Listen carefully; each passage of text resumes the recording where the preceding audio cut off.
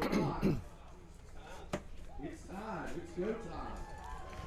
afternoon, everybody.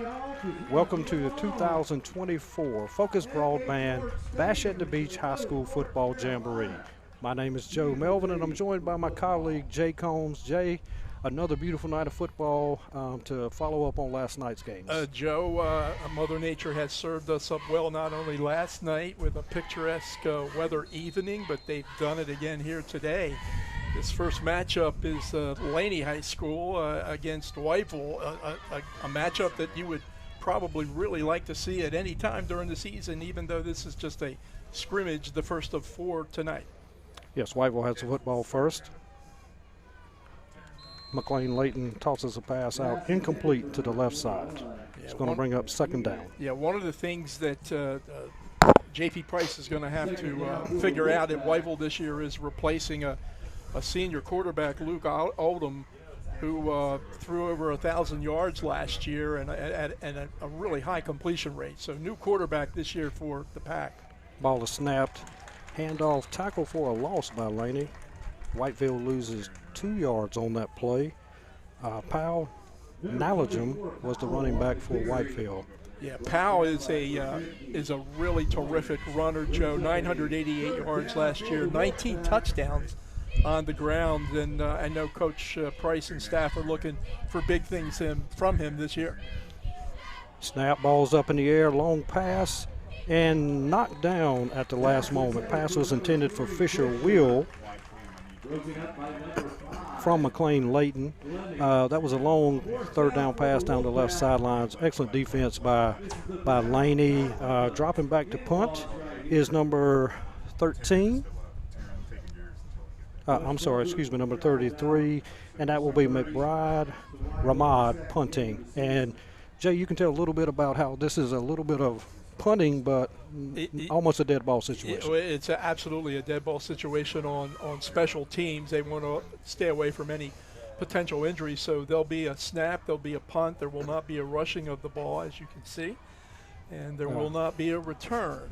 Kick is away, and the ball is fielded by Jordan Mosley, and Laney will take over on the Whiteville side of the field at about the 45-yard line. 11:24 remaining in this quarter.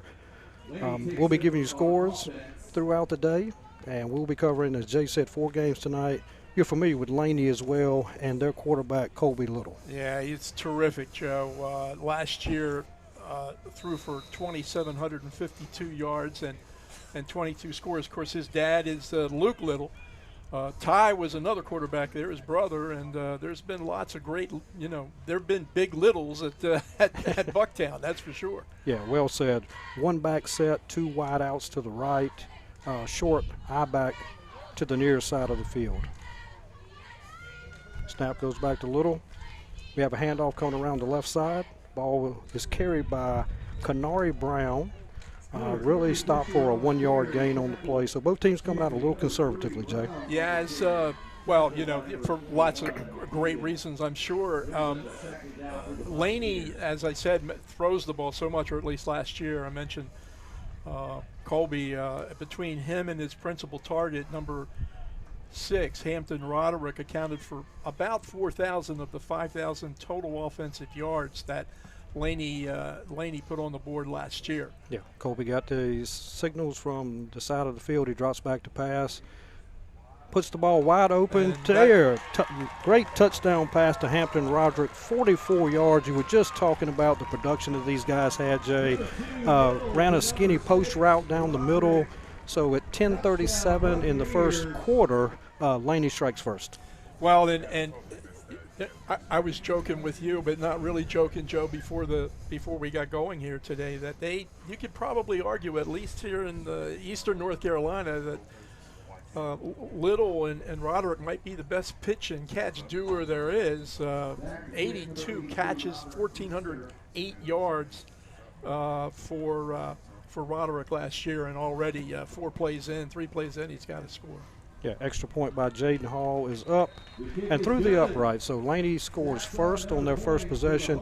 Also, Jay, we look at what the quarterback does. We look at what the wide receiver does. Offensive line gave him great time there, 3.5, 4 seconds for the receiver to run the route and make that play. And, so for all those yards, I know it's a scrimmage, give him 44 on his first catch this year. Yeah, and it was, obviously a great throw. And I've seen Roderick make some of the most spectacular catches I've ever seen, and I'm talking about Pee Wee, college, high school, pro. I mean, the whole 9 yards. This kid's got excellent hands, runs terrific routes, and you get the ball anywhere near him, chances are he's going to catch it. Yeah, Rice Cody in at quarterback for Whiteville, taking over at the 30-yard line.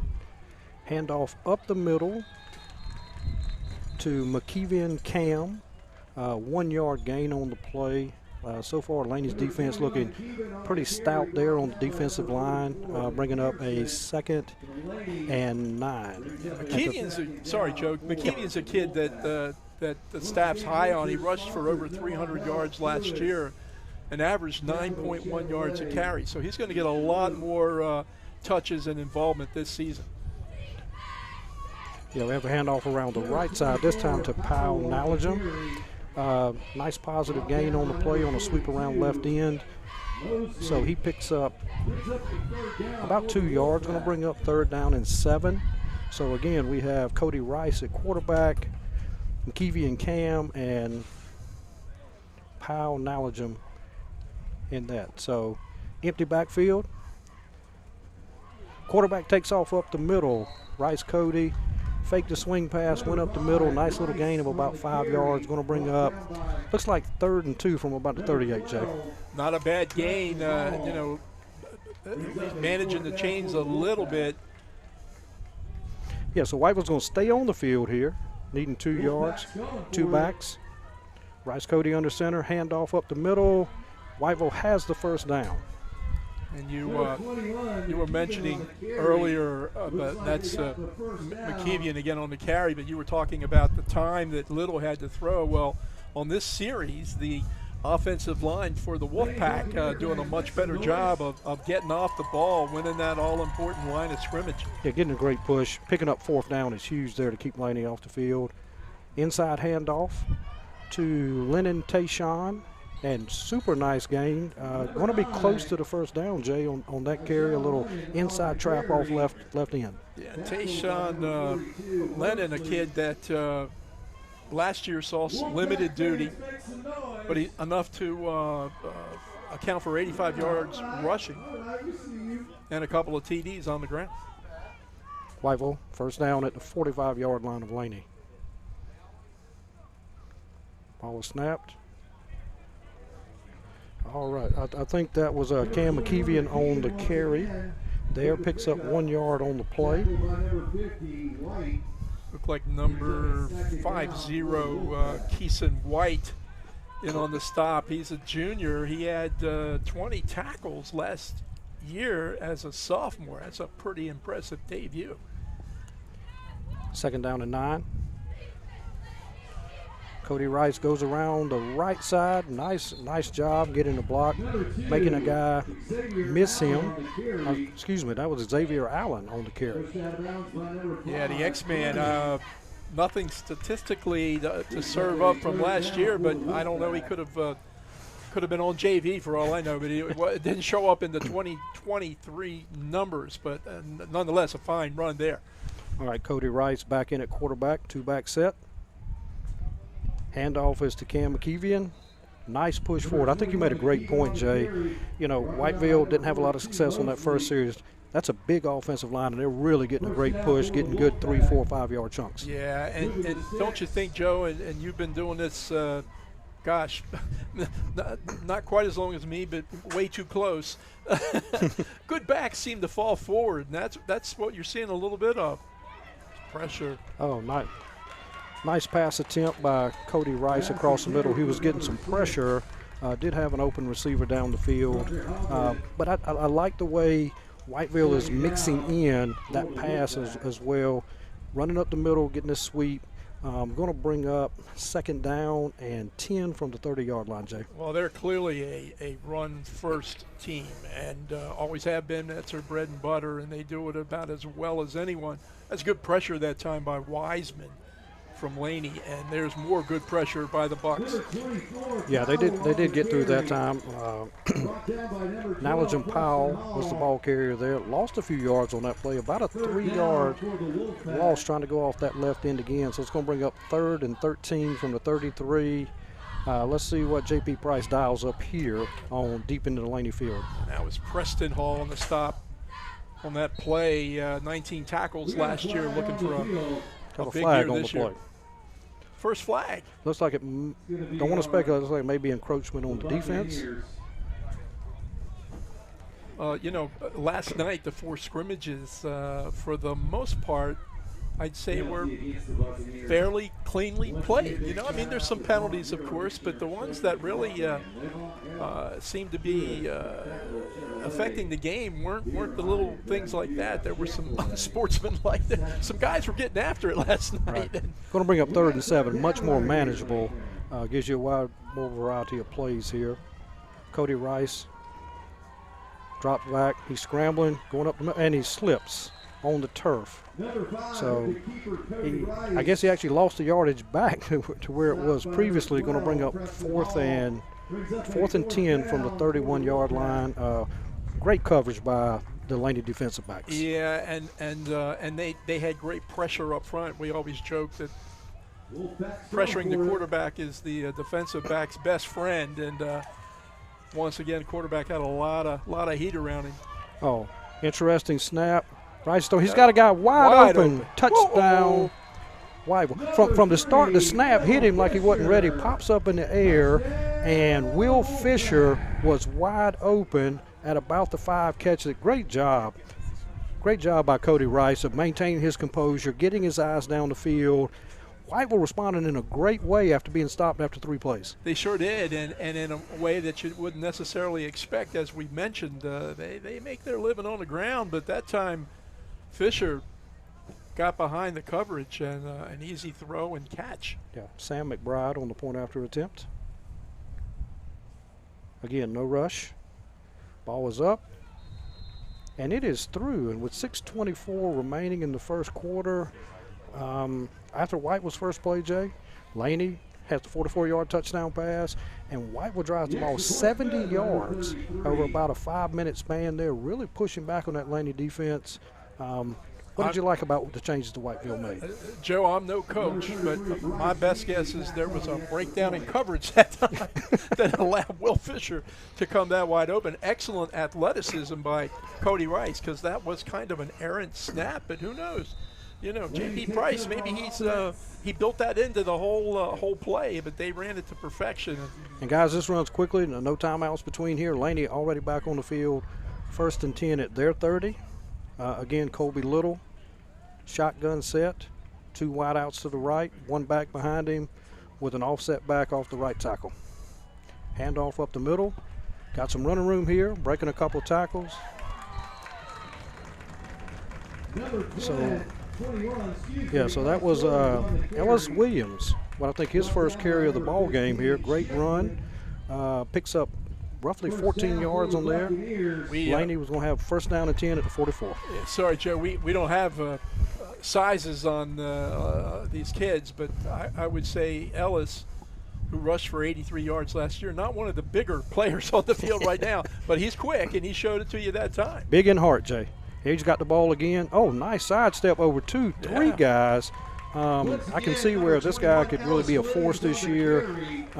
Quick feet, laterally moving, and breaking 2 tackles, even for a smaller player. Well, and of course, because of every down's a pass threat for sure, but if you can find a running back or 2 that can take a little bit off of a little bit pressure off of Little and particularly Roderick, wow, that can open up a lot of different play opportunities. Yeah, you can't crowd those linebackers on the line. You got to walk one guy out. So provide some room if you can get past that first line.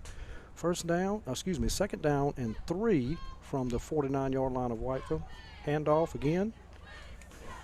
And there's Williams. There's he got stopped at the line of scrimmage by a host of Wolfpack. Yeah, there were a couple of them. I know number 8, Antoine Wright was in there, and I think 25, Emmanuel Kemp as well. And that's Wolfpack football there. They're going to hit you. They are going to hit you. Going to bring up 3rd down and 3. Colby Little looking over, getting the signs from Coach Luke Little. Again, wide formation, 1 back.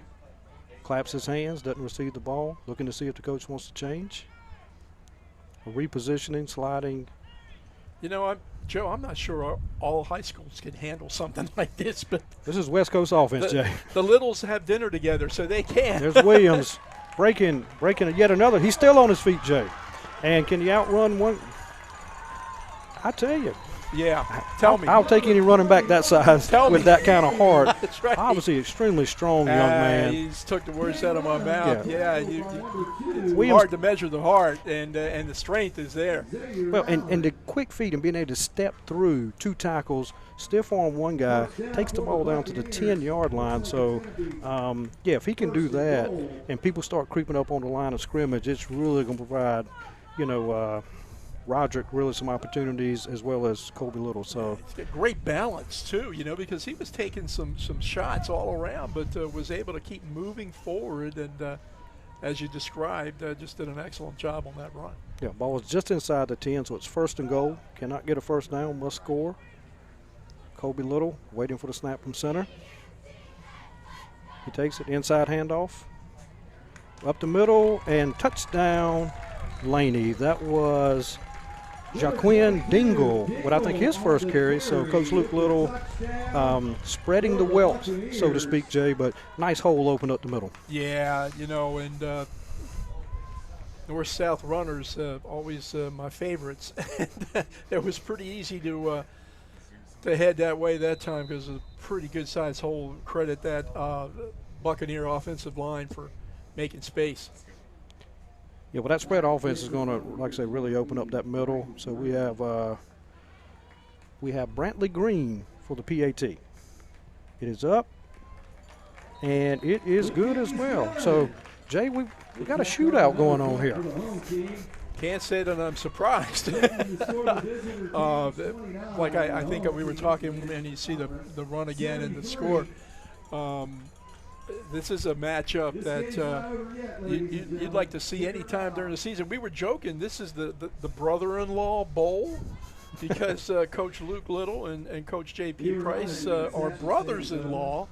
You said they all go to the same church? They do.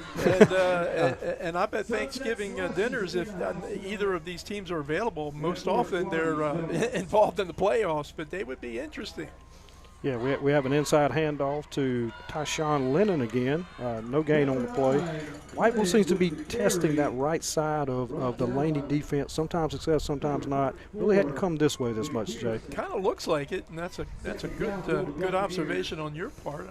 Leaning a little bit to their left, Laney right. Yeah, so it's going to be maybe Laney making some defensive adjustments here. We have Cody Rice under center, 2 backs. Fakes the handoff, throws down the field. Wide, great fingertip catch. And he is, Chris Berman was saying, rumbling, bumbling, stumbling. That's a touchdown, for Whiteville. We were just talking about Tyshawn Lennon. Got stopped on the run. Just ran a straight fly down the middle of the field. Great protection by the Whiteville guys. But what about the catch on the fingertips on a high ball, Jay? Well, I'll tell you what, for a team that, earns their pay running the ball, they're throwing the ball pretty well here this evening. How long was that pass, Joe? That had to be, what? That ball was on the 30, so that's a 70-yard touchdown 70 pass. Yards, yeah. I believe so. Nathan Evers will correct us if we were a little off on the yardage there and get us a replay on that. But great throw, great catch, and I had just gotten ready to say, I swear, but I didn't. That, man, there were a lot of guys up in the box that time. Right. Ball is up and through. So 14-14. Let's see it again. Had Yeah, time. there he goes. Right down there. And just another. I mean, perfectly laid out in front of him, Jay, but the concentration to look over his shoulder, kind of into the sun, fingertip grab. and pull through the last 5 yards. And laid down in the end zone real well, like he's, you know. It's hot out there, Jay. Act like, what did Saban used to say? Act like you've been there before. I think he just wanted a little air. I think he was just tired, yeah. But anyway, regardless, 14-14. Yeah, so, again, Colby Little behind center. Has a new running back, Jaqueen Dingle, who was there previously, is the running back now. So let's see how Coach Luke Little decides he wants to respond to that long touchdown. Snap, inside, nope, faked. A skinny slant. Oh, great defense by Will Fisher to knock that ball down. If he catches that, he's gone, Jay. Yeah, Will Fisher is a really good all-around player for Whiteville. We've seen him catch the ball today, run the ball. Last year, 26 yards passing, 1 touchdown, 23 yards rushing, 18 catches for 9 scores, 408 yards through the air. Yeah. So Fisher can do a lot of different things and play defense, obviously. Played defense extremely well. Man-to-man defense by the Wolfpack here. 5-man front against this Laney team. Dingle with the carry. Trying to bounce off some folks. Looks like he picks up a yard, Jay. Whiteville doing a great job that time of containing those outside receivers and getting a defensive push. Yeah, and somebody from the pack, I think it was number 5, and it may have been Cody Rice, who's playing some quarterback but playing defense as well, kind of blew that up a little bit in the backfield, and his white-shirted friends took care of the rest. Yeah, looks like he's bouncing around from side to side. He's obviously, I think, shadowing somebody, kind of playing an outside linebacker position, but kudos to him for being on that side of the ball as well. Little drops back, checks short, throws an out pass, which is caught, and he's still on his feet. That is Hampton Roderick. That guy, Jay, you told me that guy has some talent. Can he? Touchdown, Laney Buccaneers. Jay, it was a great catch. Tap dance on the sidelines, and the last 40 yards, Roderick did it by himself. Well, I'm telling you, Jeff, I don't know who's looking at him. I'm going to call Mac Brown right now. I tell you, anybody should want to have this kid. He is so talented, and to your point, you know, he makes a nice catch, but the rest of that play was him. But you know what's interesting is going on at this extra point. Great play there. I was just watching Coach Luke Little coaching up some of his other players, helping him say, yeah, that was a successful play. Extra point is good. And that one's over. Forget about it. But yeah, it's not their best example of tackling. We're going to see it again. So Little with a nice pass, catches the ball on about the 45. Breaks 1, breaks 2. Has a nice block downfield, breaks 3, and then just scampers in. And strong enough to pull that last 2 yards. Fisher was trying to catch him, caught him, but just not in time.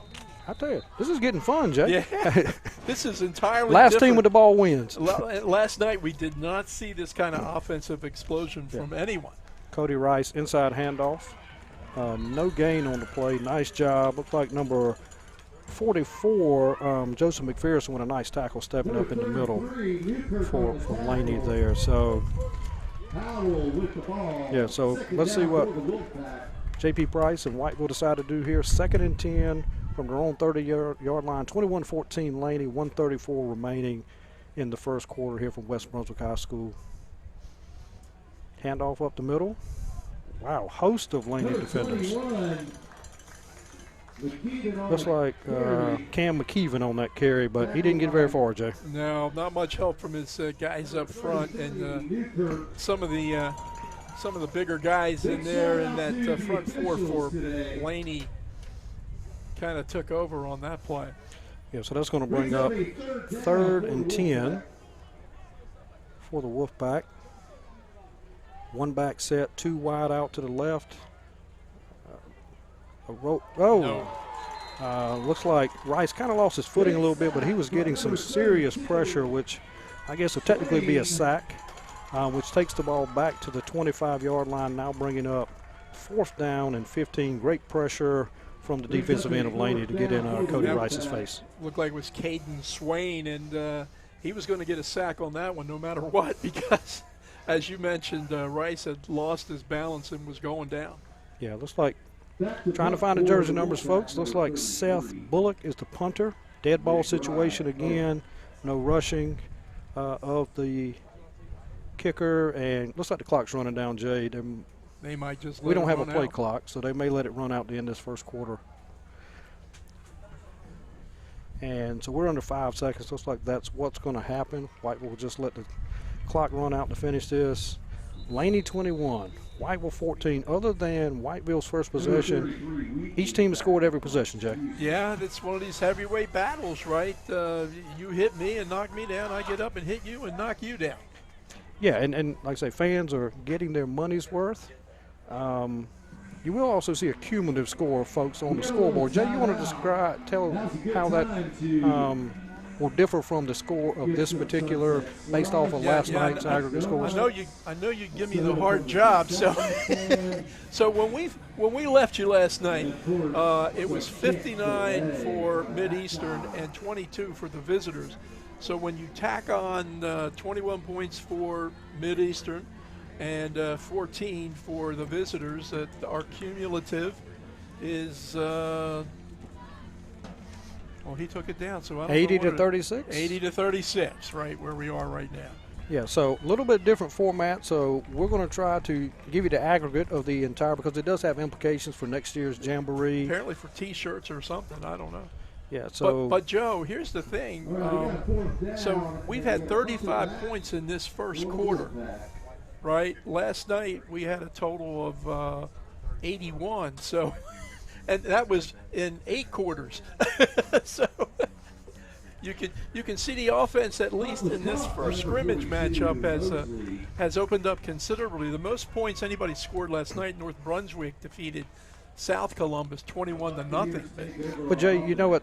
It's interesting, because what's the old adage? Defense is always ahead of offense. Not today, anyway. Not today, but fans are getting their money's worth. And so Laney will take over after the punt on the Whiteville Wolfpack side of the ball at the 45-yard line. Again, you've heard these names quite a bit. Colby Little, they're in the backfield. You've heard Hampton Roderick's name.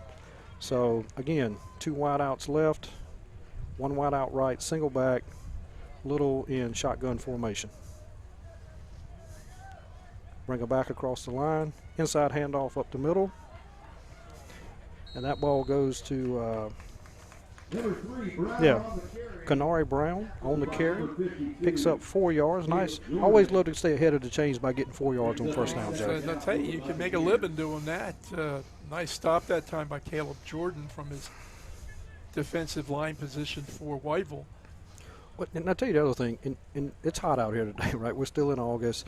And the way that Laney keeps you on your heels and running and this fast break offense, let's see if fatigue becomes, even though it's half a football game. Toss sweep to the right-hand side. Brown again with the carry.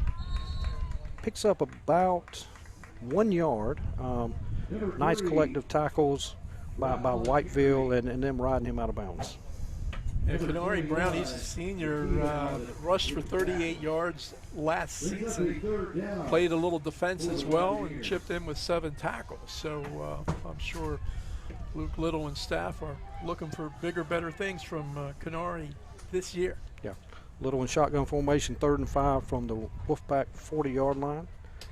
Looking at the sidelines, getting to see if there's an adjustment on the play. Shifting people to the right. Still 3 wideouts on this possession. Little with the ball. Stop route. Very well run by Jordan Toon. Nice just little stop, what we used to call a button route. Yep. Jay, where you just go down there and plant your foot, turn, ball, and Little knows when to throw it, so as he's turning, the ball's already there. Great defense, but just a well-executed play. But again, that's, I think, Joe, not all high school quarterbacks are able to do that. Little is a little cut from a different level. First down and 10 at the 28-yard line. Little drops back to pass again. Wow, what an out route. I mean, he just threw to Hampton Roderick. Again, the timing on that's so difficult to defend when it's thrown and executed like that, Jay. Yeah, and as we were mentioning, Roderick not only can catch the ball, but he runs very precise routes and such terrific hands. And of course, Colby does a wonderful job of putting it in that catch window that Roderick knows how to open and shut. Yeah, so that brings up first down inside the 20 in the red zone now. Looks to be on the 18-yard line. 1st and 10, Laney Buccaneers. Waiting for the snap. Little with the snap. Fakes the inside handoff, throws a slant route that is caught. Ball is advanced from the 18 to the 11. Looks like 8 yards on first down. Gives you all kind of options here now, Jay, to run the throw. Yeah, and listen, again, we talk a lot about Little and Roderick and some of the great running we've seen already, but we'd be remiss if we didn't comment that Colby's got plenty of time to do pretty much whatever he wants to do back there. That O-line really holding up well. Yeah, inside handoff, sweeping around the right side, gets a block, makes one guy miss. Nice tackle to stop him from getting the touchdown. That was Kenori Brown. So good hard run. You talked about guys that run vertical north-south and initiating the contact to get that ball to the 5, Jay. Well, let me tell you, I didn't catch the number on that Whiteville tackler that time, but not an easy guy to bring down. 2-2? Oh, number 2, okay. Xavier Allen. Ex-Allen. Yeah, but he manned up and took him down as well to stop the touchdown. Did, yeah, so yeah. 1st and goal at the 5. Fake the inside handoff. Pass was going to be to Kilby Thies Dixon from Little. Led him just a little bit too much. He had gotten inside the wide receiver. But most teams would run, Jay, from the 5-yard line in on first down. Laney, they're not most teams. Right? So, again, 4,000 out of 5,000 total offense yards last year through the air. My math says that's 80%. Yeah. My math says, man, it's a lot. Little and Roderick are great. Yeah. So this brings up 2nd down. Whiteville's defense spread all across the field with this wide open for an inside handoff to Brown. Hits a guy at the 1, pushing forward, touchdown. I tell you, Kenori Brown has shown some real strength out here. So with 9:15 in the second quarter, Laney punches it in again. Went to the run right up the middle. And it's just hard when you get that spread out on defense, Jay. Well, yeah, you described that really, really well. And, again, we don't have height and weight on these kids, but I will tell you from up here, Jabril Murray looks like a pretty big kid who plowed in that time. Brantley Green for the extra point attempt. It is up, and it is through. So, yeah, Laney's got weapons, and you've seen them more. We got a replay coming up, Jay, if you want to talk about that. Yeah, let's watch just what he beats that tackler into the end zone and gets a little help from somebody. They're pulling him into the end zone. Number 6, I think. That was Roderick. Yeah, give him a little assist. Did he get an assist for that? Looks like the Philadelphia Eagles. Yeah. We're not going to say what they call it. So, yeah. Whiteville Wolfpack takes over. Looking to respond back to that, Laney, and being shut down on their previous possession. So looks like we have Leighton McLean in at quarterback, making a little shift here, getting some pressure, throws the ball deep, battling for it. Got a flag, maybe some pass interference. The Laney defender was Joe Deffenball. Deffenball was the defender. I'm looking to try to get the number. For Whiteville, that would have been Will Fisher running a go route. Both of them were battling for the ball, but did you see what the call ended up being, Jay? Well, flag went down, but I think it's against Laney, probably pass interference, or I would say pass interference. The referee is marching 15-yard penalty against Laney on defensive pass interference, moves the ball out to the 45, gives Whiteville some of the breathing room to give them some options, Jay. So let's see if Leighton McLean is still in at quarterback. Handoff around the right side. That ball was given to Xavier Allen. I think you called him the X-Man. I do. He picks up. Joe, I can't say Xavier right, so I say X. I mean, let's be honest. Okay? They probably call him that too. I just think that's a cool name. He picks up 2 on the play on a sweep around right end. So that's going to bring up 2nd and 8 from Whiteville from their own 47-yard line. Boy, there's a lot of guys to get up in that box. If you could bust one through. Inside handoff goes to Cam McKeevian, And nice little running. They went off the right side this time, Jay, Yeah. and found some positive yardage there. Going to bring up 3rd and 3, extremely manageable. Got a little something going there. McKeevian has averaged 9 yards a carry last year. He just didn't get a chance to carry that much. All right, so Leighton McLean in at quarterback, takes it. Little swing pass. Oh. Not so sure that wasn't a lateral, wasn't called one. It's called an incomplete pass. He was trying to whip it out to Magellan Powell on a little flare out to the left side. Ball falls incomplete, no harm, no foul. And that's going to bring up 4th and 3 from, well, now it's 4th and 4. I don't Ball got moved back a yard. It's early season, right? For the refs they're as well. practicing too, right? Yeah, I'm not sure Powell really thought that ball was coming to him and took it off the shoulder pretty well, but yeah. Cody Rice back in at quarterback on this 4th down play. 4th and we'll call it 3 or 4, 3.5, split the difference from the 49-yard line of Laney. Big play here in the second quarter with 8 minutes remaining. Cody Rice fakes to quarterback keeper. Thought he could pull the defense. Inside linebacker stayed home. Jay Whiteville turns the ball over on downs. Yeah, I could hear that pop up here, and I think number 50, Keishan White, in on the stop that time.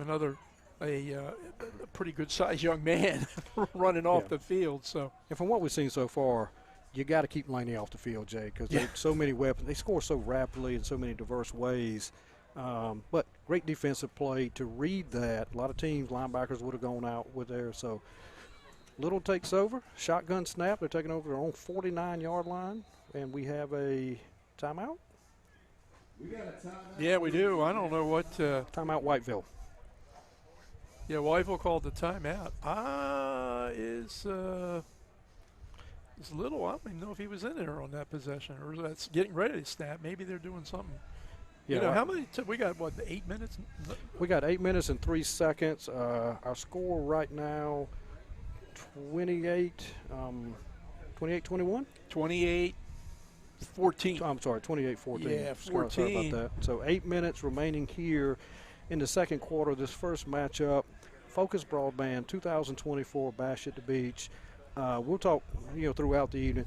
A lot of great community and regional support, and this really being the kickoff of bringing this many different conferences, this many different counties, and the steering committee for this, as well as everybody that puts on this wonderful event. My first time here, Jay, been extremely impressed already. It's a big deal, and this literally came from ground up when they stopped the old BB&T Jamboree up in Wilmington that was there for forever. They began this, and I believe this is the 4th year of the Bash at the Beach, and it's getting a little bigger every season. Yeah, Little with a handoff. Oh, sidestepping several tackles here. That's our guy, I think. Great run. That was number 21. That was Ellis Williams, the guy we were talking about. The guy that you said was a little diminutive. Like he escaped from Ellis Island. I mean, but he runs the ball hard. Well, but the thing is, how many tackles has he already sidestepped? And I'm going to tell you, he's a difficult guy to bring down. Just runs hard. Slippery. And you got to love that. Slippery. That's a great way of taking a look at that. Advances the ball to the 40-yard line, so at about an 11-yard pickup. Going to bring up 1st and 10 from the Whiteville 40. And I do believe, that is still Colby Little that is in the game. Single setback with him is Williams. Fakes the handoff to Williams, throws the skinny slant again. Caught between 3 defenders. That was Kilby Thies Dixon, who he had 3 people draped all over him, Jay. I mean, there's just one place that ball had to be in order to be a catch, and son of a gun, Little delivered, right? Yeah. That's what you call right between the numbers. You're not joking. So, again, great defense. Nothing negative about Whiteville on that. Just a great throw by Little. Sometimes you get beat, and that happened on that play. Shotgun formation. Ball at the 30-yard line now. 6:58 remaining here in the second quarter. 28-14, Laney. Takes the snap, looking down the field. Oh, Roderick's wide open. He found somebody else that was wide open. Well, yes, he certainly did. That looks like that is Cabriel Murray. Yep. I think they seem to be finding some success down the middle of the field between the hashes, Jay. But again, perfect throw, great support and protection by the offensive line. And Little sat back there because we saw a guy open early, right? Yeah. But he waited till to find the right guy. Yeah, Roderick was coming in from the right side, and Jabril just beat him to the spot. And Colby don't care. He's just going to get it to who's open, and he did. Yeah, extra point by Robert Feemster is up, and it is good. So I think we have a replay coming up here of that pass. All the time. You see how close Roderick was to Murray, but nice catch by Jabril, and of course there's no one there to even tackle it. And that's been a great teammate because he could have snagged that as well. And, you know, teamwork is the key to this and success. And so commend Roderick on that because he could have put his hands on that one and probably scored a touchdown as well. So and I'm telling you, Joe, anything he gets his hands on is his. So he chose that time to share. Chose. His folks got to be real happy about him sharing there. Yeah. Whiteville now has the ball down a couple of touchdowns now from their 30-yard line. So Laney's kind of pinning their ears back a little bit right here now, Jay. They kind of got the pedal to the metal a little bit. Cody Rice back in at quarterback. That was a handoff to Nalajam Powell. Picks up, we'll call it one on the play. Going to bring up 2nd down and 9 from the 31-yard line. Laney has a lot of people in the box, Jeff.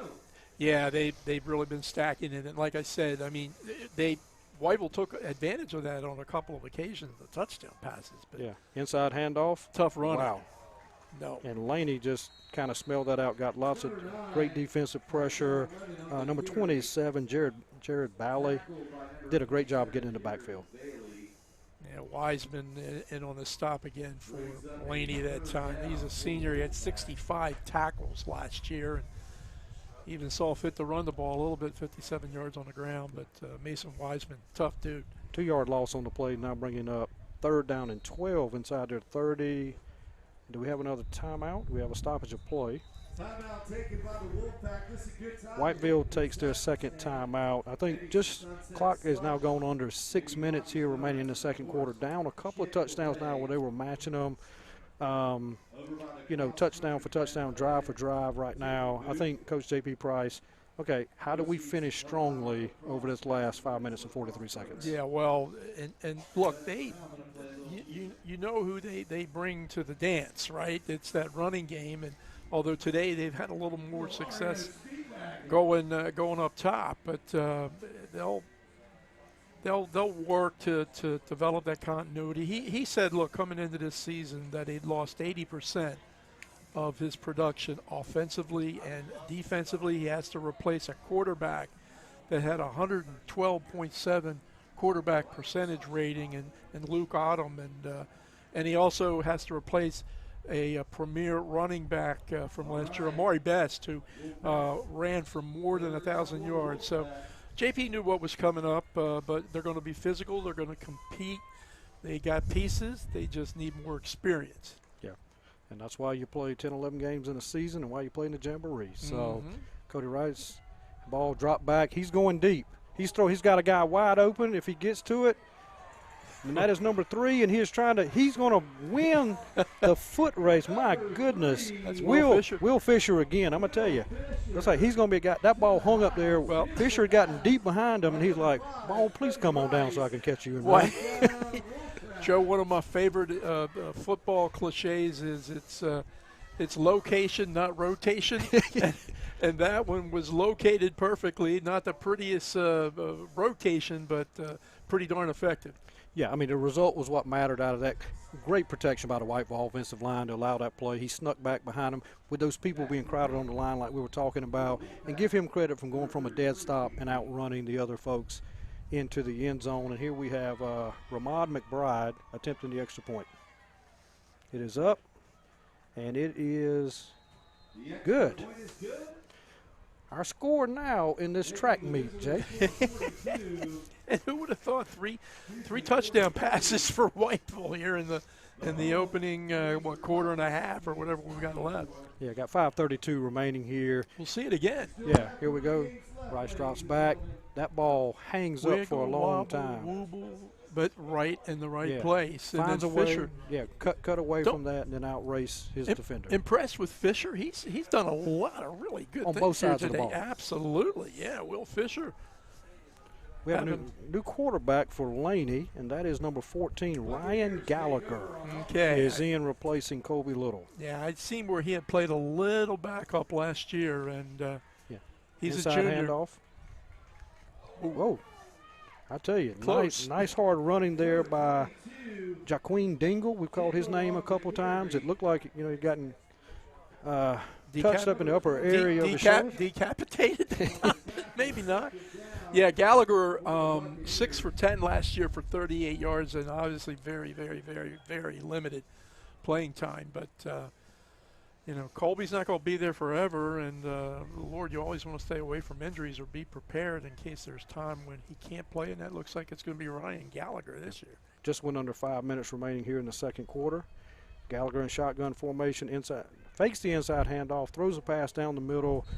Really good defense there by number 9 of Whiteville, Tyshawn Lennon. And somehow we got a very late flag, I think, out around the 49-yard line, 50-yard line. But, Okay, glad you picked up on that, yeah, Jay. it just came out of nowhere, Yeah, us old people miss that. Yeah, I'm not sure. And maybe they just dropped it. I don't. Refs bringing the ball back. They don't seem to be. Nobody seems to be in a hurry. And they still. Oh, now they notice. Yeah, there is a flag from, I guess, the back judge. And again, it is the purpose of the Jamboree. The players are learning, the coaches are learning. You're plugging in new pieces like you've been talking Sure. about. But there's a mixture of veteran and new referees that are getting their stripes, no pun intended. But yeah, a pretty significant penalty. The ball is moved just inside, just over the 50-yard line. Joe, Laney. just a guess on my part, but I guess pass interference. But 15-yarder, so as you well said, a significant penalty against the Pack. Yeah, as Whiteville had them seemingly pinned down here. But Gallagher in shotgun formation. 1st and 10 now, just over the 50-yard line on the Whiteville side of the field. Takes a snap, drops back, reading, and throws a beautiful ball on the out route. Wow, great throw. Great catch by Atticus Bothwell. Ooh. Slipped down to his knee, or he might have had a little bit more chance to run, Jay. My first Atticus of the season, and that's another cool name. But yeah, and another, as you said so well, Joe, Ryan Gallagher delivered a strike that time. I guess he's maybe paying a little bit of attention in practice to see what Little does, He gets to watch a lot of good stuff in practice every day. Yeah, absolutely. All right, so now we have 1st down and 10 ball on the 36-yard line of Whiteville. Gallagher in shotgun formation, has Dingle beside him. Dingle, there you go. Yeah, great job of defensive pressure. Number 56 from Whiteville. Davis Strickland. Yeah, he pushed right on through there. Got Dingle just as soon as Dingle caught the ball. So loss of, they're going to move the ball back to the 41. Loss of 5 yards on the play, Jay. Yeah. So really strong defensive play. 3:50 remaining, which Whiteville really needed to push Laney back here. They sure did. Yeah, nobody, I don't think anyone even touched Davis Strickland on that particular play, and you see the result. Gallagher in shotgun formation, 1 back, 3 wide. He gets a snap, drops back. He's reading, throws another out route to Atticus, your guy. Yeah.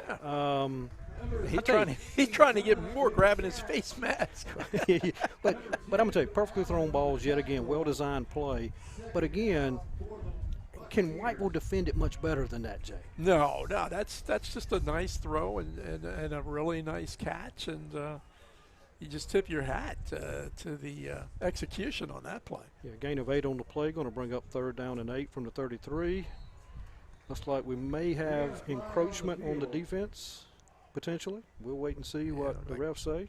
Cam Butler and number 5, I think Cody Rice. Yeah.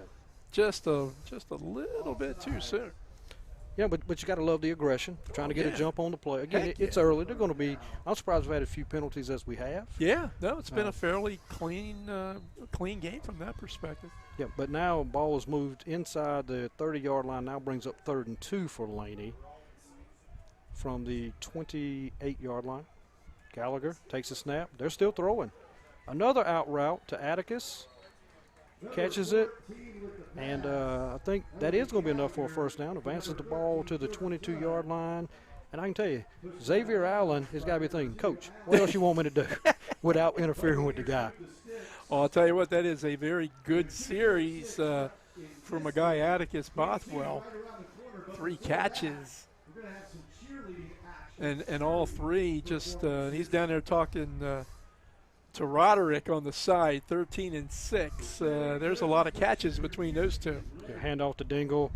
Breaks off the left, cuts it back up the middle, dragging some tacklers with him. Good strong run by Dingle off the left side. Gets down to about the 7-yard line. We're 2:38, and for some reason the clock is stopped on the first down possession. Yep. Emmanuel Kemp on the tackle that time, and that was more like, well, I'm gonna ride your back for about 3 yards, and that's exactly what it took to get him down. Yeah, love that good strong running by Dingle. Pretty good size young man. Bringing up first and goal. Interesting to see as we got 2:17 remaining here. Do you push forward or do you play conservatively here running to finish this half? I think you do what you do. Inside handoff to Dingle. Kicks it out wide, breaks through a tackle, breaks through 2 tackles, and leaps over Fisher. There in the goal line, so great run by Dingle. Breaks several tackles, has the speed to get outside, and was not going to be denied. Joe, I'm trying to figure. I'm of course looking across the field. There's a pretty good crowd, as you would expect from Whiteville that traveled, and on this side of the field, which is where Laney is, there's a heck of a lot of people in the stands. So nice way to start a Saturday evening 5 o'clock kickoff in the Bash. Brantley Green for the PAT. Ball is up. It is good through the uprights. I'm going to tell you, kicking game has been solid for both teams as well. So yeah, we don't know how they'll do when they're rushing, but if they're not rushing them, it's doing really well. well, my oldest son used to be a kicker. Was he? We got a replay here, Jay. With Dingle kicking it outside, breaking 2 tackles, and diving over for the touchdown. Yeah, that's a tough guy to bring down by yourself. X did a good job trying, but Dingle, a big boy. All right, Leighton McLean stays in at quarterback rather than Cody Rice now for the Wolfpack. They take over on their own 30-yard line. Score with 2 minutes remaining in this second quarter, Jay. Still quite a few blue shirts up close to the line of scrimmage, 2 safeties back, but that's once again that's what Whiteville likes to do. They run. So you play that. Yeah, and you don't have to start pushing button, pressing levers here. It's first game. Reverse. Wow. Delayed sweep by the Wolfpack. That was going to be Tyshawn Lennon, who's had a really solid first half. But, again, Laney with those guys just kind of really pushing through right now. Loss on the play of 4 yards. So it's going to bring up 2nd and 14 from the 26-yard line. 1:40 remaining here in the second quarter. I think that was Wiseman again in on the stop. He's a nice defensive player, very disruptive. Handoff, sweeping around the left side, cutting it back up the middle. Yeah, nice run there by Cam McKeevian. He's had a real solid, Yeah, that was Powell on the carry, not McKeevian. Had a hard time seeing the numbers, but nice positive gain there. Picks up about 9 yards. Are you kidding? Your eyes are like that big telescope that they look at the stars with. I mean, I don't know how you're seeing these things, but you're doing a phenomenal job of reading them numbers, man. All right, so Leighton McLean under center now, not in the shotgun formation, 2 backs behind him. So we have Powell is one of the backs, strong side to the left. And, yeah, sweeping around the outside, cutting it up is number 24, Powell. It's close, Jay. Do you think it got to 40? Did you get the first down? Well, it depends how nice of a marking they get. Looks like it's close if it's just short. Wow. Well, what do we got left? Well, they said 4th and short. I won't say that the guy on this side pointed for first down. Oh, okay. Anyway, 4th and short, 36.8 seconds remaining in this second quarter. 2-back formation, everybody under center. And Lee McClaney rolls out, and throws a long pass. Oh, That is, did he wow. catch it? He did, Fisher. Wow. What kind of catch was that, Jay? Fisher. Two guys around him, leaping, turning around, reaches up, grabs the tip of the ball with both hands. I hope we can get a replay of that, folks, if you guys hadn't seen that. Whiteville rushes up to the line, 22 seconds. Clock is running. I'd like to see the Pack get another shot at the end zone. They can do Under it. center, McClain rolls out, getting lots of pressure. Lots of pressure. He turns the ball up. He's got a tuck and run, and he gets out of bounds. Yeah, he extended that play as long as he could, Jay. He did. He extended it about 13 seconds. He probably wishes he had a couple back. Do we have a flag? We do, holding against the Wolfpack. Yep, first hold I think we've seen here, which is great, which means guys are engaging their guys, keeping their hands inside. Right. Whiteville puts a little bit. We got 9.2 seconds remaining here in the second quarter. That's going to take the ball 10 yards from the spot of the foul. That penalty is declined, Jay. So, no. Originally said decline. Now they're pointing, send them back. And I'm just going to be quiet till people make decisions other than me. There's a little bit of, talking going back and forth. Laney looks pretty good, Joe. 10-3 last year, 6-1 in the conference. They lost in the third round to Hoggard, who, of course, as folks around here know, made it to the state championship game last year. Yeah, so 9.2 seconds. McClain, had no chance, got hit from the blind side for a sack. And looks like this clock is going to run out, and that is the end of the second quarter. He had about 1.1 seconds before a guy got to him, Jay. Yeah, that was Newkirk, the big guy, 235 pounds, and he put it all on him that time. All right, well, that's the end. And, Jay, the score in that super low scoring first half we just had. What are the total for Laney and Whiteville? Laney 42, Whiteville 21. So the conference is going to pick up some additional points on this cumulative scorekeeping rule that they have. But a tremendous effort by Laney in particular. Little and Roderick looked like in mid-season form. Some great running by Dingle with a couple of touchdown scores. Brown with a run for a score as well. And on the Whiteville side, 3 touchdown passes, 2 of them involving Will Fisher, who had a really, really splendid all-around game.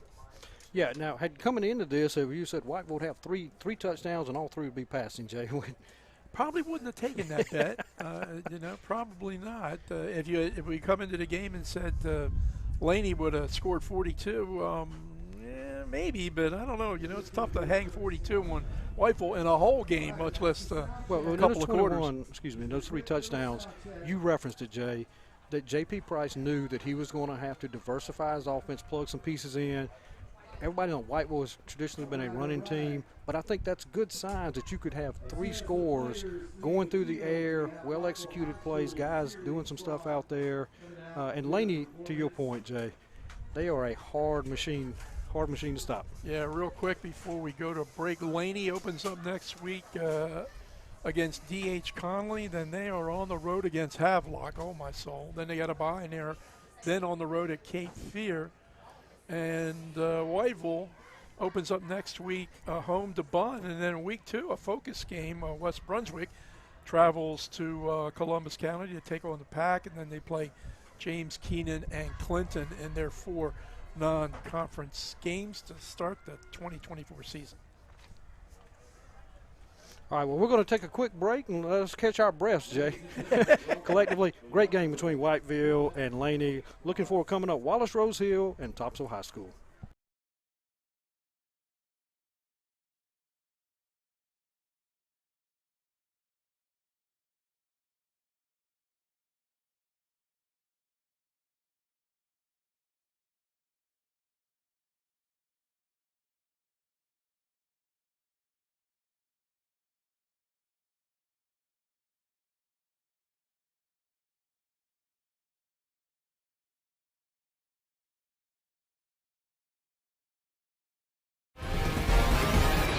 Welcome to the Farm Bureau Insurance and Focus Broadband Bash at the Beach Football Jamboree Media Day Luncheon. I'm Sam Hickman with Focus Broadband TV.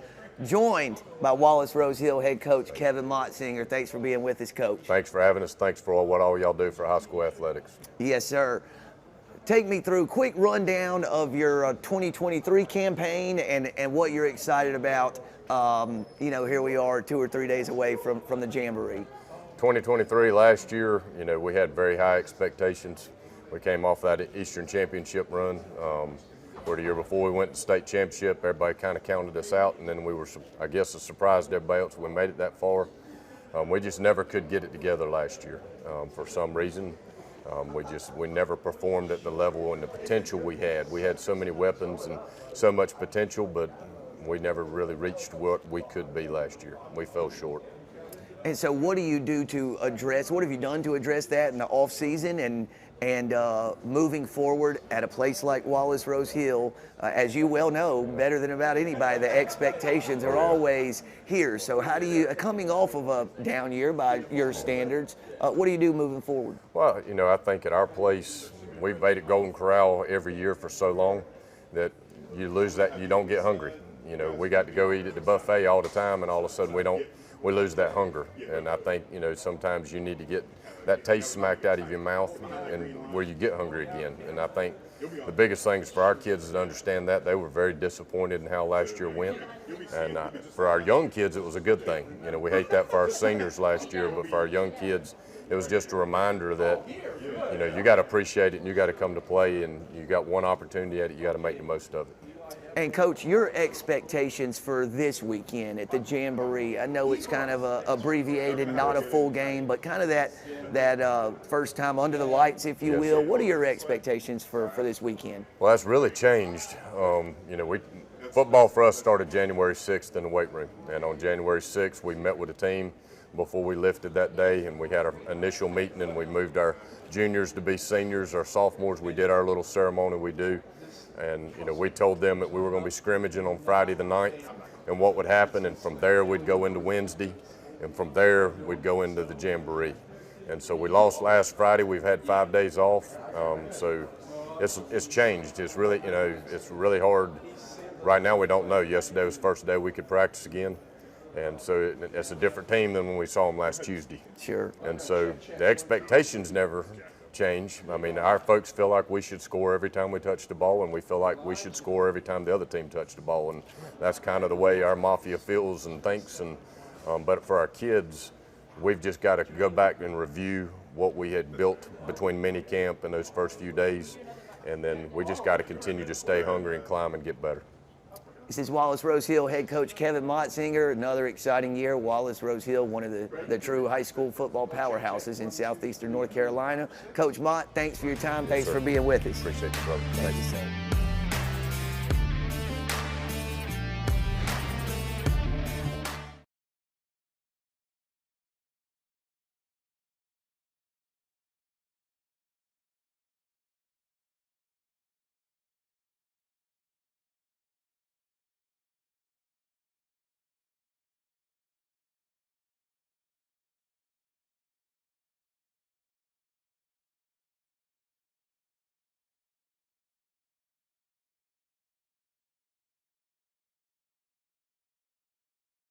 For the third year in a row, North Carolina Farm Bureau Insurance was rated the best auto insurer in the nation. We know life doesn't stop for auto repairs. That's why our philosophy is simple. Be fair, be quick, be the best. And we're joined now by two players from Topsail, Eli Hebron and Ryder Wilcox. Guys, thanks for joining us. Thank you. Thank you. A couple of quick and easy questions, I hope. Eli, we'll start with you. Favorite music? 90s R&B for sure. We have to go 80s rock. But that's a change for you. It is a change for me. What would it used to be? It used to be rap. Like, I'd probably have to say like Lil Uzi Vert and Playboi Carti. Once again, people have no idea who he's talking about. Is there a television show, Eli, you're watching right now? Right now I'm re-watching Gravity Falls. What the heck is that? Some cartoon, pretty much. It's pretty good, though. They do a good job at it, for sure. Favorite class? Favorite class? I'm going to have to go English. English. I love to read. Favorite class? PE. Easy. Okay. Straightforward. Did you say lunch? I'm PE. Oh, PE. Oh, okay, PE, not lunch. I'm just messing with you. Favorite sport? Football, obviously. Football. Favorite team? 49ers and college UNC. America's team, Cowboys. America's team, We Cowboys. actually, 49ers own Yeah. that team. Okay. If there's one game you guys are going to win, need to win, which one is it? A All of them. rivalry game. Oh. I'll say Hanover. Hanover. We got to get a revenge on Hanover. Revenge on Absolutely. Hanover. We got revenge on Hanover. Not an easy thing to do. No, sir. But with the new coaching staff, I feel like we're all getting on the same page. It's our second year, so we're all coming together and connecting really well. So it's going to be a fun season. What are your personal goals for the year? I want to have 100 tackles, and I'm probably going to say at least 800 yards receiving. Eli?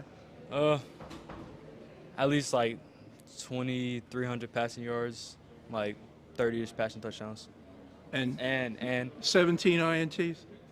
20. Okay. Guys, thanks for being with us. Have a Yes, sir. great season. That's right. Thank you. Thank you.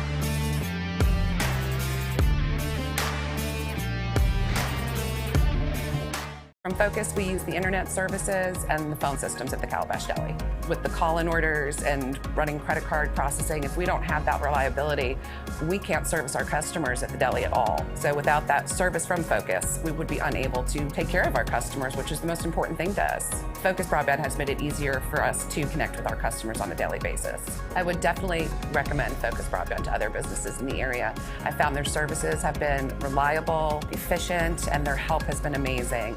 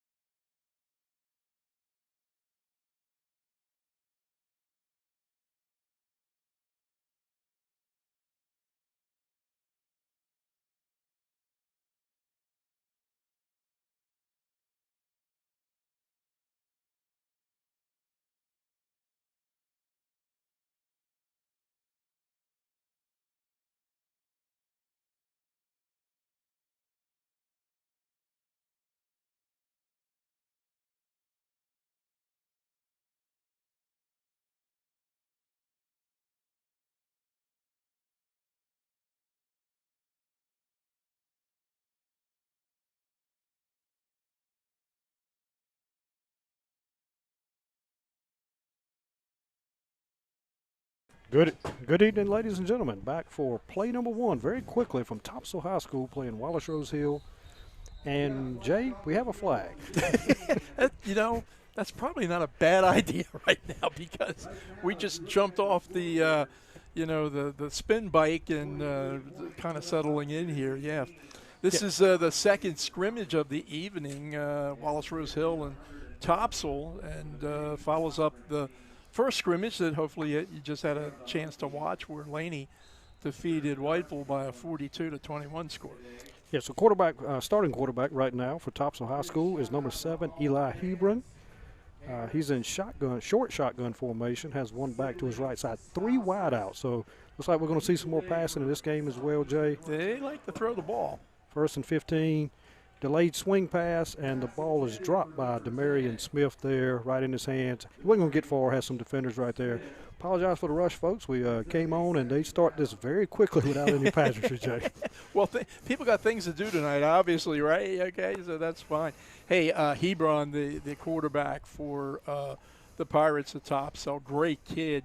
Last year, 1,649 yards through the air, ran the ball for 321 yards, and 19 touchdown passes. So Eli can spin it. Shotgun formation, backside of the side, inside handoff. Goes to Landon Cook and a host of Wallace-Rose Hill. And I know we'll talk about Wallace has been deep playoff team, great tradition there, but always a very sound defensive team, Jay. Oh, wow. And perennially, Kevin Motzinger, the coach, last year 8-4, 6-0. They lost their first 3 games and somehow advanced to the second round of the 2A states. But he's got to rebuild that defense, this year, according to him. Only 29% of all his tackles return. All right, Hebron rolls out to his right, looking downfield, still looking, stops, throws across the middle. Got a receiver wide open, breaks a tackle. Oh, looks like falls maybe just short. Looks like that was maybe Luke Workman being the receiver on that particular play. Actually, that was Ryder Wilcox. I know we're going to talk about him some more. Bringing up a very short 4th and 1. Looks like Tops is going to stay and go for it, Jay. Yeah, go ahead. Why not? Yeah, and Ryder, great kid as well. Caught 29 balls last year for 500 yards and 4 scores. So he will be a player that Coach Jack Tichy will look to this year to be very, very productive. All right, so Eli Hebron. Looks like Tops is going to take an early timeout to try to figure out what they want to do here. Crucial in some regards because it's 4th and just inside of a yard there, so that'll be Topsail's first time out of these 2 quarters, and it's a little different format, Jay. For folks just tuning in, can you talk about how the bash is just a little bit different? Well, it's divided. Of course, there's the matchup between the 2 schools, and there's 2, for lack of better words, leagues playing. The Mid-Eastern Conference is the host, and the away teams are all the other schools that do not play in the Mid-East Conference. And then they cumulatively watch the total scores after each game is played, and I wrote it down, and Lord knows where we are now after the first scrimmage tonight. 43-1 is the score on the scoreboard. We'll explain that for folks that are watching, but also keeping you abreast of the score of this particular matchup. 101-43. There we go. Topsail High School Pirates and the Wallace-Rose Hill Bulldogs. Hebron, inside snap, tough running, and yes, I don't know. referee's going to give him 2 yards on the play, so that'll bring up a first down. That was Landon Cook. Good hard run off his right side. And so, timeout, well worth it, Jay? Yeah, in this case, for sure. And that is a hard 2 yards that Cook just picked up. Right.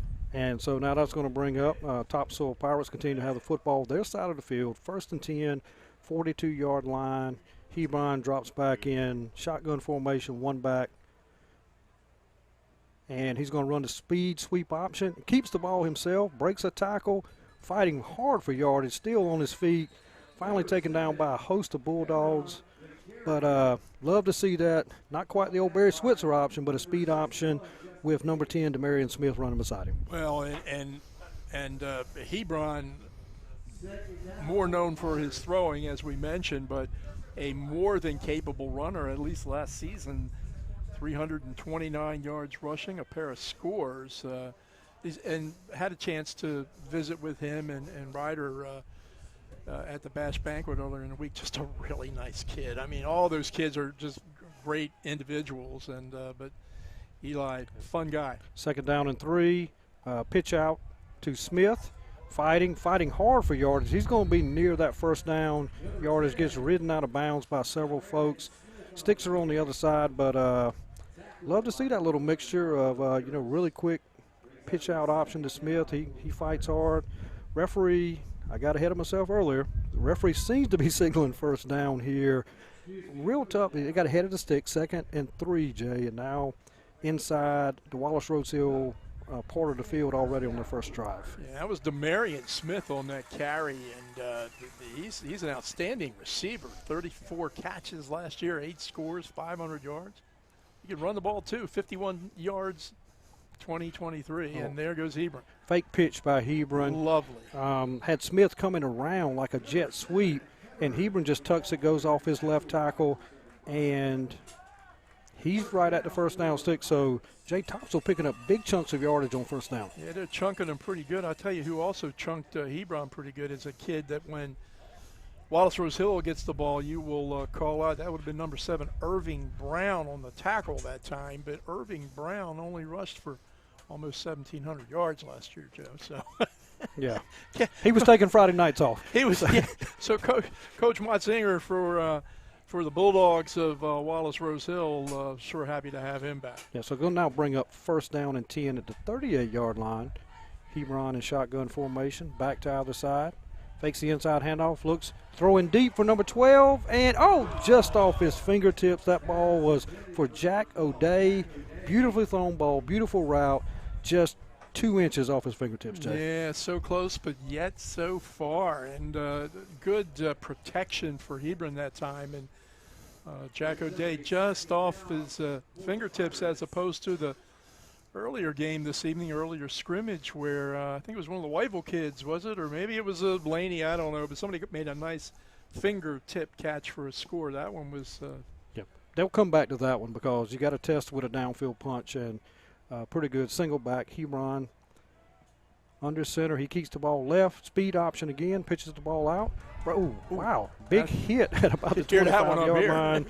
That was number 14, JoJo Sidbury, with a great run on that speed option. But, man, did he take a lick at the end. Yeah, he sure did. And, that was almost like a forward pass that time on the option. I think JoJo got a little ahead of Hebron that time. All right, Hebron inside handoff, pulling away.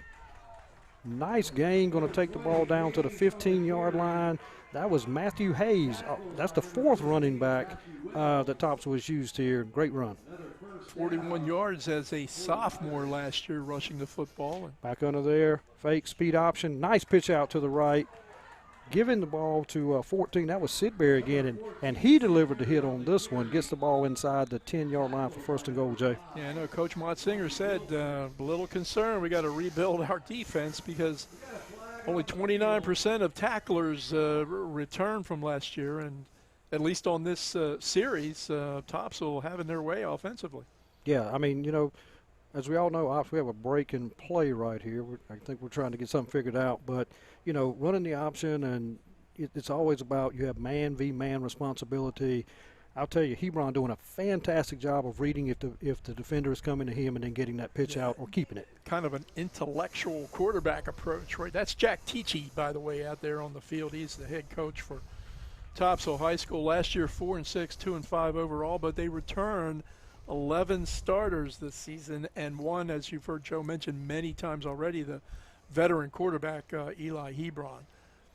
All right, so Hebron looks like he's going to set up 1st and goal at the, let's call it the 9-yard line, Jay, and single back beside Hebron in that formation. Had a little break. I'm not sure. I'm sorry, the ball is being moved forward. Don't know, maybe you know what that was, Jay, with your eagle eyes. The ball is now inside the 4-yard line. 1st and goal, Topsail Pirates. Well, advantage Topsail, whatever it was. Speed option by Hebron. Looking to throw. Now he's trying to race to the corner. Had about 5 Bulldogs that cut that angle off pretty quickly on him. Good pursuit that time by Wallace-Rose Hill. Yeah. Looks like he picks up 1 yard. Ball's going to be now, looks like firmly on the 3-yard line. Going to be 2nd and goal. Looked open for a minute, but I'm going to tell you, about 5 guys really took the right angle. Great job of gang tackling by the Bulldogs.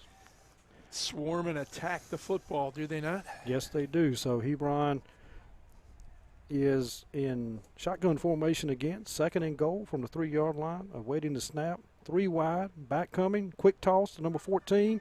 He cuts it up and touchdown Topsail. That was JoJo Sidbury.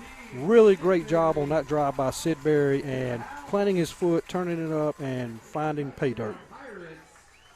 Yeah, it's just a very solid opening possession drive for Topsail. They had that 4th down situation. They went for it, and, man, they were unstoppable after that, all the way down to the end zone for the score. Great timeout taken by Coach Teachy there, if you remember that. So, okay, so they split out to the side. Now they're all lining up in front of the goal post. Going to try this extra point. Looks like it's going to be Nick Cross. No rushing of the kicker, so the ball's up. It's a line drive, and it is good. Goes right over the top of there. So 6:58 remaining in the first quarter. Topsail possession leads to a 70-yard total touchdown. Nice run by Sidbury there at the end. 7-0 Topsail. Tell you what was really nice for Topsail and JoJo Sidbury that time. He didn't get hit until he was in the end zone. So it's okay taking a hit then. He had done all the hard work, and he got whooped for it, but they got the score. But, yeah, nice opening drive, and let's see what the Bulldogs from Wallace-Rose Hill can stir up here. They ran the ball for over 5,000 yards last year, and Adrian Glover hands off. Number 7 got an open, steps over a tackle right there. That is Irving Brown. That's Irving. Irving Brown, and nice little handoff. Folks, this will move a lot quicker. There's not these huge timeouts between possessions and after touchdowns, so please hang with us. And going to be a little bit of rolling along here, but nice pickup of 13 yards on first down. The first of many this season for the senior Irving Brown. Averaged 9.3 a carry last year, 23 scores, 1,700 yards rush. All right, handoff straight up the middle, hit immediately. That was number 8, Khalil Willis Mathis, but managed to get about a half a yard. Jack. A lot of black shirted Pirates in on that stop. I think one of them may have been Walter Moore, number 44. They'll bring up a 2nd and 9 situation from their own 45-yard line for the Bulldogs. Being under center is still quarterback Adrian Glover, 2 backs in the backfield. Straight handoff up the middle and immediately hit. Wow, looks like 7 or 8 Pirates got to him. Yeah, Adrian Glover, the quarterback, and that's another area they gotta fix this year. They got to replace, and he's only a 10th grader. So baptism under fire for him, at least this evening. Yeah, well, that's why you do this, participate in the bash, so you can get that experience before it's week 1. So bringing up 3rd and 8, Jay at the 46-yard line. Yeah, Glover looking over to get the play. You're so right, Joe. You can't learn this stuff in a book, and I'm not sure, obviously practices, but game-type situations is the real way to learn. Looks like Wallace-Rose Hill and Coach Kevin Mutzinger is going to take a timeout here, much like Topsail did early. So 5:18 in the first quarter. Topsail 7 on his first possession. Wallace-Rose Hill taking a timeout with a very important 3rd down and 8 situation here early. Joe, Wallace-Rose Hill kind enough to share some sizes with us, and I'm grabbing numbers from that offensive line. So number 79, Christian Scarlett, 6'6", 309 pound. Number 78, Tyvon Williams, 6'1", 314 pound. Just little fellas that came across the bridge today to come to the bash and bash a few people around. I guess, my word, so big. As they say in rural Bladen County, where I'm from, Jay, yeah, those are some big uns. That's some big uns. There's some big uns. I believe that would fit most anywhere. Absolutely. Yeah. So what we got back here was Wallace-Rose Hill's first possession, 3rd and 8 from their own 46-yard line. 2 backs, 1 back in motion. Handoff very quickly. Coming around the left side. Ooh, maybe potentially a block in the back, but number 1, Jameer Lamb. We do have a flag on the field. I think that's going to be a block in the back, Jay. Yeah, and if so, I'm not sure. Maybe Alex Glover, number 10, and he was doing everything he could not to block somebody in the back, but just kind of showed up in the wrong place at the wrong time if you're a Bulldog fan. Yeah, he put his hands up and surrendered like, hey. I give up. No, not me. But wasn't me, Mr. Ref, standing 2 feet away from him. But, hey, it was going to be a nice run anyway. Yep. But give him credit for the effort of trying to help his teammate get a few extra yards. So now the ball, they lose the game. Ball was pushed back to the 40-yard line. So now we're going 3rd and 14. And so that kind of changes the complexion of that. Yeah, and for a team, obviously, that doesn't throw that much, you would expect maybe they take their 2-down shot here, right? Yeah, only one wide out to the split out to the right. And a handoff. Cutting it outside. Great run here by Irving Brown. Still fighting for yards. Won't go down. Takes about 17 Pirates to get him down, Jay. Doing his part. Picks up some very positive yardage there, but still going to be about 8 yards short. He got about half of it, and you talk about the chunking approach. I don't know that anybody would chunk it any better than Brown. Yeah, so we're trying to see if Wallace-Rose Hill is going to punt. Punt's much like extra points here, no rush. Yeah, they're going to go for it. So Glover's in shotgun formation. One back to his left side, ball's back. He's rolling left, looking downfield, being pursued. A little pass. Called it originally at the line of scrimmage. Yeah, that was number 6. That was Cam Thomas. Let's see where they're going to spot it. It's on the tackle at the 49-yard line, so it's going to come up just a little bit short on the Bulldogs' first possession. Tell you what, Drew Chamblee, I believe, was in on that stop that time, and that was a pretty good tackle. If the receiver had been able to get away, he maybe could have got the first down. I don't know, but either way, the ball goes over on downs to the Pirates. Let's see what Elijah and company can do here on their second possession. Yeah, so Topsail takes over right squarely on the 50-yard line. The half, right? Yeah. Well, they got the first half of the field covered. They do. Inside handoff goes to Cook, and he fights forward for about 3 yards here. Looks like we've had a little change in quarterback. Looks like Caleb Holland, Jay, is now the quarterback for Topsail. Number 6. Number 6. Listed as a QB, listed as a defensive back. So he's out there giving Hebron a little break, which is good. So we got, like I said, number 23, Landon Cook to his left side. 3 receivers split wide left, 1 split wide right. Well, look at all those white and red shirts right up in the box there. All right, speed sweep. Nice out route. Oh, great tackle. That's a good tackle. Looks like the ball went to JoJo Sidbury, but we called his name quite a bit. But fantastic tackle by the Bulldog defender to not let him get 1 inch further. I think it was Fennell. Or Fennell, Deshaun Fennell. And by the way, not a very big kid at 5'6", 144 pounds, but he sure hits like a big kid. There are days I wish I still only weighed 144. It's all a matter of perspective, sir. Amen, brother. I'm with you. Anyway, so back to the game at hand. Caleb Holland, shotgun formation, hand up the middle. Oh, to Cook, and Cook is met behind the line of scrimmage. That's a little disruptive, to say the least.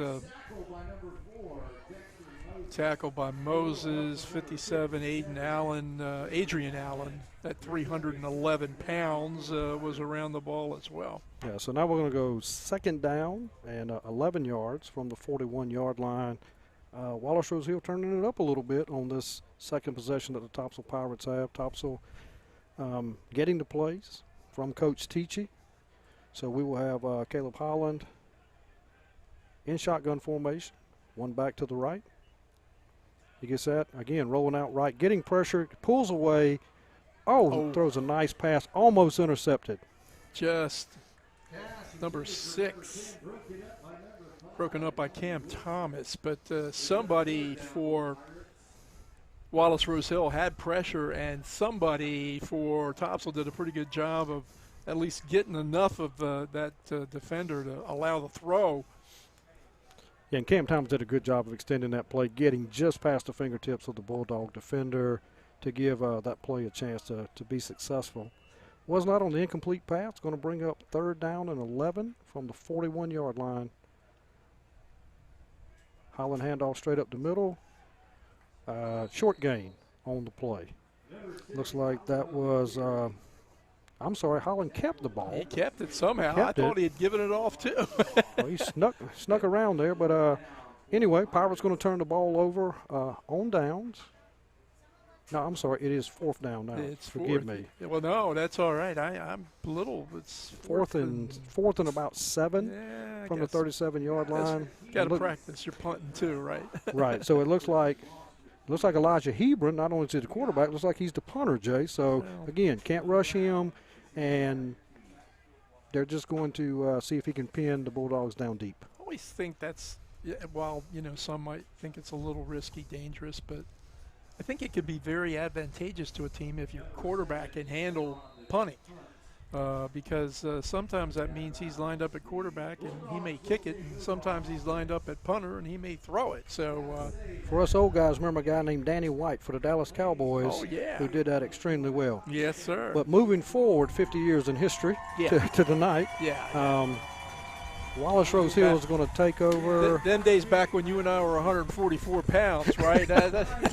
Joe won't say. Okay, Jay, I'm leaving.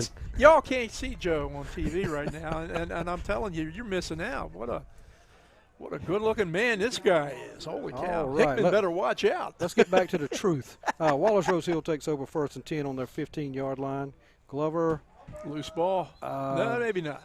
I think it was going to be a design quarterback rollout. Or I think it was a miscommunication on the play. But anyway, Glover keeps the ball but gets tackled. Hard to tell where the ball is going to be spotted. Oh, I'm sorry, 3-yard loss. Going to bring up 2nd and 13 from the 12-yard line. Approaching the 1-minute mark of the first quarter, so as Joe expressed, rapidly played first 12 minutes. All right, so Glover now sprints out right. Can he pull away? Oh, no. Oh. Good pursuit. Great pursuit by the Topsail defender, and that's going to take Glover almost back to the 6-yard line. So, unfortunately, Wallace-Rose Hill moving a little bit backwards, so they're going to have a 3rd and 19. Roughly, Jay, as we try to look into the sun down into the corner on the opposite side of the field here. I'm sure not the direction that Kevin Mutzinger wanted this possession to go as we go under 1 minute with Topsail leading in this first quarter. That was Evan Batts on the stop that time, as he does really well. 43 tackles last year. All right. Delayed handoff coming back across this side. Brown with avoiding tackles. He's cutting back to the middle of the field. He's got some room. If he gets this one block, Can he beat him? Can he beat him? Oh, he pulls through. Great attempted block, and great job by Topsail of not giving up. Great job by Khalil Brown. Looks like he was down 50 yards back, and he takes that ball all the way to the Topsail 30-yard line. Fantastic run by Brown. Yeah, he is definitely one of the premier running backs in the state of North Carolina. Okay, so last year, as we mentioned, nearly 1,700 yards. 9 a carry, 23 scores. Caught a couple of passes too, 12 for 232 yards and 3 TDs, but an outstanding football player is Irving Brown. All right, handoff here. Wallace-Rose Hill trying to go wide again, cutting the ball. Ball was loose. And wow. Let's see. We're trying to see. I think Topsail got it. Well, they're running off the field, even though the ref didn't give possession to anybody. That was Lonnie Wilson on the carry. Got hit pretty hard. Fumbled the ball there. Topsail very alertly jumps on top of it. And leading now with 25.3 seconds, Jay. Topsail gets the ball on their own 26. I don't know who recovered that one. 44. Walter Moore was the one that brought the ball back, so we'll give him credit. Absolutely. Good job, Walter. There's the let's fumble see. right there, popped up in the air, and Topsail ball. All right, so we'll try to figure out who Topsail has in at quarterback right now. Looks like it's still Holland. Throws a nice out route. Good catch and fighting for additional yardage. What are they going to call? Fumble. Wow. Okay, you're generous to me. I'll be generous to you and give it right back.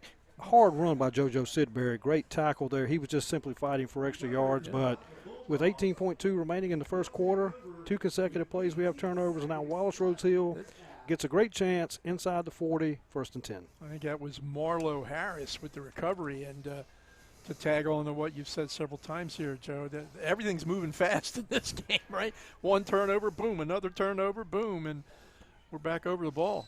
All right, so Adrian Glover. Brown still getting some air after that long run that he had, but Glover under center, 2 backs directly behind Tim.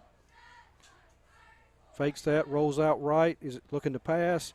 Heaves the ball down the sidelines, slightly over the arms of Dane Turner, who was running a nice little 15 and out route, trying to work that sidelines. Good job by Glover that time of getting outside the pressure. Yeah, he had Willis Mathis open short, but chose to go a little further downfield and just wasn't able to connect. But yeah, good observation on your part. He got outside of the pressure and was able to do something.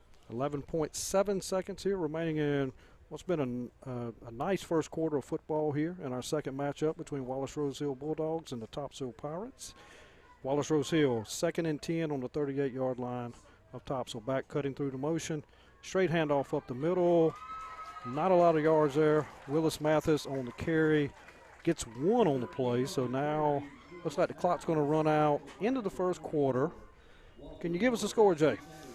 Well, 7-zip in this one. 7 for Topsail, nothing for the Bulldogs of Wallace-Rose Hill, and the cumulative 108 for the Mid-Eastern Conference and 43 for the visitors. Yeah, so a little bit different pace, particularly in regard to points that we had in our first matchup between Whiteville and Laney. If you missed it, incredible football game. But, 2 teams here playing pretty well. But we're going to take a break leading into the second quarter of this Bash at the Beach presented by Focus Broadband. But this game between Topsail and Wallace-Rose Hill. We'll be right back.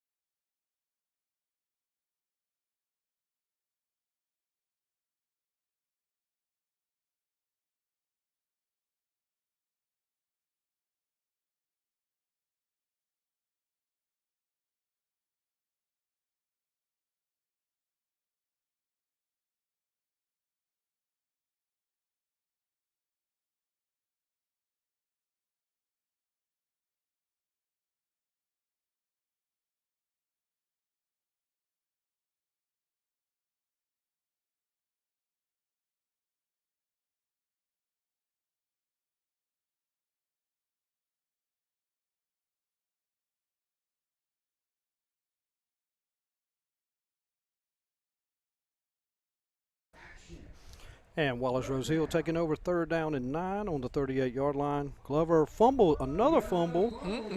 Let's start the second quarter. Let's see who has possession of this football. All right, so 3 turnovers in a span of about a minute, Jay?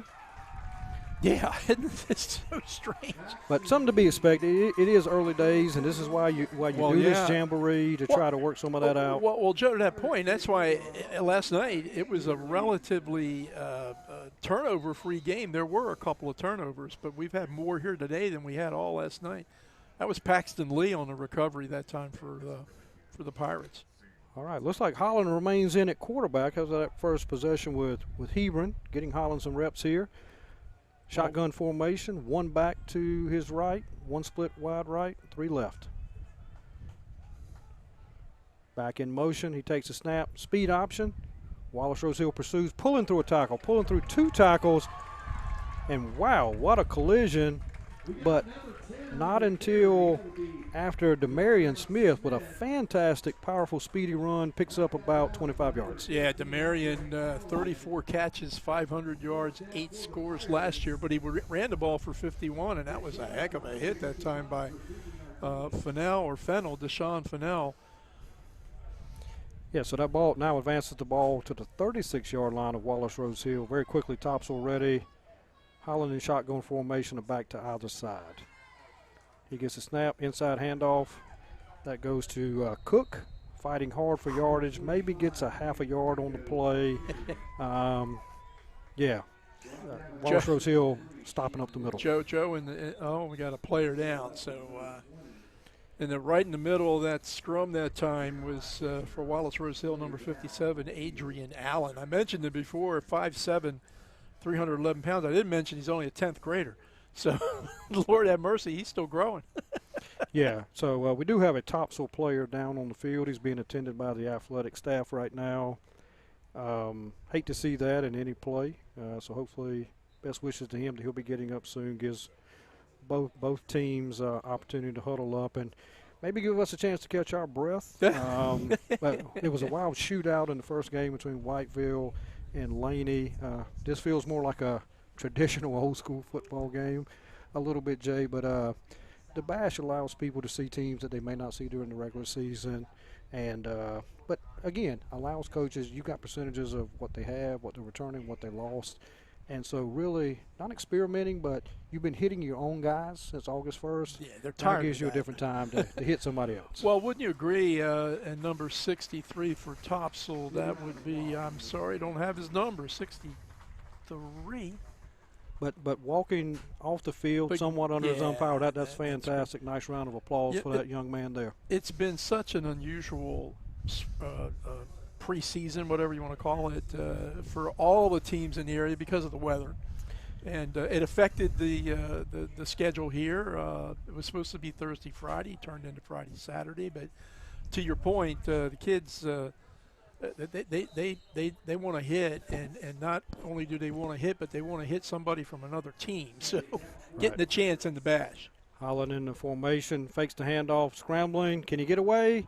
Fantastic job by number 20 of Wallace-Rose Hill, Jay, of not taking the fake and bringing down Holland for about a 7-yard loss. Yeah, Jeremiah Baker that time would not let go for the Bulldogs. And actually, I think know whether he intended to or not, but the quarterback, smart decision to just go down with the ball that time. Live for the next play. And but it's going to bring up about 3rd down and about 17 yards for the 43. Wallace-Rose Hill really tightening up on defense here lately, Jay. And so Holland, after Hebron, was in for the first possession, has now been leading the Pirates. So he's in shotgun formation, 10:40 remaining in the second quarter. Topsail 7-0 over Wallace-Rose Hill. See if he's got a 3rd and 17 play up his sleeve, huh? We do have a flag on the play, so we'll see if it's 3rd and 22 or if it's 3rd and 12. I got a feeling it's going to be a little longer, yeah. All right, let's see if he's got a 3rd and 22 play in his portfolio. They're tough to find unless you got a kid like, for example, Irving Brown. He from any place on the field, he is a chance, to make the yards up. But, I mean, you're going to be in positions like this during the season, kind of push back a little bit. Yeah. So, get what you can maybe and then decide what you want to do on 4th down. Anyway, 3rd and 22 from the 48-yard line. Back comes in motion. Speed sweep by Holland. Quick pitch, almost fumbled. Wow, Wallace-Rose Hill got about 4 guys pursuing, Jay. And that's when you're out there running and you just got nowhere to go. Well, Coach Mott-Singer was worried about rebuilding the defense because didn't have enough percentage of tacklers coming back. But except for that first opening field drive, I think Bulldogs tightening up on the D. Yeah, well, they've always had athletes over at Wallace-Rose Hill, and that speed is evident in that. Hebron back to punt. Again, he will not be rushed on this. He'll take the snap at about his own 32-yard line and then punt it away to the Bulldogs. Takes his time, kick is up and away. Nice spiral. Ball is, quote-unquote, fair caught at the 29, 30-yard line, and that's where Wallace-Rose Hill will take over. 9:29 remaining in the second quarter. Topsail 7, Wallace-Rose Hill 0. Joe, you're a little more familiar with things over that way of the state, and Wallace-Rose Hill in particular. How do they manage every year to come up with these great teams when they don't? Well, it's not like they got 5,000 kids to choose from. Well, no, they don't. It had been a medium-sized 1A school, and you and I were talking about they've had extremely good, productive, and successful football teams and soccer teams historically. Yeah. They had good coaching, folks like the Hollies and the Prices. I mean, folks that but it's a winning tradition over there at Wallace-Rose Hill. And people from Duplin County just kind of show up over there, and they get coached up really well. They're very intense, very focused, and they have a standard of commitment to live up to when you play Bulldog football. Well said. All right, so we have a new quarterback. Running back breaks through. That's Brown. And, boy, is he a load, and he steps through 7 people, and he's still standing. The new quarterback is Matthew Wells, a junior, 5'11", 177. And, Irving Brown, I mean, he's bigger than me, but except around the belly, but 5'10", 193, so it's not like he's gargantuan, but strong stepping through tackles. Just has great running instincts and speed, of course. So. Yeah, so the ball is now advanced to the 40-yard line of Topsail. Wallace-Rose Hill with his deepest penetration and threat here, first down and 10. Hand off to Brown, not able to pull away from that tackle. Good penetration by Topsail. Yeah, I don't know. Tackle by 42, Preston Plunkett. And one day Preston Plunkett can tell his grandchildren, I tackled Irving Brown, because by that time Irving Brown may be getting paid to run. I don't know. But hey, embellish. So. I tackled him for a loss. Yeah. Tell the story well. Anyway, Wallace-Rose Hill, 8:55 remaining. Under center is Wells. Handoff. Good running room there. Pushing up the middle. Got one guy. Slips on the 25-yard line on the turf, and that was Jameer Lamb, who's had a couple carries here. Nice burst of acceleration and pushing up, getting the ball inside the 25. And, Joe, my terrible bad. I don't think Jamari Lamb only rushed for 839 yards last year. 8.7 yards per carry and 8 scores. And daggone, I haven't told anybody about that, so shame on me, but you saw him in action there. Yeah, 2 good running backs for Wallace-Rose Hill. Ball on the 23-yard line, first and 10. Ball's given back to Lamb. He burst to speed going off that left side. Spin move, pulls away. Wow, fantastic. Strength, finesse, and power to pull through for a 23-yard touchdown run. See what the flag is. I got all excited about the run, Jay. I didn't even see the flag. Well, it was a great run. Irregardless of that, Lamb doing a holding. So take the points off the board. Nullifies the great run by Lamb there. Going to be 10 yards from the spot of the foul. It was first and 10 at the 23, so let's see where the ball moved back to the 30. So apparently the hold occurred on the 20. But, okay, so now we go first down and 16. Well, maybe the hold had nothing to do with it, but but if it was holding, they're going to call it. Yeah, still a great run. Yeah, still a great run. So first and 10 from the 30-yard line for Wallace-Rose Hill. First and about 17 for Wallace-Rose Hill. 2-back setup. Wells under center. Takes. Handoff to Brown. Pulls through. He cuts back to the middle, trying to get back across the field. Tackled by a host of, but picks up the bulk of about 6 of those 7 yards back to get back to the first down sticks. Yeah, Plunkett in on the stop again that time, so he's building a storybook for his family in the future. But nice tackle by Preston Plunkett, and of course, anytime Brown touches the ball, he can go. I think it's some clock management here by Coach Kevin Mutzinger as well, getting this ball back to the 23, the original line of scrimmage. Handoff, going around left, cuts back up, and that is a touchdown. Wallace-Rose Hill, Lonnie Wilson. I tell you, they got some strength, and what we just saw there, they've got some real speed, and it looks like the left side of that offensive line's pretty strong, Jay. Yeah, for sure, and that's safe to say Bulldog football there, right? Around the left, around the right, up the middle. Who cares? They're going to run. They're going to run at you. Yeah, so at 7:38, Wallace-Rose Hill gets on the board. PAT attempt getting ready to be taken. It's up, and it is through. So number 88 from Wallace-Rose Hill, that is Cesar Perea Fuentes. Got a replay coming up of that touchdown run. Left side plan. That's a nice block downfield by 52, Jared Smith. Nice display of both power and speed and running to where the open field was. So 7-7 in this football game, second quarter, 7:38 remaining here. So Wallace-Rose Hill has knotted it up, Jay, and so now Topsail takes over on their 30, still remaining with Holland at quarterback. Kind of odd, I think. You know, in one way, at least for me, you'd think Topsail will be up a couple of scores, and yet it's tied with 7:30 to go. Yeah, Holland was going to run the option to the right side. Wise decision. Yeah, nice tackle by Willis Mathis, shutting that down, staying with his person, which was the quarterback.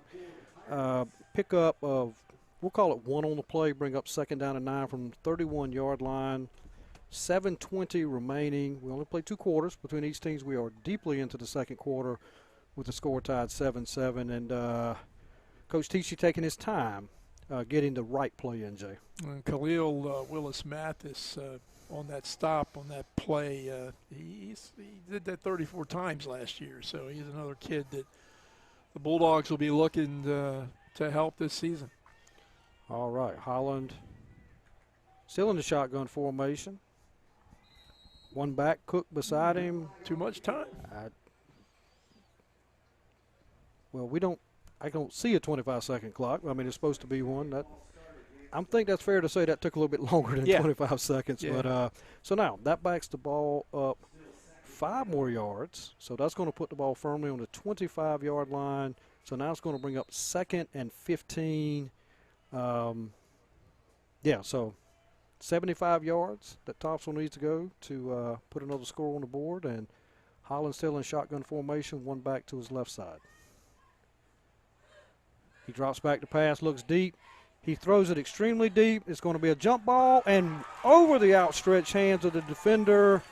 Wow, fantastic catch by Cam Kohler, who, like a rebound, jumped over 2 defenders, one in the front, one in the back, for a huge play. That was a great catch. That was a fine catch, a good jump ball effort by Kohler. Ball on the 40-yard line. Hurry up offense here. And that's going to be a legal procedure, I do believe. Moved. They were trying to get up there very quickly. I mean, it was a huge pickup on the play. Super excited to move forward. Going to push them back to the 45-yard line. Maybe a little chance to catch their breath and get a little bit more organized, Jay. You know, that jump ball situation it makes me think of basketball. And, you know, more rebounds are taken below the rim than above the rim. So it's a lot about being in the right place and the right timing. And I think that's exactly what Kohler did that time. Yeah, so we're going to go 6:05. Clock is running. First and 15 from the 45-yard line. Back in motion. Inside handoff to number 14. Picks up only about a yard on the play. That's Jojo Sidbury. Jojo, yeah, I thought a little slow developing that time, but it was a timing play. He was in motion coming in front of Holland right at the time that the ball was snapped, and it was still a handoff to him, almost a direct handoff. Yeah, it was. But kudos to the Wallace-Rose Hill team for not taking any fake. And anyway, 5:31 remaining in the second quarter. 2nd down and 13 from the 43-yard line for the Pirates. Holland in shotgun formation, waiting for the snap. He gets it. Inside, he fakes it. He throws a little flare pass out to the side. Breaks a tackle, gets out of bounds. That's Demarion Smith, who's been very active in this first half, Jay. Yeah, and he's their returning leading receiver from last year. So you would expect that kind of success and productivity from him. You know, all things considered, the quarterback's done a pretty good job coming in here for Hebron. He had, I don't know that Eli's played since that opening drive. I don't think he has. Manageable throws. Yeah. He got plenty of time to do some things, but hey, you may need him at some point this season. Anyway, good job of getting out of bounds on the previous play to stop the clock. Shotgun formation, back comes through the formation, inside handoff. I'm sorry, Holland keeps it, trying to get wide, gets past 2 defenders. He was close. He on a was flag. one toenail away from getting away, Jay. Yeah, Cam Thomas with a shoestring tackle, and then a flag came in out of nowhere. Yeah, so a little flag heavy as compared to the last game. Not saying they're not warranted. So let's see what happens. 5:06 remaining on the clock. 7-7 football game between Wallace-Rose Hill and Topsail. I just wish we could get a little bit earlier signal of what the penalties will be. I'm looking for, there's a white hat. I was trying to find him. It's against Topsail. Yep. They're marching the ball back up the field. Ball will be put down on the 45-yard line. Holding? I don't know what the signal was. I would assume, but anyway, so it's going to bring up it is. 3rd down and 15 from the 45-yard line. Topsail's going forward. They're coming back. Kind of playing the cha-cha-cha here, you know. Just a little bit, and with 5 minutes remaining here, still plenty of time to work their way down the field. No need for Coach Teachy's team to be in a hurry. Shotgun formation. Takes it, gets outside, still running, a little push throw. Tried to get it to Jackson Reeves with almost a little dart toss of a pass. And there were a couple of times that, you know. Lucky that was almost intercepted. No. You know. So that's going to bring up 4th down and 15 from the 45-yard line. What do you do, Jay? Do you punt and try to pin them deep? I mean, particularly because you can't get it blocked here now as compared or potentially give them the ball at midfield going for a 1st down. I think they're just going to go ahead and kick it away. I think the wise decision by Coach Teachy. And since there is no pressure, no risk of it getting blocked, Hebron back there to punt for the Topsail Pirates, awaiting the snap from the center. Snap, clean catch. He kicks. Nice, aiming for the sidelines. Fair caught at the 25-yard line. So to recap, Jay, with the way this works, second of 2 quarters, 4:49 remaining, 7-7 football game. Wallace-Rose Hill 75 yards away from a win. And you know, pulling ahead. Pulling ahead. And listen, I think I'm right here because I think one of the teams tried. You can kick a field goal, right? So if you can advance the ball close enough, you're going to kick a field goal with taking all the time in the world, no rush. So I mean, we'll 25 see. seconds. Well, yeah, but other than that, yeah. But there can't be any pressure on That's it, so right, it takes that back. But anyway, I think we still have Glover at quarterback. Shotgun formation.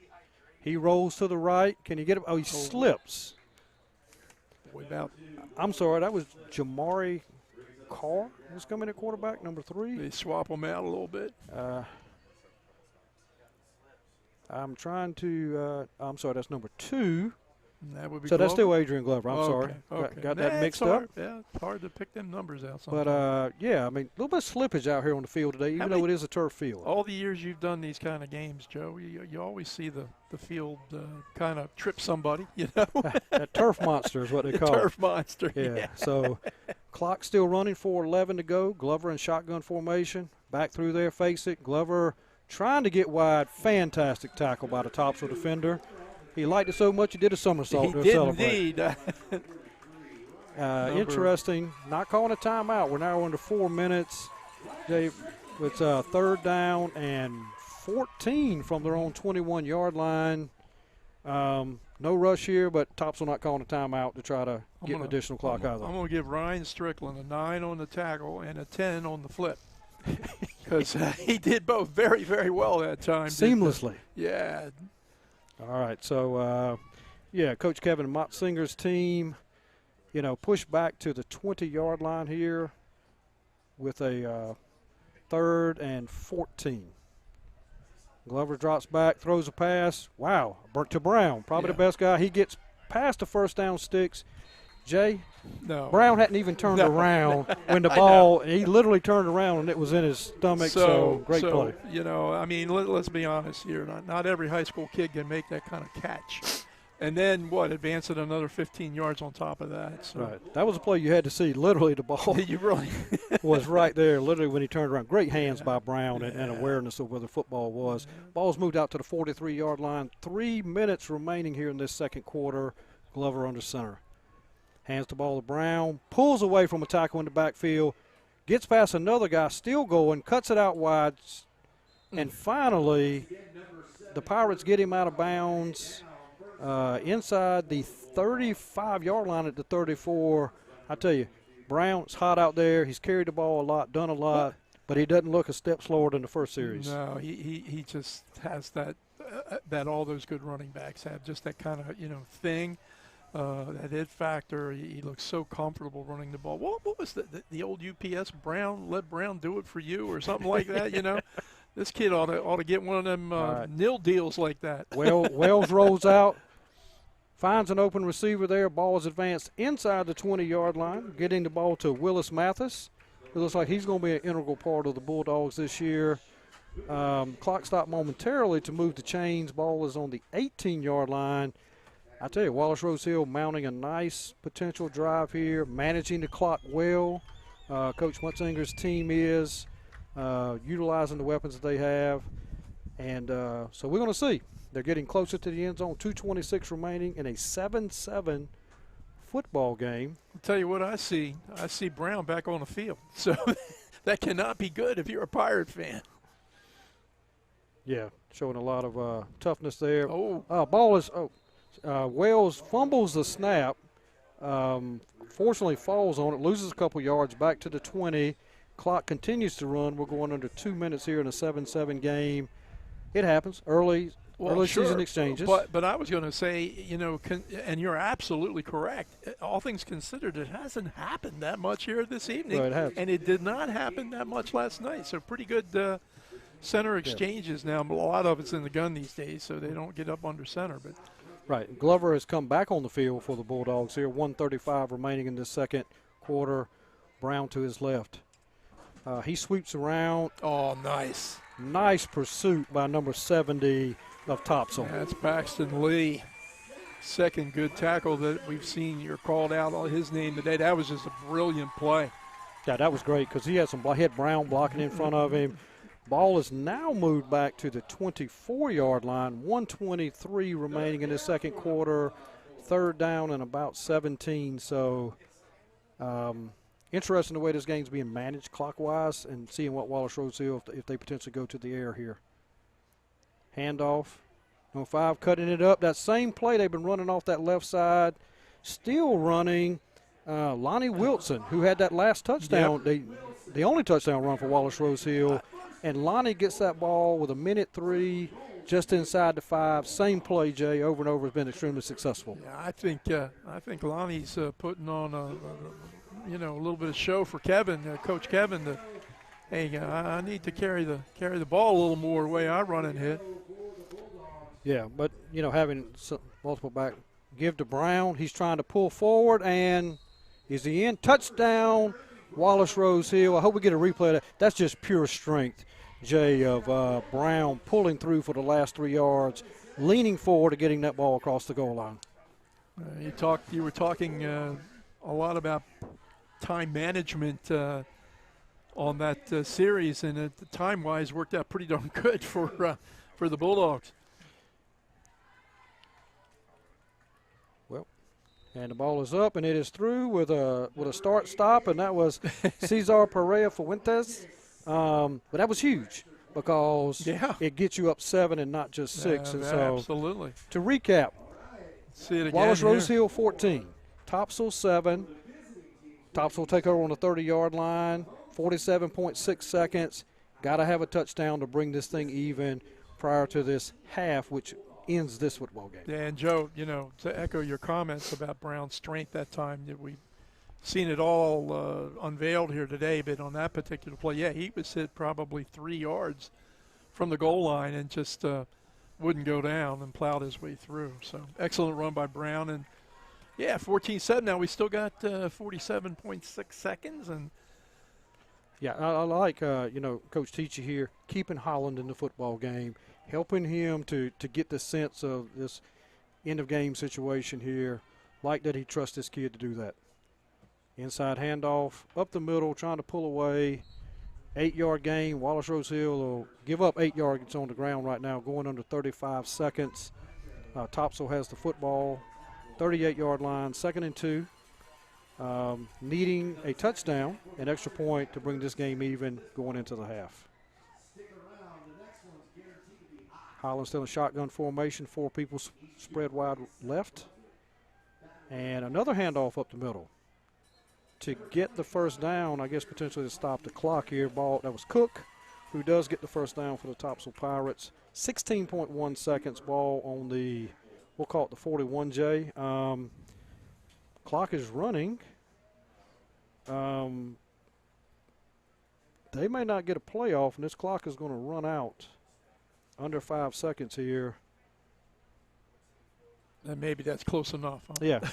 I think a great move. Again, yeah, you got a half in, so Jack Tichy choosing to let the clock run out. Wallace-Rose Hill scoring with 47.6 seconds to go. Both teams are going to shake hands. Really good, solid football game. I think the people that we thought would excelled. Mm-hmm. You know, Hebron got one set for Topsail. Holland, a lot of really good experience. I guarantee you, Jay, it's going to pay off this year for absolutely for both these teams. And you know, I believe now that's only the second victory of now 6 two-quarter scrimmages for the away teams. So sets up a cumulative score of 108 for the Mid-Eastern Conference squads and 57 for the visitors. And, you know, Kevin Modzinger at the banquet the other day was talking. He said, we got to defend the tree.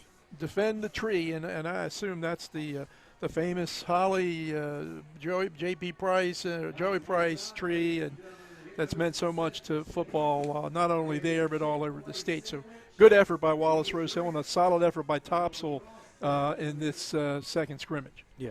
So we're going to take a break here. We finished half of our football games for tonight, but you've been kind enough to listen to the Focus Broadband 2024 Bash at the Beach, and we'll be back with tonight's third matchup.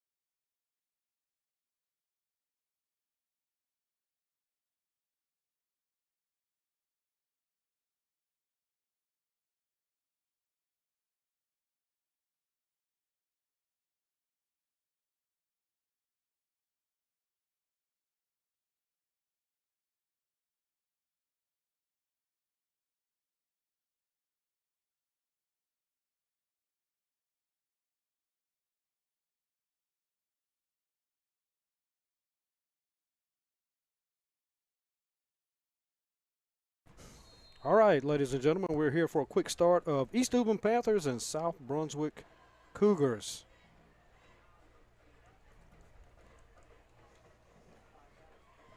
And so third matchup of our evening here. And so we're going to have our first snap from the 30-yard line, handoff. And a gain of about 2 on the play. So we have East Duplin has first possession of the football. The quarterback is Landon Bond. And his first handoff went to Aaron Hall. So forgive us, this is speed football when we roll back into this. And so Jay and I What you call it before? Fast break football. Fast break football, folks. We'll explain it later. Yeah. Anyway, handoff here. Straight up the middle. Looks like that handoff. Try to get a number on there. Looks like number 39, Sean Davis on the carry. Picks up some positive yards. Brings up third down and a long 3. Davis, a big rusher from last year, Joe. 1,144 yards, 18 scores. All right. Wow. Davis goes out the outside, forces some impact on the guy trying to tackle him, gets past the sticks, and picks up a first down. Ball's going to be moved out. Looks like East Duplin showing some real physicality in these first couple of plays. I Jay. just getting ready to say that Sean Davis looks like a real physicality person, if you ask me. He's a big guy. I don't know if we have any numbers on him or not. Sadly, we don't have the height and weight on him, but he does look like a big guy. Yeah, he's a single back, 2 wing backs on either side. Comes in motion. That is number 11, Bryson Brown. And he gets positive yardage, staying ahead of the sticks, picks up about 7 yards on the first carry. I think this is kind of looks like the wing T to me. And, Battle Holly, the coach, last year 10-2, 5-1 in the East Central Conference. I will tell you a story very quickly. Mark Little, father of Coach Luke Little, when he came and coached me in high school, what offense did he switch to? Boy. The wing T. Sir. No kidding. Anyway, 2 backs there. It is a wing T, offset to the left. Delaware. Yep. Uh-oh. I think that's going to be a little quick false start. That was maybe trying to get ahead. I think Sean Davis just a little bit too quickly. Maybe lost his bounce. I don't know, but yeah, East Duplin is just a really good team and a good program, of course. And sensational season last year. They got a kid. I want to see if he's out there. Number 66 in the offensive line, Sidney Lanier. If we can catch him tonight, I want to talk a little bit about him. Coach Battle Holly's team, obviously, a lot of real success. Ball is given back to Davis, and he's still I'm not going to say he's dragging him. I'm going to say he's pushing him backwards, Jay, as he runs into him, gets the ball, advances to about the 47-yard line, going to bring up third and a short 2. Lanier is at the right guard position. Holly says he's the best offensive lineman he has, and he is 5'8", 160 pounds. All right. Yeah, and I'm going to tell you, they don't waste any time. Get set up very quickly. Plays coming in from the side. This fast break football works for them. It certainly does. So, play. Bond gets under center, 2 backs behind him. Very quick pitch there. Kicks it to the outside, breaking tackles. That's Aaron Hall, who pushes forward, picks up the first down. That was short yardage, 2 yards to go. Advances the ball inside the 40-yard line. Yeah, Aaron, 153 yards on the ground last year and 3 touchdowns, so and only a junior, so he did that in his sophomore year. Yeah, looks like he's going to get a chance to share some of the load this year, running extremely hard. 1st and 10, 39-yard line. East Duplin, first series of the football game. Back in motion. Hand straight up the middle to Davis, and he forces that pile forward for about 3 yards. So a little ground and pound by the Panthers here right now, Jay. Yeah, and a new head coach at South Brunswick, Daniel Yao. This is his first year. Just came on board in May, and last year the Cougars were 2-8, 0-7. But so a big replacement needed on offense. But they do have their 7 top tacklers returning this year. Okay, Bond under center, 2 backs behind him. Maybe a busted play. No, a nice little kick-out pass. Boy, he's big. Yeah, Davis is a big guy. He is big. Nice little out route by Davis. I thought it might have been a busted play, but a designed rollout with Bond. And kudos to South Brunswick for boxing him in there on the sidelines and keeping it to that game. First down and 10, 22-yard line. Bond and the Panthers, Jay, all right on the line of scrimmage, ready to roll. Yeah, Davis 9 catches, $163 last year, 3 scores. All right, that's Hall on a sweep left. Get some good blocking. That's going to be a hold, I think. Yeah, great group tackling in pursuit by the Cougars there, but I agree. I think we're going to get a hold on the offensive line for East Duplin. Coach Yao, again, in his first season at South, said that their goal is to win the trenches. He understands that part. I believe he was an old offensive lineman and played both sides of the ball, and he's said he really has appreciated the tremendous community acceptance. He and his wife, I believe, he got the job in May. On May the 20th, bought a new house, and on May the 21st, delivered their second child. So it's been it was a quick. You talk about fast break football. That's fast break football as well. But he's settling in, and I know everybody over in Southport happy. All right. Bond hands off. We have a new running back in the game now. That's Keyshawn McKinney.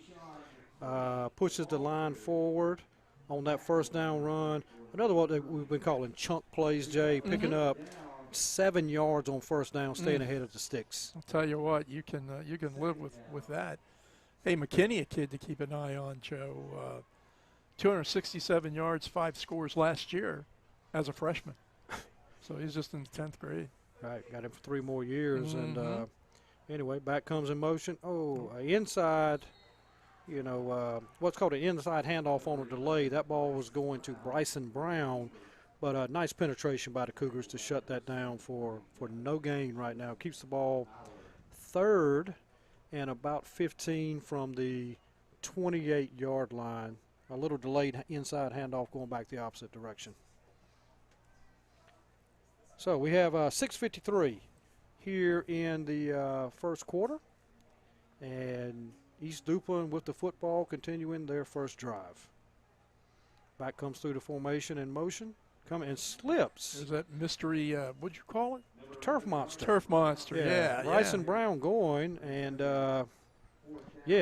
just no particular place on the field, just some kids out there slipping. So loses another little bit of yardage. So after East Duplin been moving forward, brings up 4th down. Jay, ball is on the 30-yard line. Got to get to the 12. So I guess that's what 4th and 18 to try to get a first down, and not opting to kick. They're going to go for it. Cougars are bending a little bit here, and they're hoping they don't break. Yeah, so one back formation with Davis behind Bond. Fakes that. Throws back to the other side from where he was looking. Got the defenders tricked, and did he get in? They're going to. Boy, if he didn't, he's real close. I think they got him out, stepping out to 7. I thought it was coming to the right. Quarterback Bond throws back to the left, and a fantastic play. And most of the defenders were still looking this way. Ball's advanced to I think it's going to be about the 7-yard line. Going to bring up 1st and goal. That's a play. If I'm Coach Holly and staff, I definitely want to bookmark that one. Right. You got to remember that was a 4th and 18, Jay. Big gamble, big reward. Yeah, so well executed. Bond under center, and we have a whistle. False start on the offense. Okay. So that should push the ball back to about the 12-yard line. Still going to be 1st and goal for the East Duplin Panthers. 5:46 remaining in this first quarter. If I'm not incorrect, this is the one and only drive of the game right now so far, Jay. Yeah, South Brunswick has yet to touch the ball offensively. So they're, close to a 6-minute plus drive are the Panthers. Yeah, so looking to the sidelines to get that. Landon Bond under center. Keyshawn McKinney and Big Sean Davis are the 2 backs behind him. Bond under center, takes a snap. Toss sweep to Davis coming right. Can't pull through the tackle. Great job of pursuit. Yeah, let me Is Go ahead, that, I'm sorry, who is that? 37 on the tackle, right? Yes, sir. The reason I want to call him out, that's Jack Early. He's a senior. In 2 games last year, he had 32 tackles, and he was injured. Didn't see him the rest of the season. I talked to him at the banquet. So glad that he's healthy. He's feeling great, and certainly looking for a big senior season. I know Daniel Yow's hoping so too. Yeah, great job on that play. 2nd and goal from the 11, shifting players around is Duplin. Handoff, trying to go wide left, have to turn it back up the middle. Great job. I mean, that was Aaron Hall on the carry, and a lot of folks in there. And Hall's helmet's come off, so I think he's going to have to step off the field for a play. Mentioned another early 34. That's Jack's brother was in on that tackle. He's just a sophomore. But the early boys have brought it so far here this evening. Yeah, so Hall will have to step off because his helmet came off. Clock still running, just under 5 minutes here. We've got 3rd and goal from the 10-yard line. One single set. We have another whistle. Timeout. And we have a timeout from Coach Yao with South Brunswick. So it gives us a moment here to catch our breath after what has been over a 7-minute drive, Jay. Coach Yao's Cougars have yet to get the ball on offense, but so far been no break. Yeah, well, in this case, I guess the best defense for East Duplin is not letting South play offense. So they've done a grand job of that. Taking a look in that South Brunswick huddle there again, their new first-year coach Daniel Yao. Last year they were 2-8, 0-7. A tough year, and they got to replace a lot of offense, although we have not yet seen it here this evening. The reason I say that, they graduated their quarterback, Jamison Prince, who threw for over 2,000 yards, 21 TDs, and he rushed for 629 yards and scored 9 TDs. He was obviously an instrumental part of their offense, and he's moved on, and we'll see what the Cougs can do this year offensively. Yeah, well, ultimately we will get the chance to see that, Jay. So, but good sustained drive. These are the kind of drives that you are going to need to burn clock. And, got Davis, the single setback behind Bond, who was under center. 2 wing backs and 1 guy split wide left. Wow. Nice. That was that inside handoff that they are just coming in the game was Ryan Jenkins to replace Hall. And South Brunswick, great job of sniffing that inside handoff. Yeah, 22, Jaden Augustin in on the stop, and he's not one of the guys that were the big returning tacklers. Now, Joe, here's an instance where they're going to go ahead and try a field goal. A field goal, and it looks like it's Gavin Jarman who has come out on the field. Again, he cannot be rushed on this. Great time to practice this because there can't be any pressure. So on the hold is the quarterback, Landon Bond. Ball is snapped, ball is placed, ball is up, and it is good. So our first field goal of tonight, Jay, the only drive right now, East Duplin goes and gets 3 points on the board. Folks, hang with us on this fast break football because very soon the South Brunswick Cougars will be getting their shot at having the football coach Yao. Let's see what kind of offense he's implementing here, Jay. And, nothing but opportunity here. Coming off a season where you have more losses than wins. But right now everybody's 0-0. It's 0-0, yeah. But culture changes, schematic changes. Let's see what Coach Yao has brought to Southport and South Brunswick. Well, Joe, listen, and I think all things considered for the Cougars only down 3 after not being on the field offensively for 8 minutes. Not too bad. Yeah, to only give up 3, that's great. Jaden Daniels is the quarterback. He drops back, slings a long pass on the first play of the game, connects with Corbin Farrow. So maybe some wide open passing game here, Jay. Well, Daniels did see a little spot duty at quarterback last year. Again, it was mostly the Jamison Prince show. And Corbin Farrow is a new addition, at least statistically. And, wow, what a way to start for for South Brunswick. And I tell you, Jaden Daniels is no small football player No, either. he's a big guy. He's a big quarterback, guys. Shotgun formation, gets the handoff to number 44. That's Quinn Williams. Bulls his way, but only gets about a yard. Okay, now that's a guy that I've been looking for a day and a half, because I know statistically he's a dude. But they had him as number 9, and darned if I could find a number 9, and it turns out he's a number, what did we say? 44, Quinn 44, Williams. I love it. So, yeah, he is the only setback with Jaden Daniels, who's 5 yards back in shotgun formation. And Get 5, I think. yeah, about 3 guys from East Duplin. So apparently there was something in Daniels' cadence and count that had 3 guys jump off, but a free 5 yards for South Brunswick Cougars. The ball's going to be moved to the 23-yard line, which is going to bring up a very manageable 2nd and 4, Jay. Yeah, they'll take it too. And big opening try for South Brunswick through the air, on the ground, and the INT, or the penalty yard. Jaden Daniels, quick handoff there to Williams. He bursts through, slides in between the tackles, still fighting for yards, drags 4 people. Well, there's your guy, Jay. And very strong runner, advances the ball down to the 5-yard lines where he's finally pushed out of bounds. I knew the kid was a baller. I just was getting so frustrated because I couldn't find anything on him, and I thought, well, kids come, kids go. Maybe Quinn did. Well, Jay, I drove all the way here from White Lake to help you with that. I appreciate it, man. Anyway, appreciate it. First and goal from the 5-yard line. Daniels, Williams, deep in the Cougar backfield. Ball's given back to Williams. Nice tackle by number 5 of East Duplin there to grab Williams around the feet to a 1-yard gain. 2nd and goal from the 4.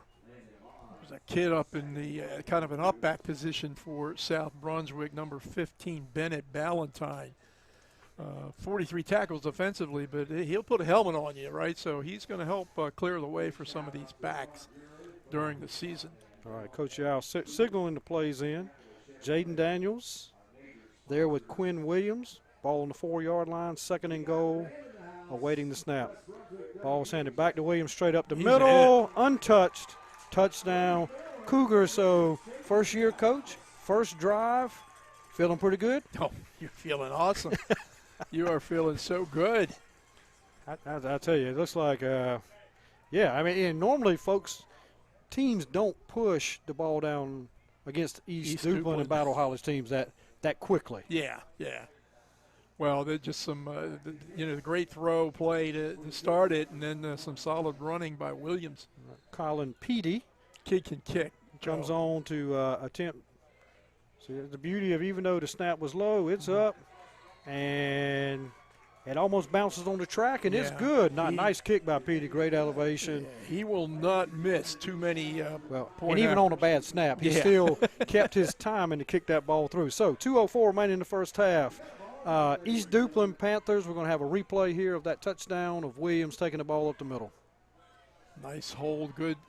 Coach was talking about, Coach Yao went in the trench, went in the line of scrimmage. And well, I think you and I could have run through that gap right there, Jay. Well, you could have, but not me. Anyway, I dream about it. Fast break football is back, and East Duplin Panthers have the ball back again. You're an economic guy. You ought to patent that. I will on Monday. Okay. And Landon Bond hands the ball off to Aaron Hall, who's back in the game. Hall pulls away, almost breaks loose, gets tackled after a nice 13-yard gain.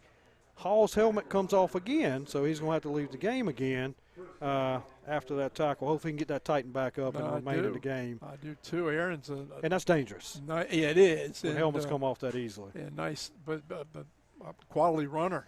Yeah, very good. So Keyshawn McKinney, not a bad runner himself, comes back in the ball game to replace him. Landon Bond under center. Handoff to Davis. Pushes the pile, but 4 guys stop him after about a 3-4 yard gain. Let's call it 3. Moves the ball out to the 46-yard line. That's one way to stop him is the gang tackling. Early involved in that one, 75. Ashton Moat, just a 10th grader. There's some youth on this South Brunswick squad, and so far so good. Landon Bond getting the play call from Coach Battle Holly's staff. Looks like he may go under center. Yeah, he has McKinney and Davis behind him, 2 backs. Bond takes a snap, hands it off to McKinney. Ken McKinney leaning, fighting, struggling, picks up about, let's call it 3 more yards.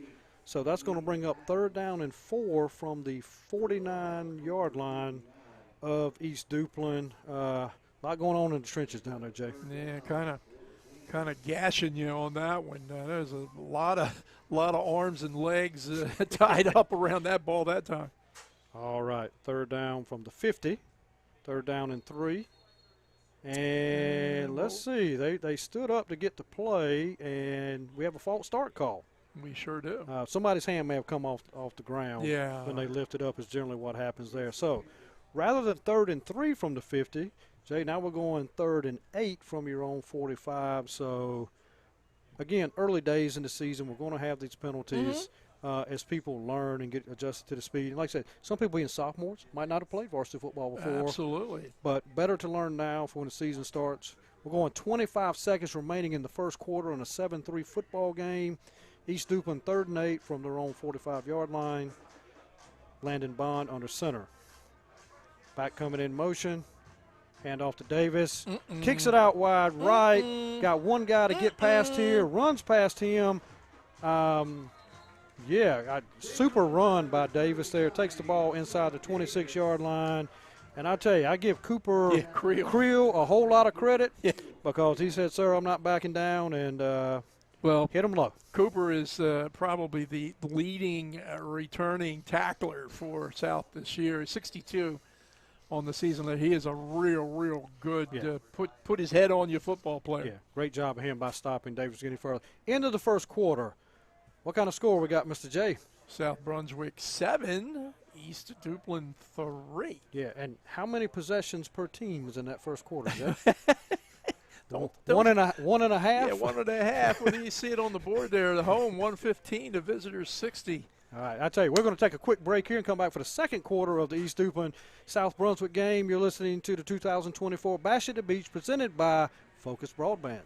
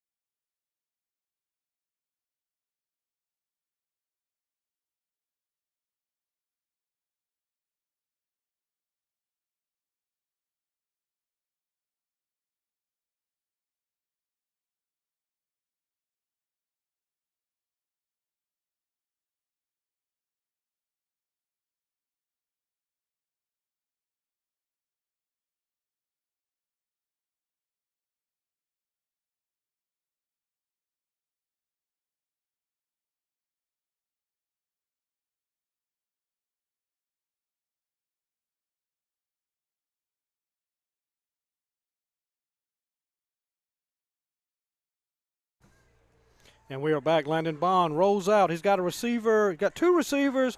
Overthrows the first one. Had the deeper guy open, but almost intercepted. So to catch you up, we just started the second quarter. East Duplin on his first possession kicks a field goal. South Brunswick shows a variety of offense goes down. They score a touchdown up 7-3. East Duplin started their second possession of the football game. Jay and I were joking about it. There's been 1.5 possessions in an entire quarter of football. But right now, East Duplin, 2nd and 10, 26-yard line of South Brunswick. And we have, looks like a new quarterback in the game for East Duplin. That's number 12, Gavin Jarman. Hands off to Aaron Hall. They are pesky tacklers. That was early again, but well, I tell you, they got some of that stick-to-itiveness when they put their hands on you. They don't let you go. But Hall picks up a couple of yards on this first play. But as I said, Gavin Jarman, now the quarterback, taking over for Landon Bond. He's the kicker, too. Right. So I think, again, getting people some reps and putting them in this game situation. No doubt. 11:20 remaining here.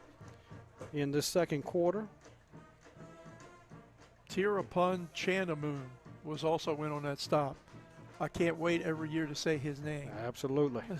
And you're going to say it a lot. 14 tackles last year.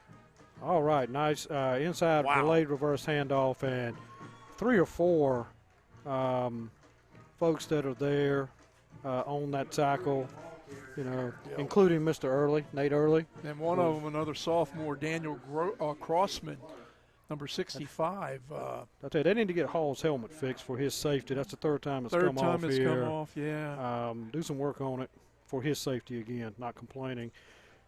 Fourth down. 4th down and 11 on this drive. Seemed like they were staying ahead of the sticks. Ball's on the 27-yard line right now. Gavin Jarman under center.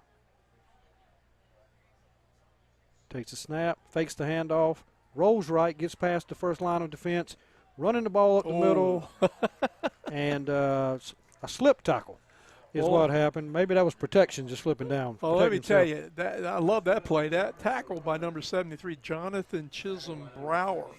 He's a senior. He had 4 stops last year, but he's a big boy, and he chased him down from behind that time. Yeah, that's called survival when you slide like that. Yeah, not kidding. But anyway, so East Duplin's second possession ends with turning the ball over on downs. So now, back to this South Brunswick Cougar offense, which looks fantastic in its first possession, Jay. Nobody knew what was coming, but plenty to be happy about in Series 1. Well, I'll tell you what, I believe we've got South Brunswick on the schedule. Our focus game of the week starts next week. Richlands, maybe? I forget that, but we'll be visiting Southport to play the Cougs, and they better strap it on. All right, Jaden Daniels gets it. Fumbles a snap right there. Still such a big guy. Yeah. Still lost yards on that. Hit him in the hands. Just unfortunately dropped it. And someone else's helmet comes off. This time, that was Jaden Daniels' helmet. He got tackled by about 4 of those big ones we talked about there. So South Brunswick's going to have to bring in another quarterback here, at least for one play. Yeah, somebody needs to take a snap here. Yeah, and so looks like let him go. Number 4, which unfortunately we don't have a number 4, not on my roster. Nor do I. So shotgun formation. We still have Quinn Williams to the left side of the quarterback. Ball is snapped. Hand off to Williams. Comes up the middle. Wow. Swarming defense by East Duplin, but Williams fighting for an extra couple yards. Tough guy. Give him about 4 on the carry.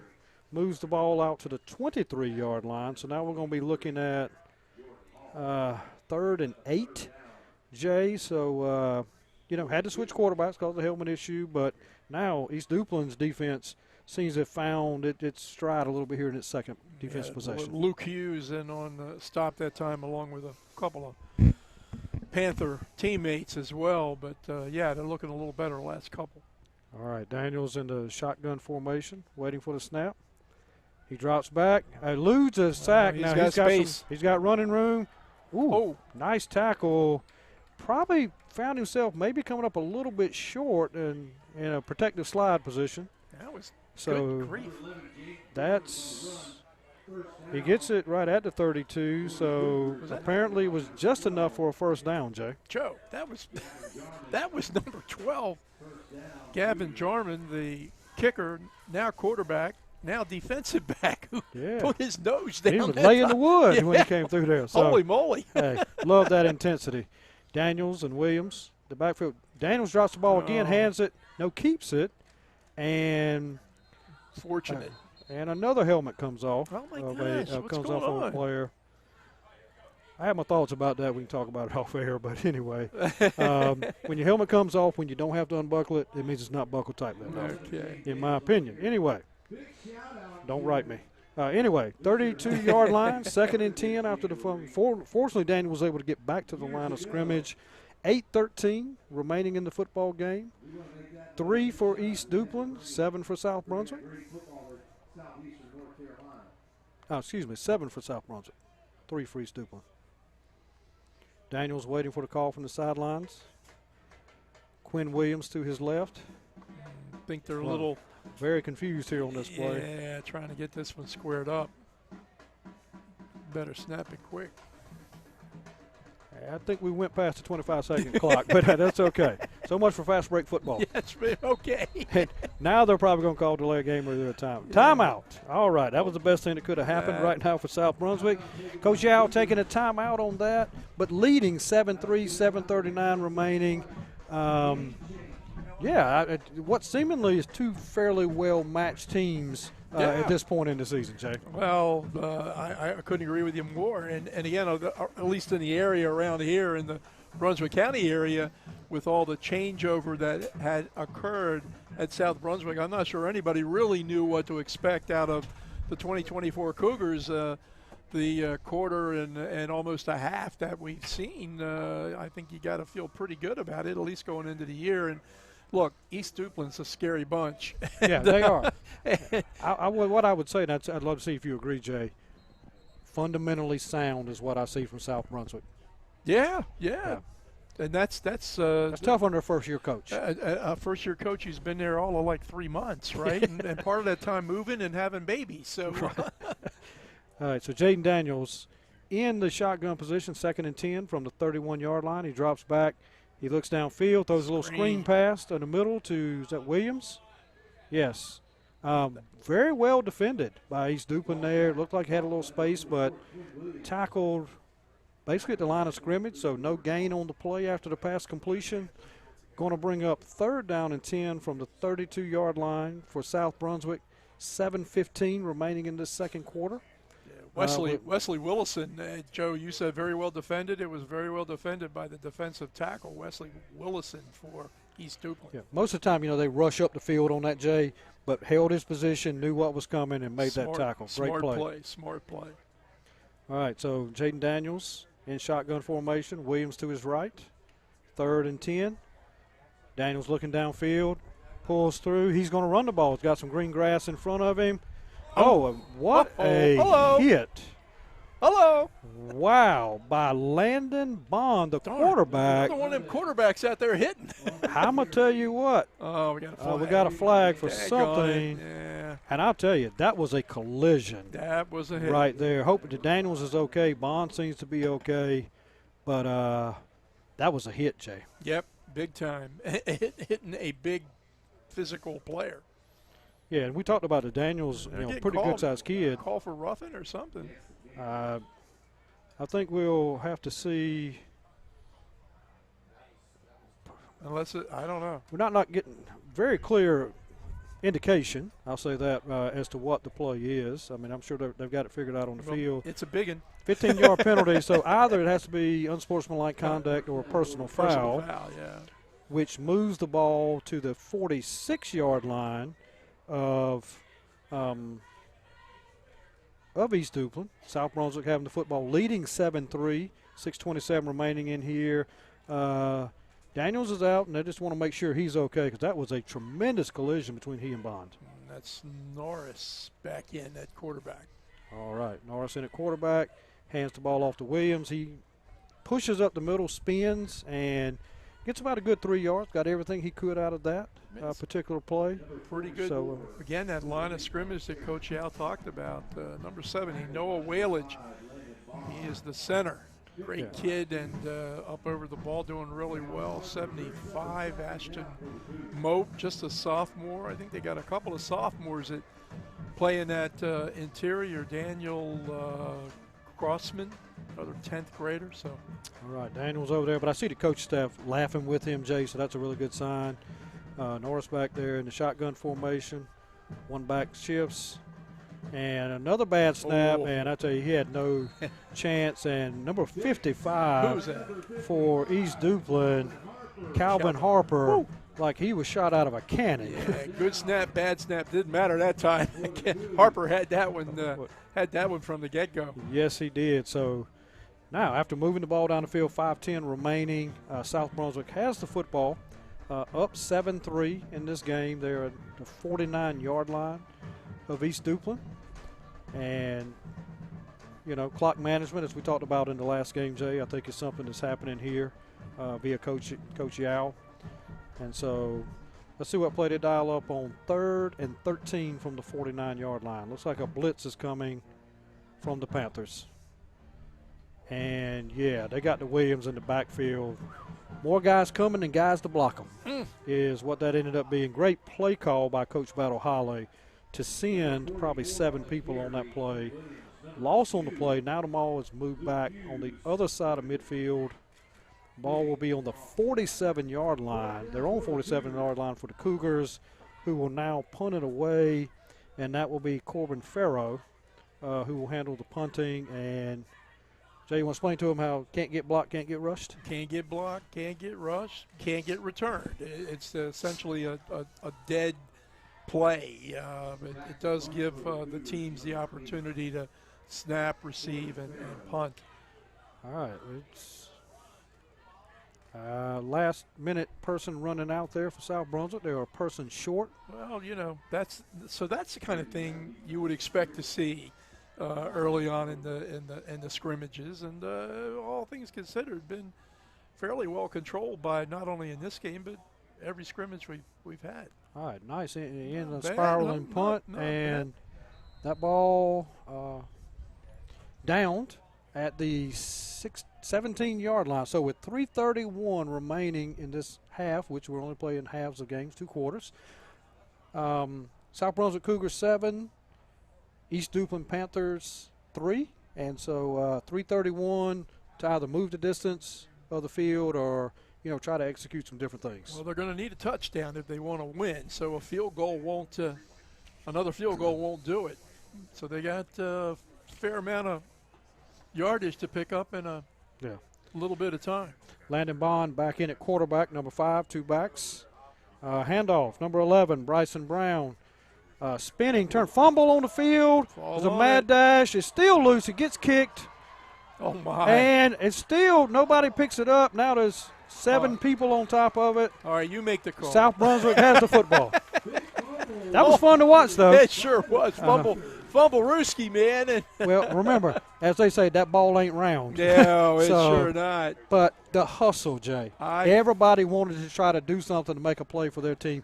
Huge turnover for East Duplin. Yeah, I'm trying to see it. Number 41, I think, which would be Anderson Cruz, finally fell on the ball. At least he was getting a lot of credit for it. We're going to give it to him, too. All right, so now South Brunswick takes over 1st and 10 on the East Duplin 49-yard line, leading 7-3. Cougs can run this one out, man.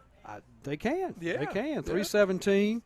But, I mean, I guess that's what you want to ask yourself, Jay. Do we just want to run it out, or do we want to continue to implement as if it was a normal game and there was a full second half to go? I kind of think I'm is it the win or is it the process? Yeah, I'm a process guy at least right now. But I am too. Whatever works for them is fine. All right, so they're back out there. Daniel's still on the sidelines. Yeah, that one didn't look very good from the beginning. I'm pretty sure that's going to be an illegal procedure, and so South Brunswick had Bryant Dante, a senior, running back in the football game.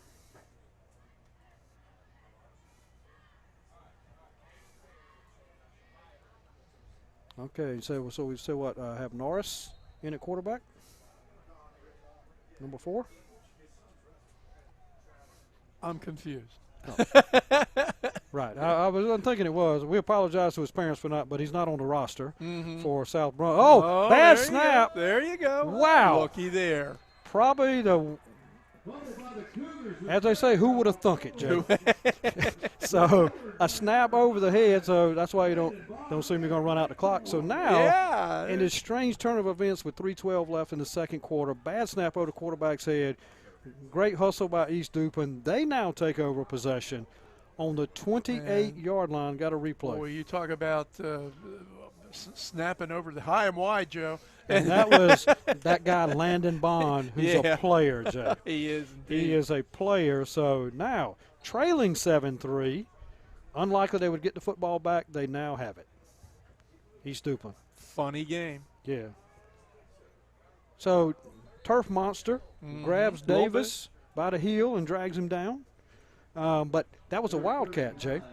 So the quarterback, so they're snapping it directly to him. Not a bad idea. Hurry up offense, picks up 5 on the play, brings up 2nd and 5 from the 23-yard line. Why delay the inevitable? Gonna give it to the big man. Right? This is my guy. This is my guy. So, and he hands the ball off, turns it up, kicks it outside. Got one guy. Oh, great move. Nice move. Can they stop him before? Wow. Yeah, Ballantyne got him, but not so that was Bryson Brown. Yeah, that's a really, really quality run. Quality run to kick it outside. Gets out of bounds. 2:37 remaining. 1st and goal from the 5 for East Duplin Panthers. Well, there I go from running it out to now they could lose the lead. It changes quick. Yeah, yes, sir, it does. South Brunswick trying to get some guys off the field. Handoff, gives the ball to Hall, He's in. And touchdown. That's why I want the guy's helmet to stay on. He's such a good player. Yeah. Love to see him out there. So 2:19 remaining. What seemed improbable just happened. And East Duplin scores a touchdown on a 5-yard touchdown run by Hall. Extra point remaining that could put them up 10-7.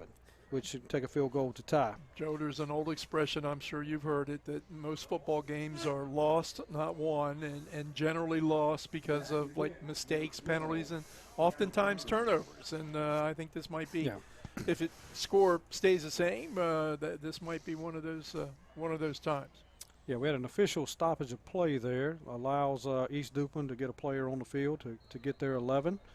So we have number 12, Gavin Jarman, that we've talked about. Ball is down, kick is up, looks to be through, and it is good. So within 1 minute from trailing, the East Duplin Panthers are now up 10-7 over South Brunswick. South Brunswick will take over on their own 30-yard line. 2:19 to go. And I guarantee you, Coach Shaw, rather than being frustrated, say, wow, this presents us with an opportunity to overcome challenges we're going to see this season. Well, for sure, and they certainly played like, they've been there before, so they kind of know what to do. I think this sets up at least a possibility, a little intriguing situation. South Brunswick presumably could tie this game with a field goal, and I'm telling you, their field goal kicker is really good. Okay. All right, so let's see. So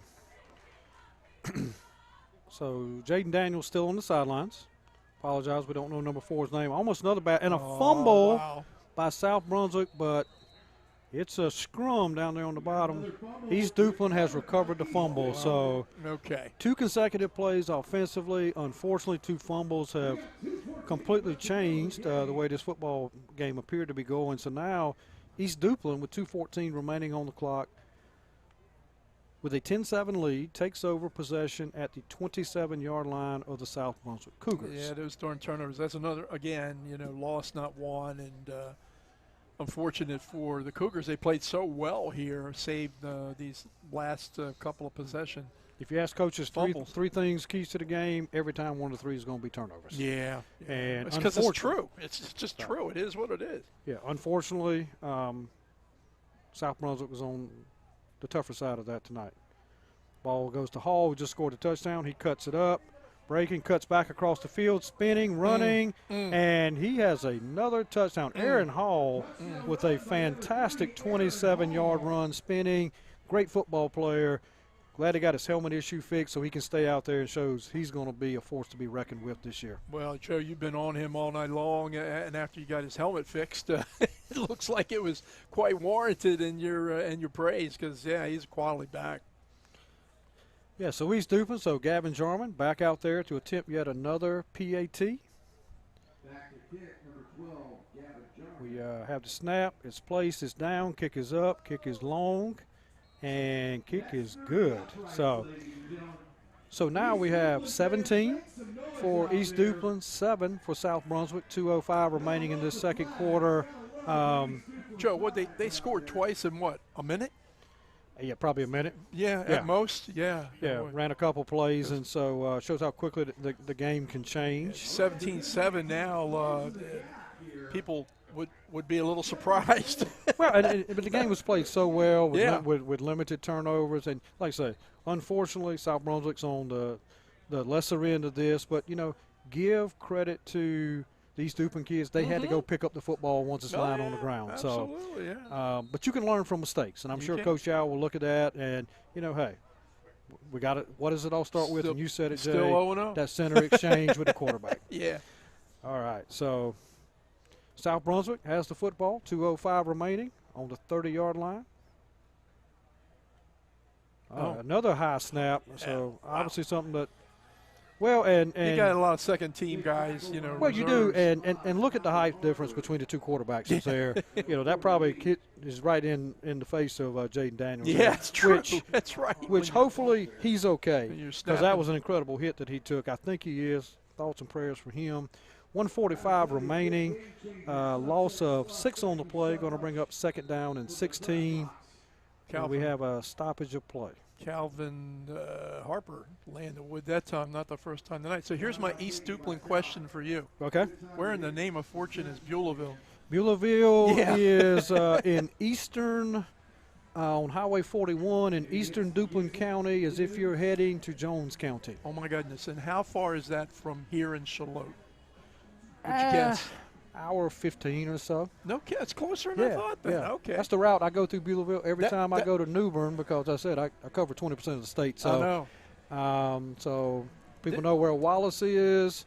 You got Kenansville, Duplin, Faison, all those places. Joe is solely responsible for the economy of the state of North Carolina. And if you think I'm joking, I'm not. Just look him up. Just look him up. I'm telling you, this man he's something special. You're far too kind, sir. Tell my banker that. Okay.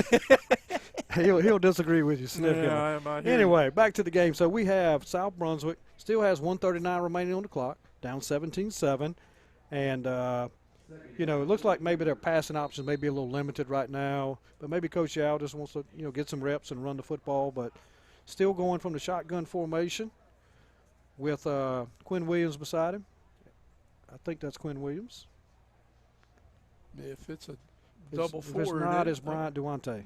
Oh, wow. I tell you, and just right now, East Duplin is just pinning their ears back and saying, you guys are going to run.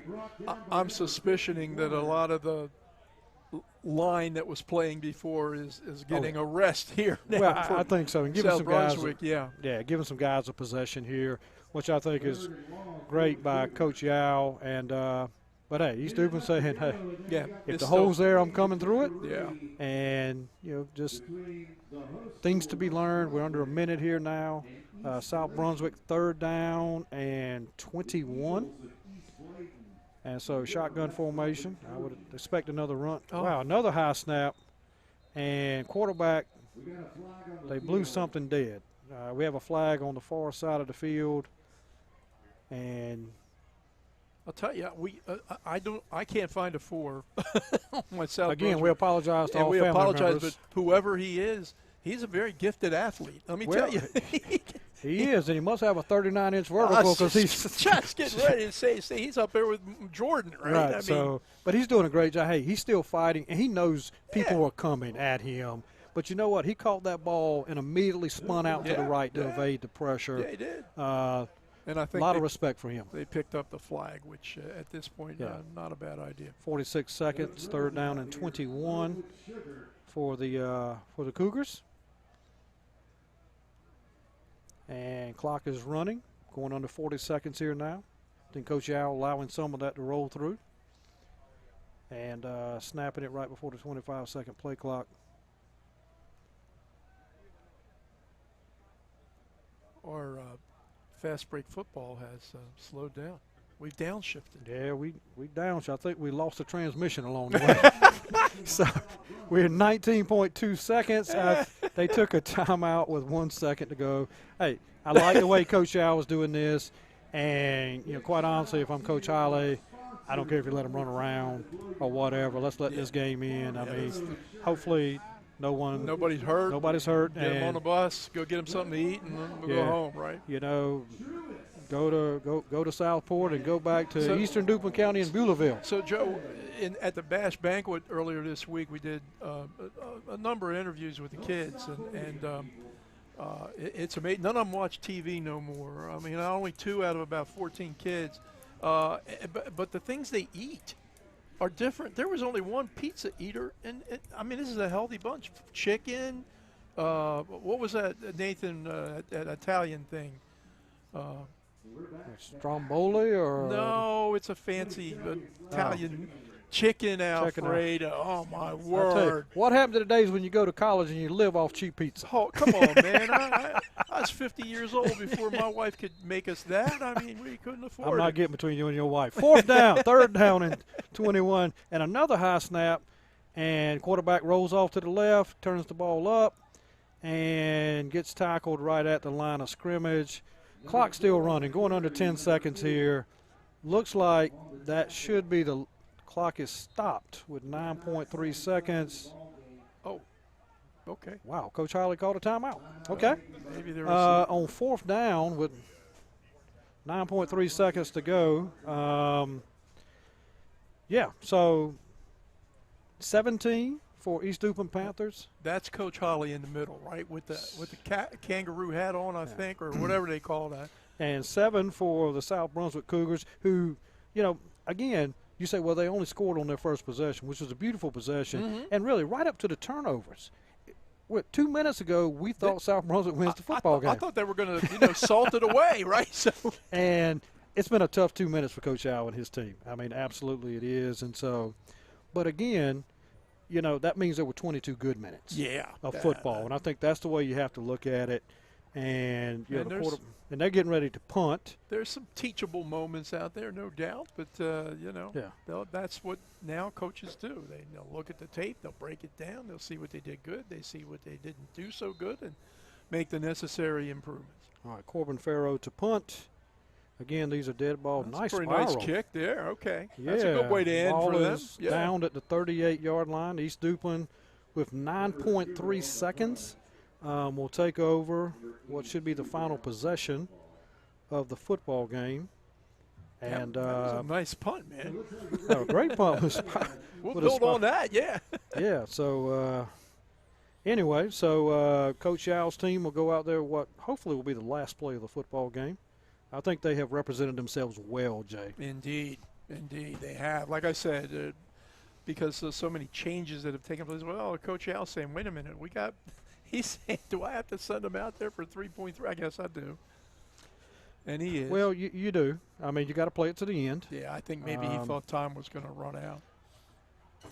Yeah, well, I guess you on the first snap, you can't start the clock until that happens. So hopefully East Duplin just takes a knee here. Victory formation, football game is over, and we get on the buses. So we have number 19. Don't have a 19 on the East Duplin roster. Oh gosh, and now we got a flag. Yeah. Illegal procedure or something. Coach Al may just decline that, and let's just move it. Well, I'm not even sure he had a chance. Well, move the ball back 5 yards. So I mean, I think the officials want to get on the bus too, right? I think they do, and it's like, anyway. Hey, but it's the game of football, so sure. 9.3, don't have the name of the quarterback for East Duplin, unfortunately, who's come into the game. Handoff up the middle. Running back's got a nice tackle, and that is going to end the football game, which was extremely entertaining. Only 1.5 possessions. We joked about that, and then turnovers did that. But, again, congratulations to Coach Battle Holly and his team for coming from behind. And then congratulations to Coach Yow's team for fighting through all of this. And really, hey, he's been with the program 3 months, Jay, and had a baby, made a move. So they're going to be a force to reckon with as they continue to integrate Coach Yow's systems. They're going to be just fine, and this is a good beginning for them. 17-7 East Duplin over South cumulatively. The visitors get a little bit into that lead, 115 for the conference against 74 for the visitors.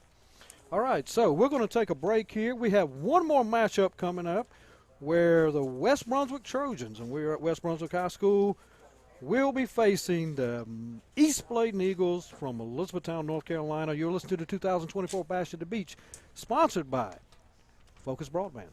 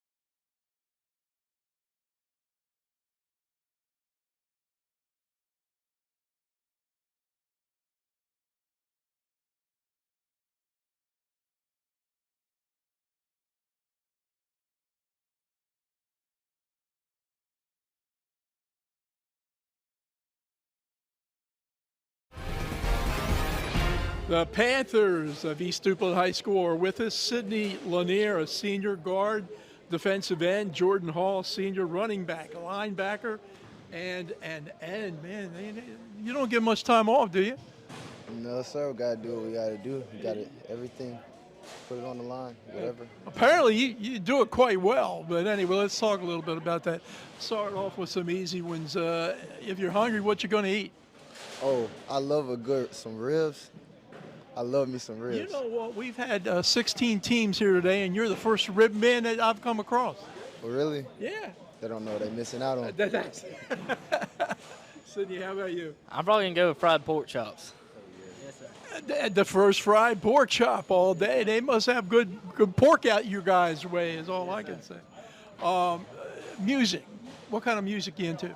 I'm a gospel guy. I stick with my gospel music. Really? Yes, sir. That's awesome. Any particular artist or? I love Charles Jenkins. Charlie Jenkins. The brother's good. He's really good. How about you? I'm more Americana guy. Yes, sir. What's Americana? Well, it's kind of like country, but with better songwriting, I reckon. Yes, sir. Now, I got to ask you the question because a nationwide audience wants to know. Where'd you get that mustache? Well, I've kept growing it out, and I figured I had to do something with it, so we decided to curl it up. But Sydney, how'd you get it all twirled up? Well, you can buy this wax. No. Yes, sir, and you can wax it up. Yes, sir. Are you the 5'8", 160-pound lineman coach was talking about? Yes, sir, I am. Well, yes, sir. You need that mustache. It might come in handy then, but don't give them boys no handles to get on you, okay? Yes, sir. Okay. Yes, sir. How about, do you watch anything on television? I really do not. I don't watch TV. I don't know. Kids don't watch TV no more. Sydney, do you? No, not much. No, sir, not at all. Well, what do you do for fun? Football. Football is the fun. Football. Yes, sir, football, and we like to hunt and fish, too. Hunt fish, too. Okay. Speaking of sports, your favorite sport? I'm probably going to have to go with football. It's fun to watch. It's fun to play. It's all around good. Yes, sir. Pro or college? I'm a college guy. I love college. You got skin in the game with college. Yes, sir. Favorite team? NC State. Yes, sir. Wolfpack. Yes, sir. Definitely football. College is definitely better. I love the college football. And Florida State Seminoles. You're a Seminole guy. Oh, yeah. You can get them ribs down there. I bet you could. Yeah. One more thing. At school, what's your favorite subject? I'm a math guy. I've always been a mathematician. No kidding. There's so many math football players today. I'm really happy, right? Yes, sir. I've also am a math guy, I'd say. Yes, sir. Yep. You got that thing. It's good angles you got on that mustache. I'm telling you. Prospects for the season. Your goals? Just be the best teammate I can be and help lead my team to be the best that we can be. Wow. Yes, sir. Our goals is, to build off last year and, become a better team and lead for the younger guys to continue the tradition. Wow. Great answers, guys. Great look forward for this season, and best of luck. Thank you.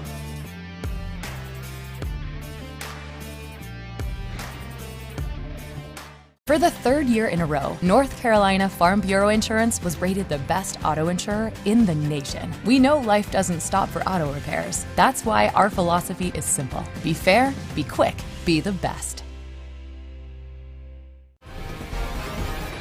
The Trojans of West Brunswick High School are with us now. 3 players: Timothy Collis Miller, a senior wide receiver, outside linebacker. Kicker, Joseph Hamrick. He is also a senior and plays some wide receiver as well. And Caden Coley, linebacker, senior, number 4. And we'll start with you, Caden. Favorite food? Probably steak. It's my favorite food, steak. And how would you prefer that cooked? Medium well. Medium well. And does it just in the backyard or a particular restaurant? My dad's steak, greatest ever. You made it sound good. I like that. I like that too. I'd say my mom makes the greatest Tuscan chicken I've ever had. It's amazing. You know what? You kids are not only good ball players and handsome, but you're smart. You're giving mom and dad a shout out on Focus Broadband National Television. We appreciate that. Hey, Joe, how about you? I'll probably have to go with steak as well. Well, wait a minute. You know, you're leaving out the important part.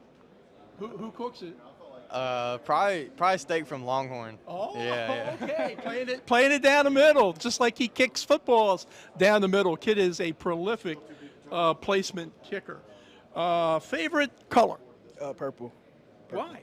I don't know. I just liked it. Just like it? Yeah, I just like it. I bet you dress up in purple. Nah. I mean, I used to have some purple Crocs, but that's about it.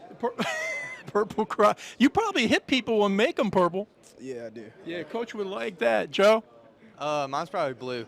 Blue? How Yeah. come? I'm not sure. I just like the color. Yeah. Nothing wrong with that. I'd have to say pink. Yeah, real men wear pink. You got to answer for everything. You're smart at this already, dude. Favorite sport? Football. Football. Joe? Obviously, got to go with football too. Of course, football. Favorite team? Washington Commanders. College? Alabama. Joe, favorite team? For college, probably Notre Dame, and NFL, probably the Jaguars. Caden? NFL, the Panthers, and then for college, probably like Clemson. Is that the purple thing? Yeah, maybe. you would do good in that. Is there a music? Tell me about music. What kind of music you like? Rap. Key Glock, best rapper alive. Key Glock. Who that? Key Glock, best rapper. Was he the one in the Olympics doing the dancing? No. Okay. Joe, how about you? Music? I like country music. Anybody in particular? Probably like Zach Bryan and stuff like that. I like some old music, like Elvis. Elvis is good. Was it the show you watched, Stranger Things? Or was that the show before? Maybe that's what it was. I don't know. Anyway, okay, Elvis it is.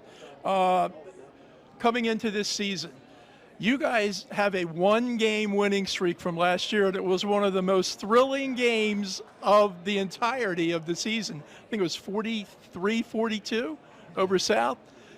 You going to look to that game to carry you through this year? I am. JoJo had a great game that day, and shout out to him for his performance. But yes, sir. Joe, any remembrances? You did have a fine game. Yeah. Hopefully we can just pick up where we left off of that game and keep up the momentum that we had at the end of the season. And speaking of picking off from that game, what are your goals for this year? I think goals for everyone is just, intensity, family, being close together as a family, and just going out there and showing people what we can do. Okay, listen, you guys are you're trending up. How about that? Coming into this season, wish you nothing but success for this year, and thanks for being with us.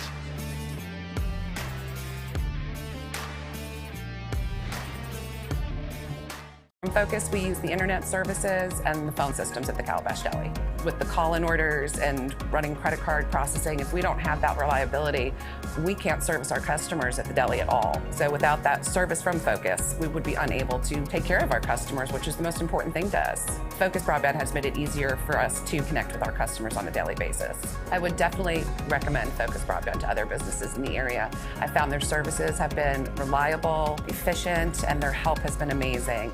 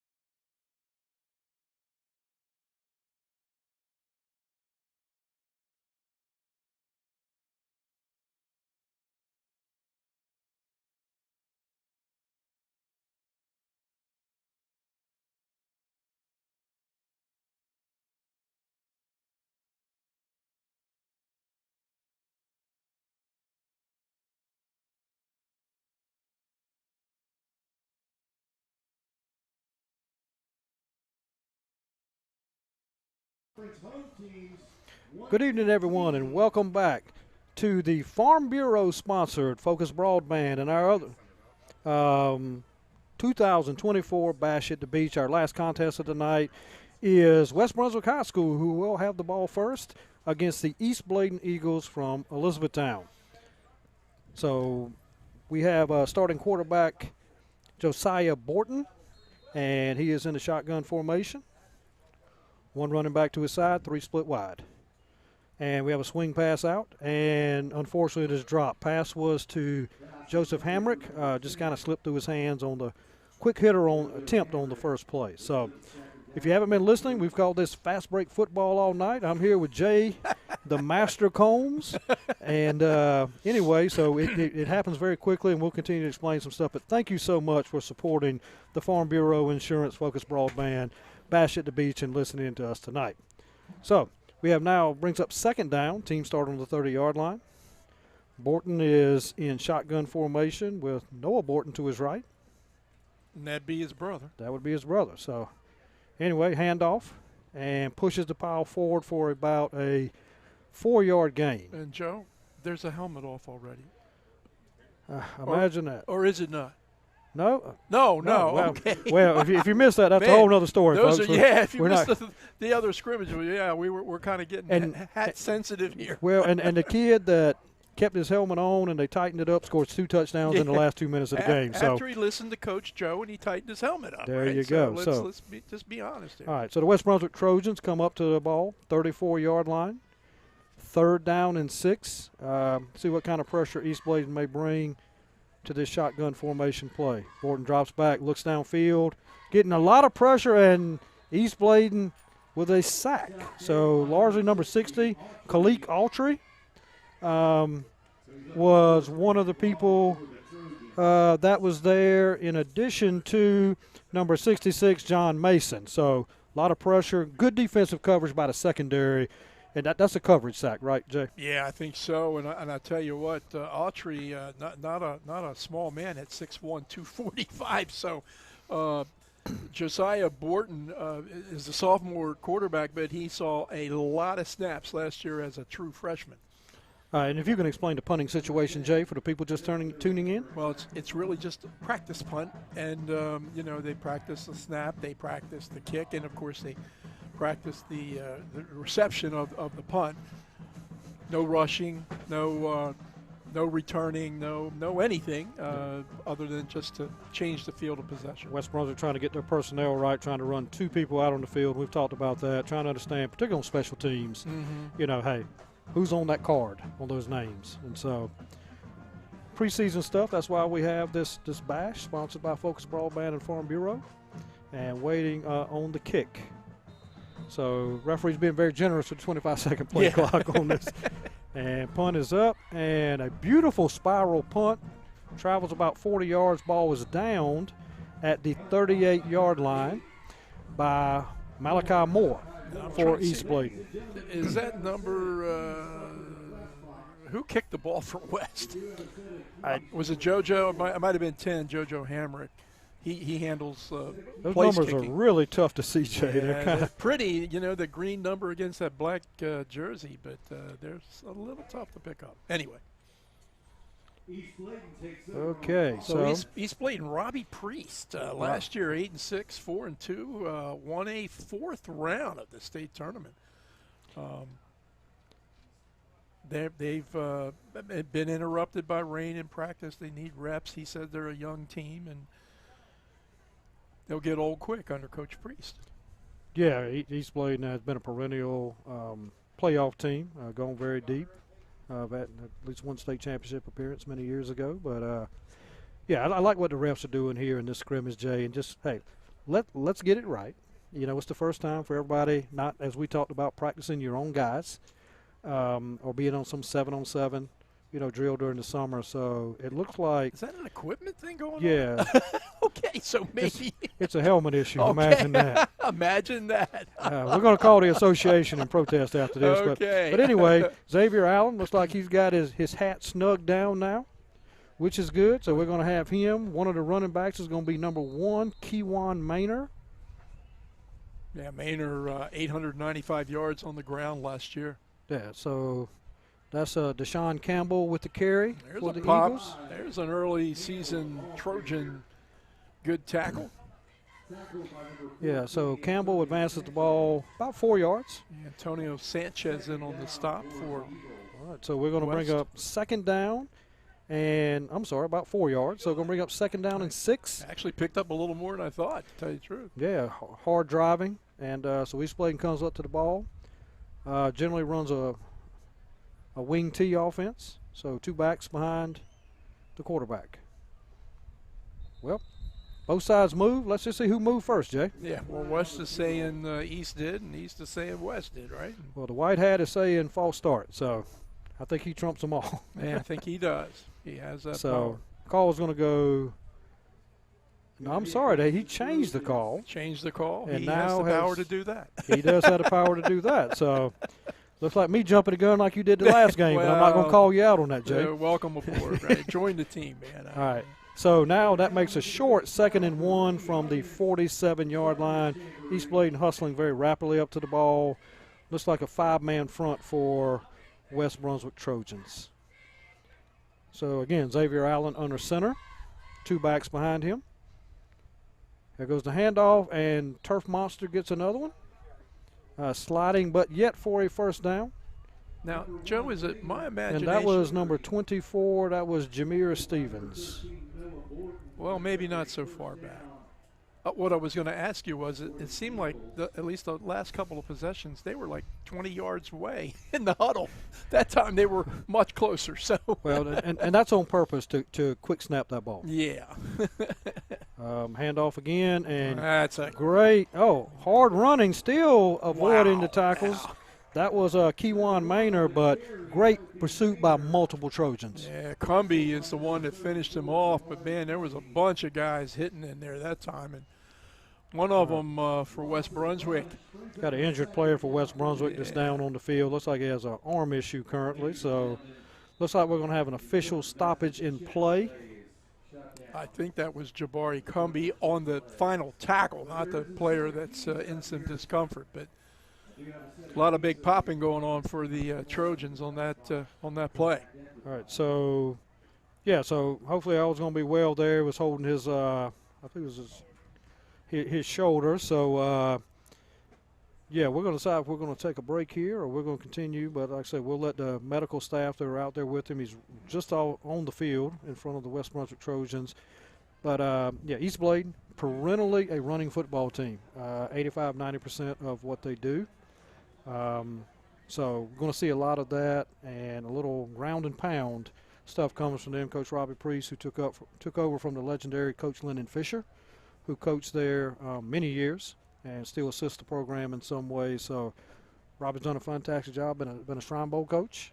And so, anyway, and I only know that because I live right outside of Elizabethtown and covered them for 25 years. So. And then, well, you should. But I will be impartial. Number 30, Nicholas Brown, was the injured player, but he's up and off the field, and that's great news for Nick and for West. Yeah, fantastic. So, hate to see it, but love to see kids pop up. Don't know that you and I can pop up that quickly, Jay, but that's okay. But anyway, so we have, again, Xavier Allen under center, 2 backs.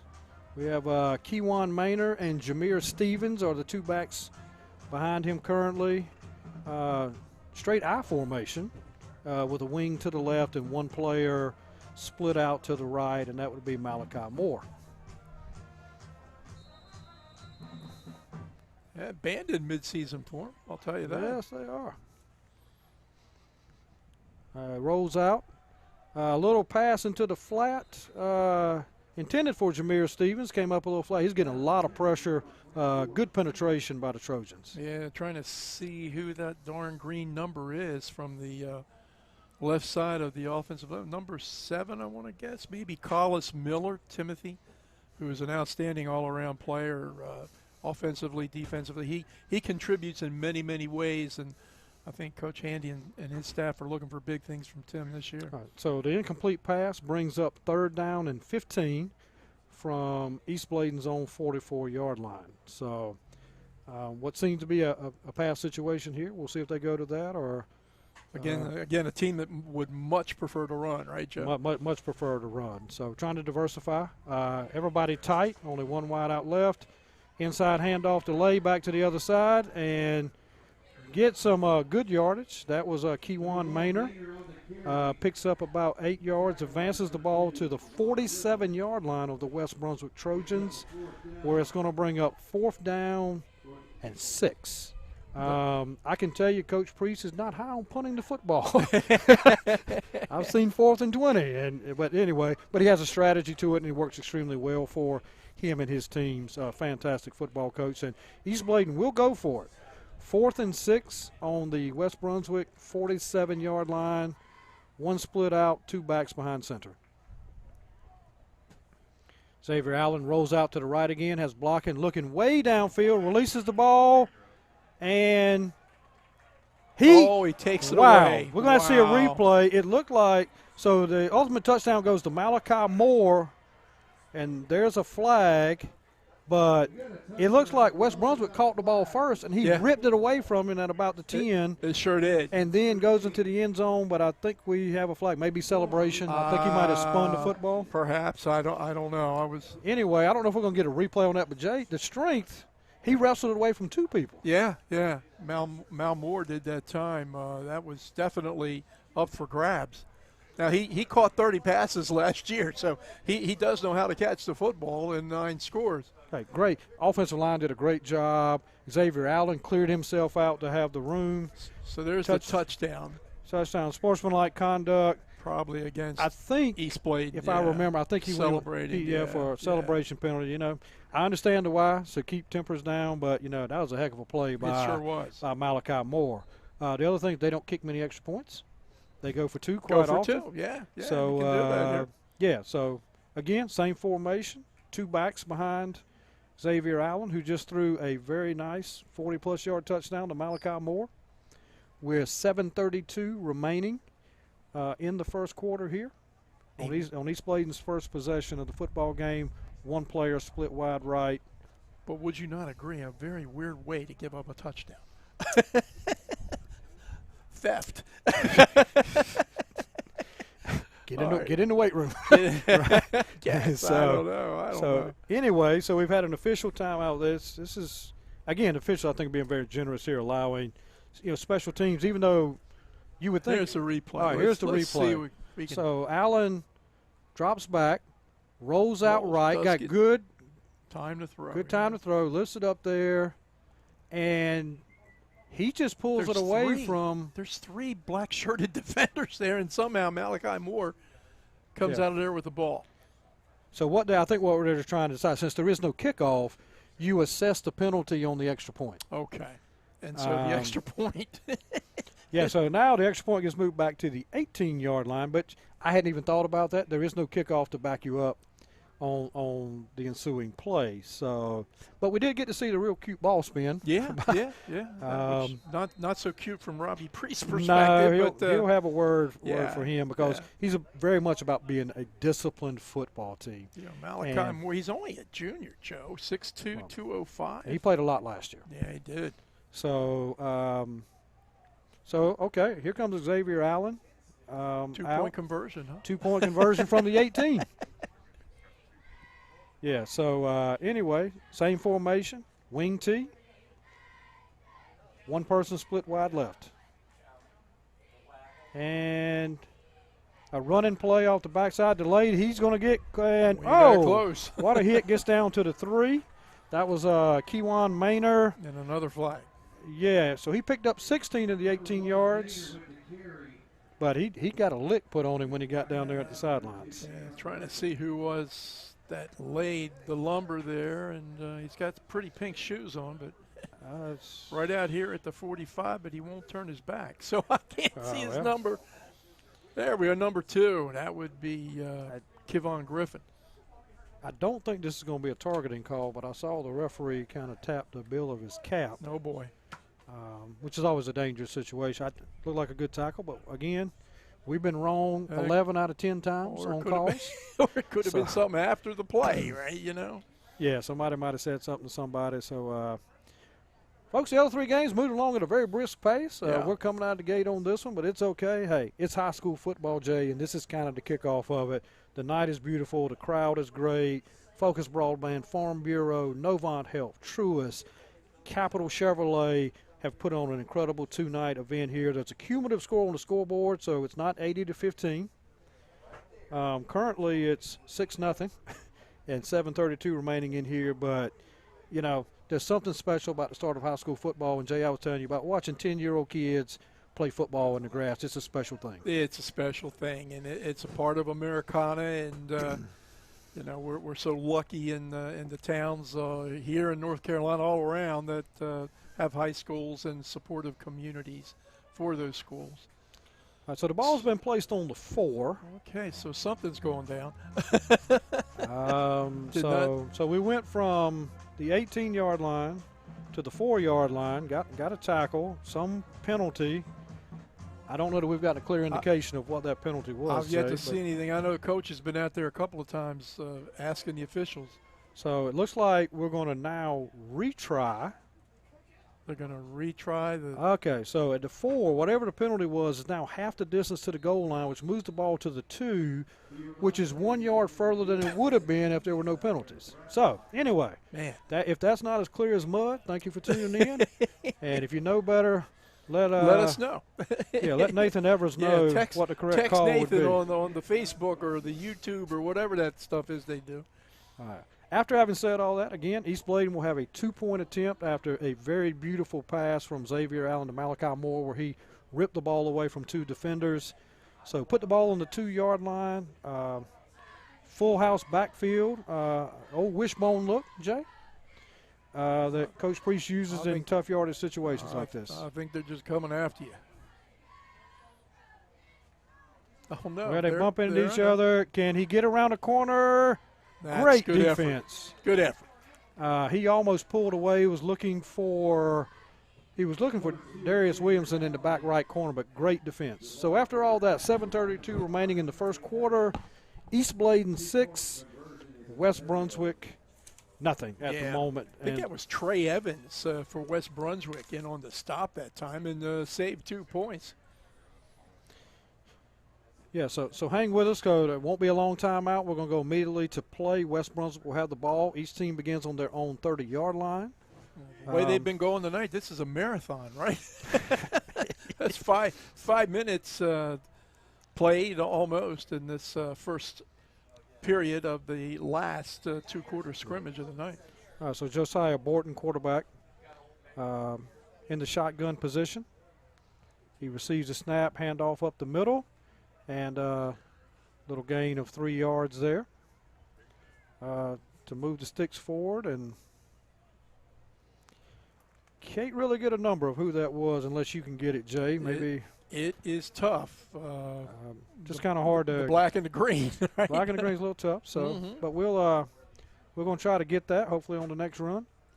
Where that player participates in something. So anyway, ball is moved up to the 34-yard line. It's going to bring up 2nd and 6.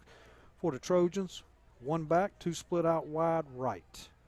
Shotgun position. He gets the snap, and quarterback keeps the ball. Borton does. And, nifty move to go inside, go out, and great pickup. A lot of agility. We have another flag on the play. But great move by Borton to advance the ball. I'm afraid it's probably going to be all for naught. Let's see if again, what the officials are going to call. He pointed against West Brunswick. Hopefully he'll turn this way and let us know.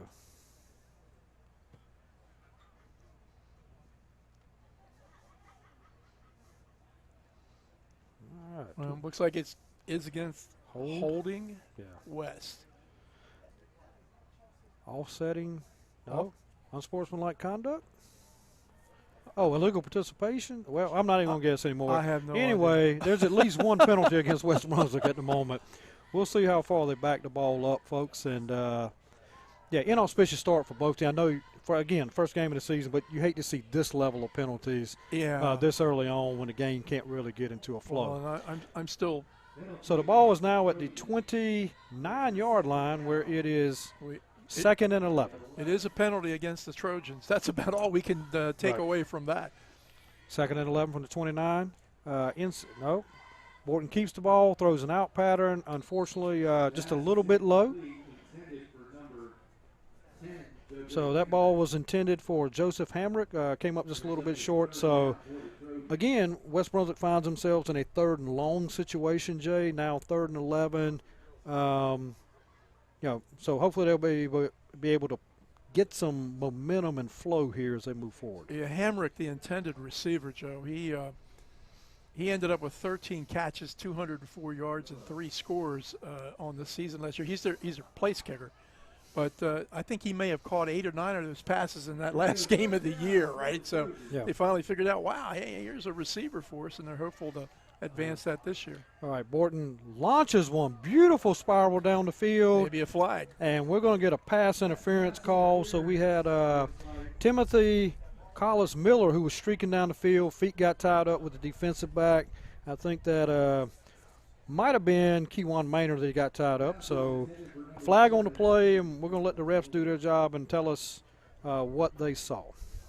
Well, it's going to be against East Bladen. I saw the last part, and it's against East Bladen, and I'm going to guess it was, he tripped him around midfield, Collis Miller. So it's going to be a first down for West Brunswick, which they need a little boost right now. They've kind of been stuck in place.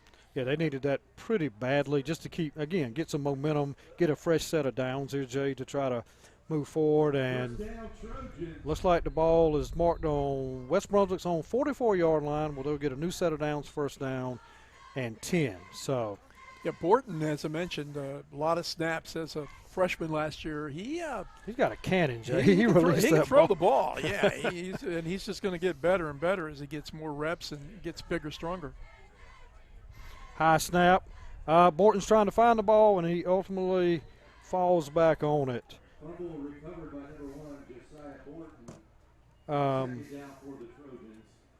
Yeah, so there's a loss of 4 on the high snap on the play, and so that's going to bring up second down and 14 from the 40-yard line. So again, West Brunswick trying to find their rhythm here a little bit, aided by an East Bladen pass defense penalty. So they maintain possession. Just under 6 minutes remaining here in the first quarter of this matchup between the South Brunswick Cougars, the West Brunswick Trojans, and the East Bladen Eagles. Borton has a snap. He's getting pressure from the back, throws a bullet across the middle to Timothy Collins Miller, who has a very nice game. A nice little nice pickup by the Trojans. So hopefully that'll get them going in gear. Ball is advanced to the 39-yard line. Yeah, Collis Miller, another one of those kids who does a lot of different things on the field. 11 catches last year, 88 yards, 14 tackles, 2 for a loss and an interception. So Tim can help you in multiple ways, and that's what West is hoping he'll do this year. All right, Borton inside handoff straight up the middle. Nice pickup on the play of about 5 yards. And that was Stanley on the carry, I think, that time. All right, that must be number 20, Marzell Stanley. Freshman, by the way. All right, so, yeah, so now staying ahead of the chains for the first time in a long time, Jay, of, now bringing up 2nd and 5 from the 34-yard line. 2 wide outs to the left, 1 wide out to the right, 1 back, Stanley in the backfield with Borton. Shotgun snap, he drops back, looks left, slips, but pulls through, but not until. Yeah, so nice pursuit by Kalik Autry. We've called his name a couple times tonight of getting that sack and a loss of about 2 on the play. Yeah, that's that big kid we mentioned earlier, Joe. You're right, 245 pounds. And Josiah trying to get something going there, but hard to do when 250 pounds are laying on top of you. So. Yeah, it is. So I think it's a big third down with 4 minutes remaining in the first quarter here in this football game. East Bladen leading 6-0. I'm thinking it's 4 downs. If I'm West, you know. Very well could be. Yeah. So, yeah, let's just see what they have. 2 wide outs to the left, 1 to the right. Spread formation. Borton gets all kinds of pressure. Yeah, wow. Wow. Ultimately, they had it dialed up that time. Yeah, ultimately Cole Butler comes blasting in there for the sack. But there were 3 guys there, Jay. Yeah. I mean, just unfortunately an offensive breakdown on the line. So there goes the going on the 4th down. I think we will kick it. Cole Butler, a pretty big kid, 6'3", 185 pounds. Yeah. So now the ball is back to the 50, and so it's 4th down and 21. So we're going to have a punt here. Can't be rushed, can't be blocked, and basically it's a fair catch dead ball when the ball is received. So this is Hamrick back to punt. I think he had a pretty good one the last time. So all right, again, West Brunswick trying to get somebody on the field to have their full allotment of people. So now I think we're about ready for the punt here. Ball is back. Hamrick, another nice kick that's going to ultimately be fielded at about the 17-yard line. So East Bladen will take over. 2:34 remaining in the first quarter, leading 6-0 against the West Brunswick Trojans. Great punt by Hamrick. Joe, I was thinking that's Malachi Moore that caught that ball. Now, do you know how bad he wanted to run with it? Oh, and as the season gets underway for East Bladen, they don't have a game next week. They're open, but it's kind of odd to start a season with an open date. But week 2 they played North Brunswick at home, and then West Bladen and Ashley. So. All right, so we have Xavier Allen under center, full house wishbone backfield. Handoff to Kewan Maynor, and they hadn't gotten him down yet. He's tough. But a host of Trojans got there to him, so looks like a pickup of about, let's call it 2 on the play, Jay. And, but it's great when you know a team's predominantly going to run. You go in there, and then it's just, hey, who's strongest in the trenches? And we talked the last game about if you're going to win, you got to begin to do it there. Joe, I think it, regardless of the level, trench play is where it all kind of starts, and then blocking and tackling. I mean, come on. That's why I stayed outside. Me too. All right. So that was Deshaun Campbell. Stop for no gain on the play. So, yeah, I think both teams rising to the level defensively now, getting pressure, getting push on those defensive lines. So probably getting their sea legs under them a little bit, too. I mean, not a very good analogy, but you know what I mean. They're kind of getting more comfortable. Yeah, and if they refrain from the penalties, then you can get the flow and sort of see what happens. So good point. Xavier Allen coming back with the play from Coach Robbie Priest. 3rd down and 8 from the 21-yard line for the East Bladen Eagles. Still full house backfield. Behind Allen, awaiting the snap. Ball on the left hash. All right, so. All that time. So we'll. And they picked up 5. Yeah, so appears that's going to be an offsides encroachment penalty against the Trojans, which will push the ball out to the 26.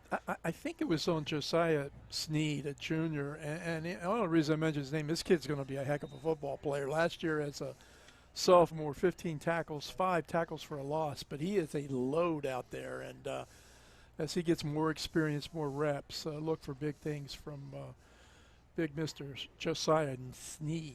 All right, so now we're down to a 3rd and 3 situation from the 26-yard line. Again, full house backfield. Hand off to Maynor. Picking his way through, gets across the 30, pulling, driving. Gets all the way to the 36-yard line. So nice hard run and pick up. So even if you full house backfield and you know they're going to run, sometimes it's still hard, to stop a running team like that when they're coming at you. Yeah, I think it was Noah Borton in on the stop that time. Not totally sure, but I believe. But he had to kind of bulldog him to the ground. Not an easy thing to do. All right, so now fresh set of downs. 36. The ball goes to Deshaun Campbell, picking his way a little bit, so gets about 7. Looks like he got about 8 yards. You know, when that thing works, and they can make it work, it's like a big wave. Yeah. So Coach Priest, apparently Coach Priest calls a timeout with 6.4 seconds remaining. I mean, this is about understanding game situation that you may need, treating it like an end-of-half into-game situation, which if I had assumed that's what he's doing. But anyway, Jay, we do, again, want to thank Farm Bureau, Focus Broadband, Novant Health, Truist, Capital Chevrolet for being able to put on this incredible event. Lots of people involved. Maybe later on, maybe we can talk about the steering committee very quickly that helped to pull this thing together. Yeah, the Bassett the Beach Football Jamboree Committee members and instrumental in making this happen. And the West Brunswick Athletic Booster Club, Jimmy Fletcher, who's the AD here, Leslie Reeves, Michael Lewis, Alan Bryant, Don Evans, Scott Evans, Kim Fluharty, David Hewitt, Chris Roner, and TJ Spivey, and all of them together make this happen. Now, TJ says, no, it's Coach Fletcher, it's Coach Jimmy. He does everything, and I know he does a whole lot, but I know TJ and company do as well. So thank you for them, or to them, and on behalf of the greater community to keep this yearly event going. It means a lot to a lot of people, and it's really helpful, I think, to each and every one of these teams. Right. Great turnout by community supporting this, and all the fans that have come here. It's been a great crowd over a 2-day event. Anyway, 16 teams participating. So, 2nd and 2, handoff to Campbell, goes around right in, finds a seam, pulling through the middle. I tell you, East Bladen is they're coming right at him, Jay. And hey, I'm going to line up, and I think I'm stronger than you at this particular moment. Big gash play right there. Whatever Robbie told them was what they needed to hear, because big first down pickup on that play. Yeah, so that ends the first quarter, 6-0. So we're going to take a quick break, and you are listening to the 2024 Bash at the Beach Football Jamboree. Thank you, Farm Bureau and Focus Broadband.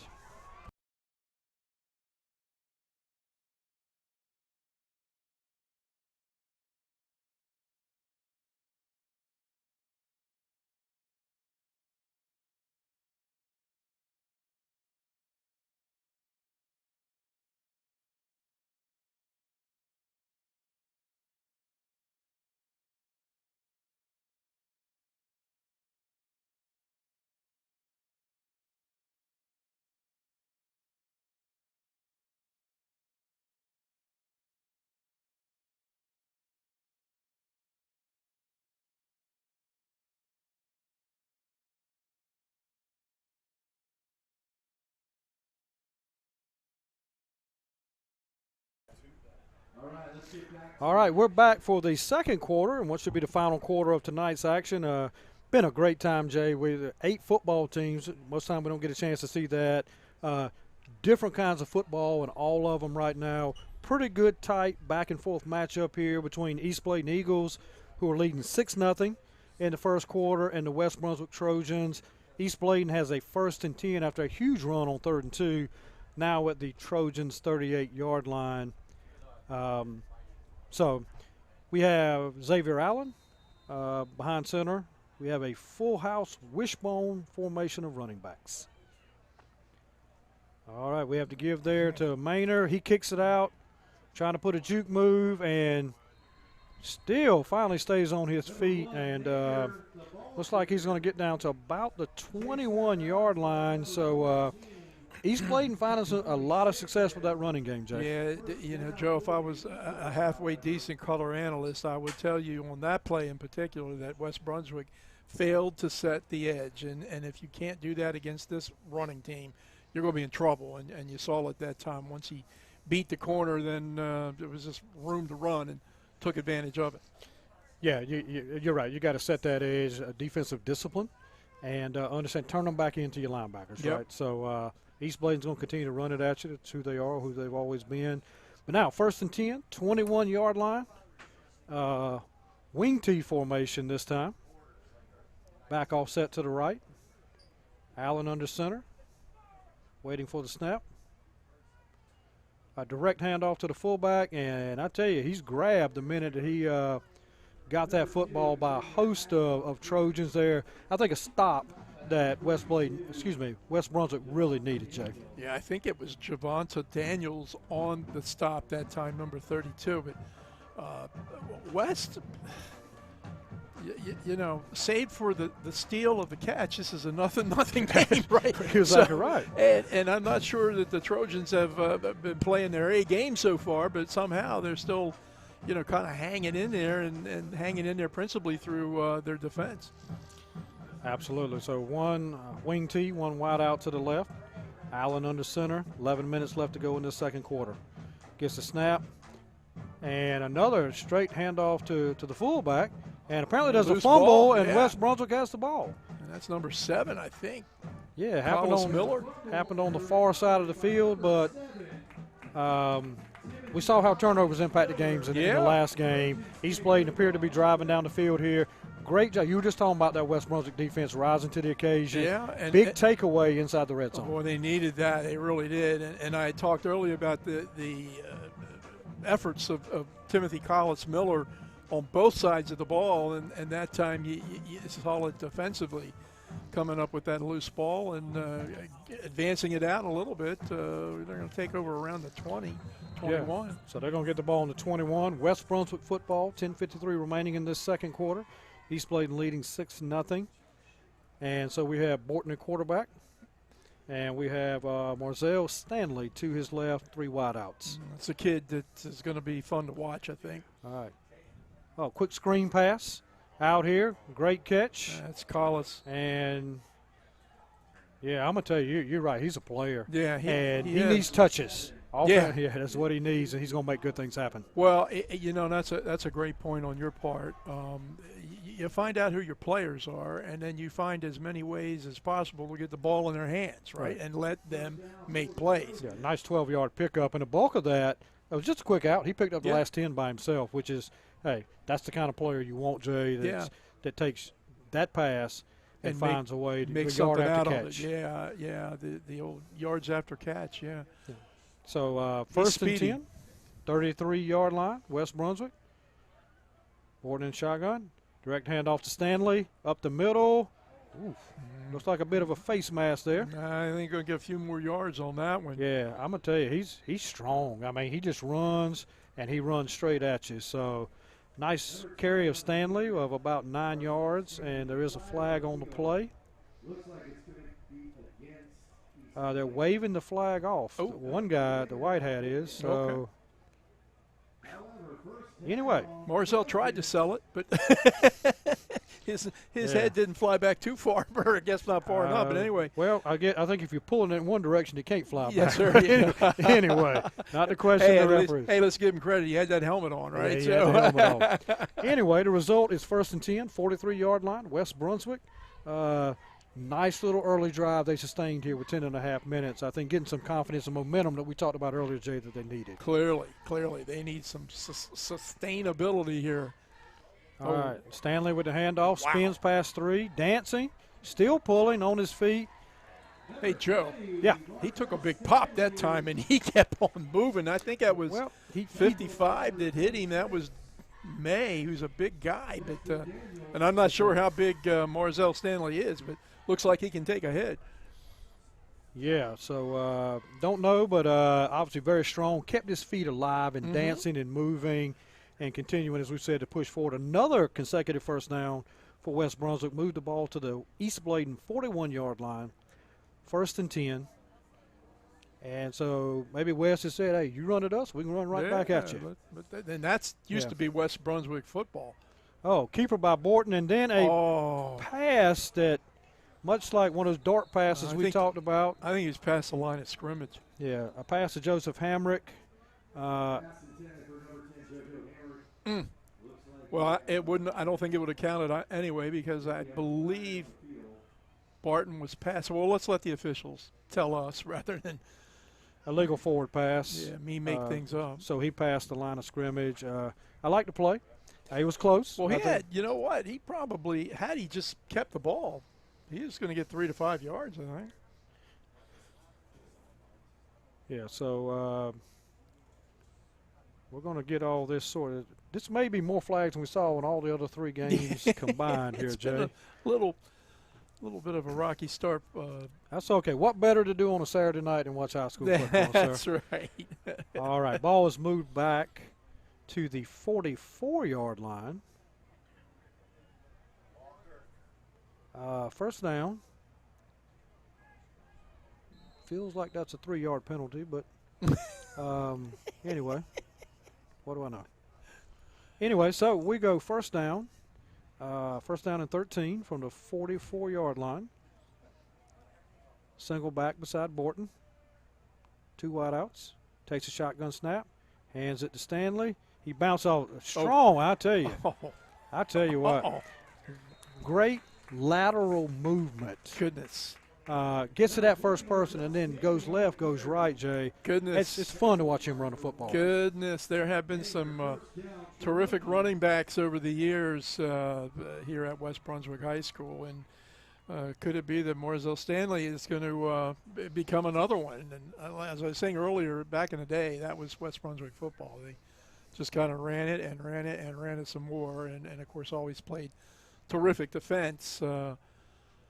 Yeah, so but they're off to a good start here tonight, at least pounding it. Yeah, once they got going, which I'm glad they did, just over 9 minutes remaining, 6-0 East Bladen. West Brunswick driving. Hand off to Stanley again. Gets corralled a little bit earlier, but I think still picks up 2 yards on the play, so staying ahead of the sticks just a little bit. Looks like he's going to be the workhorse, at least by what we see tonight. On this drive for sure, and what you like about that is he actually got a hit in the backfield, but somehow still managed to carve out, a couple 2.5 yards out of that. So, yeah. So, and I like the lime green shoes. They're pretty, and that joker with the yellow ones is nice too. So. Not bad. Anyway, shotgun snap to Borton. He keeps it. I'm not sure he and Stanley were on the same page, and I think he makes it back almost to the line of scrimmage. I think just a little bit of early season miscommunication. Yeah, there, perhaps, and Borton doing a good job that time of not giving up the football. So could have been a lot worse. You live with the short gain, but you can if you turn it over. All right, so we had an official timeout there. One of the players a little slow getting up. I think they're letting him get off the field. Number 80, Bradley Townsend. Good news is he's getting off the field. So absolutely. So that's great. So West Brunswick continues to maintain this football, getting ready to go under 8 minutes in this game, which consists of 2 halves. So we're in, 2 quarters. We're in the second quarter. East Bladen leading 6-0. West Brunswick driving inside the 30. Borton awaits the shotgun snap. High snap, but he picks it up off the rebound bounce, couple juke moves, and gets to picks up almost 6 yards and the ball bounced. That's making chicken soup out of chicken feathers, but there is a flag down, I think. Nathan, well, maybe not. Maybe no flag. So 4th down. So obviously huge. 7:39 remaining in this game. East Bladen leading 6-0. Ball was on the 20. They need to get to the 17-yard line. Huge 4th down play to I'm not going to say stay in the game because a lot of times I've already blown that tonight. So, but I think this goes a long way of understanding during the season if you need 3 yards, can you get 3 yards? Can you get 3 yards? Yeah. So Borton back there with Stanley. Hand off to Stanley, and he pulls away from tacklers. East Bladen had him out the first down, but he gets past there, and he picks up another set of yards, so he's gotten the ball down to the 13-yard line. We have another official timeout. Couple of players. Eagles slow getting up, and you know what? If you run into Stanley, that might be the result. Yeah, and again, I hate to belabor the point, but he's always moving forward and getting those extra yards, Jay, and that's the sign of a really good back. Yeah, he runs at least on that play. He was a little bit upright. Usually they lean a bit, but and he takes the shot. No question about that. So West Brunswick had a chance to huddle up with Shane Handy and his staff. Got the ball at the 14-yard line. 1st and 10, 7:15 remaining. Very good long sustained drive for being deep in their own part of the field. So again, Borton in shotgun formation. Keeps the ball. Did not give it to Stanley. Tried to get away, but there. Probably wishes he had. Malachi Moore was right there for him. Not sure if that was design or an RPO, but yeah, anyway, but the officials blow the ball dead, so we don't have anything rough happened after that. But loss on the play. And that hurts. Yeah, so now you move the ball from the 14 back to the 21-yard line. Big difference here. Second and big difference, yeah. 7 and big difference. So 6:30 remaining in the balance of this quarter in football game. East Bladen leading 6-0. So somebody trying to run on the field for East Bladen. Now they can't. So single back shotgun position. Gets the snap. Borden drops back. He looks deep, fires a bullet. Caught. I believe it's Caden Coley. Yeah, that pass was by number 9. Eden Romero. Eden Romero. 4s look like 9s to me at my age. Romero, just a sophomore. I'm going to tell you, that was a bullet, well-run play across the middle, hit him right between the numbers, which now gets it back 3rd and 4. You're clearly in 4-down situation now, yeah, right? Third and 4 from the 8-yard line. 5:36 remaining here in the quarter. So well-designed play to completely change the dynamics of the plays and the number of downs you have. And for, when Borton has been under some duress that time, had some time to throw, and you see what he can do. All right, we have another stoppage of play. I think the refs are in mid-season form. Again, so East Bladen is clapping. False start. Wow. Holy cow, I didn't think they got up to the line. So how could they? Well, anyway, so, it's a little bit of, West Bladen, West Brunswick has been able to overcome these. And back to your point, if Moore doesn't rip a ball away from 3 people, this is a 0-0 football game. Yeah. But shows the resiliency of West Brunswick to be able to overcome shooting themselves in the foot a couple of times. Rough start, but, the kids have hung in there really well. All right. 3rd and 9 from the 13. Borden drops back, and he takes off, and he's still looking, makes a nice move, and he's still going, running, takes a good pop. He got belted. From Kewan Maynor. All right, so now the ball is back at the 8-yard line. We have a stoppage of play again. Yes, we do. So 4th down from the 8-yard line, 4th and 4. Have they marked it yet? Near side referee is standing on the 8.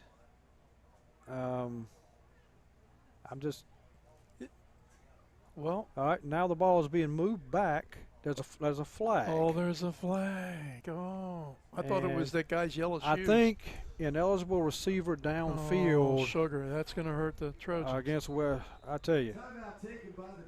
Anyway. Anyway, so West Brunswick, back and forth. Okay, so we're going to take a quick break. You've been listening to the 2024 Bash at the Beach Football Jamboree, sponsored by Farm Bureau, Focus Broadband, Novon Health, Truist, and Capital Chevrolet. We'll be back.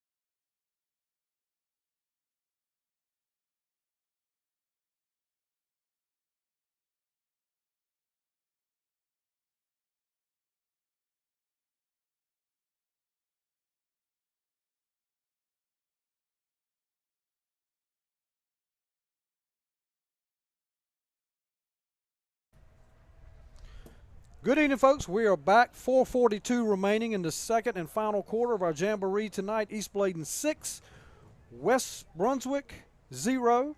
Third down and 10. They throw a pass, a wheel route, and is it intercepted? I believe so. That's number 2. Wow. Running a go route, and the cornerback, and I'm not exactly sure who it was. Xavier Allen, I think. Yeah, Xavier Allen, the quarterback for East Bladen, jumps up, makes a leaping grab on. If it gets over his head, it's a touchdown. Yeah.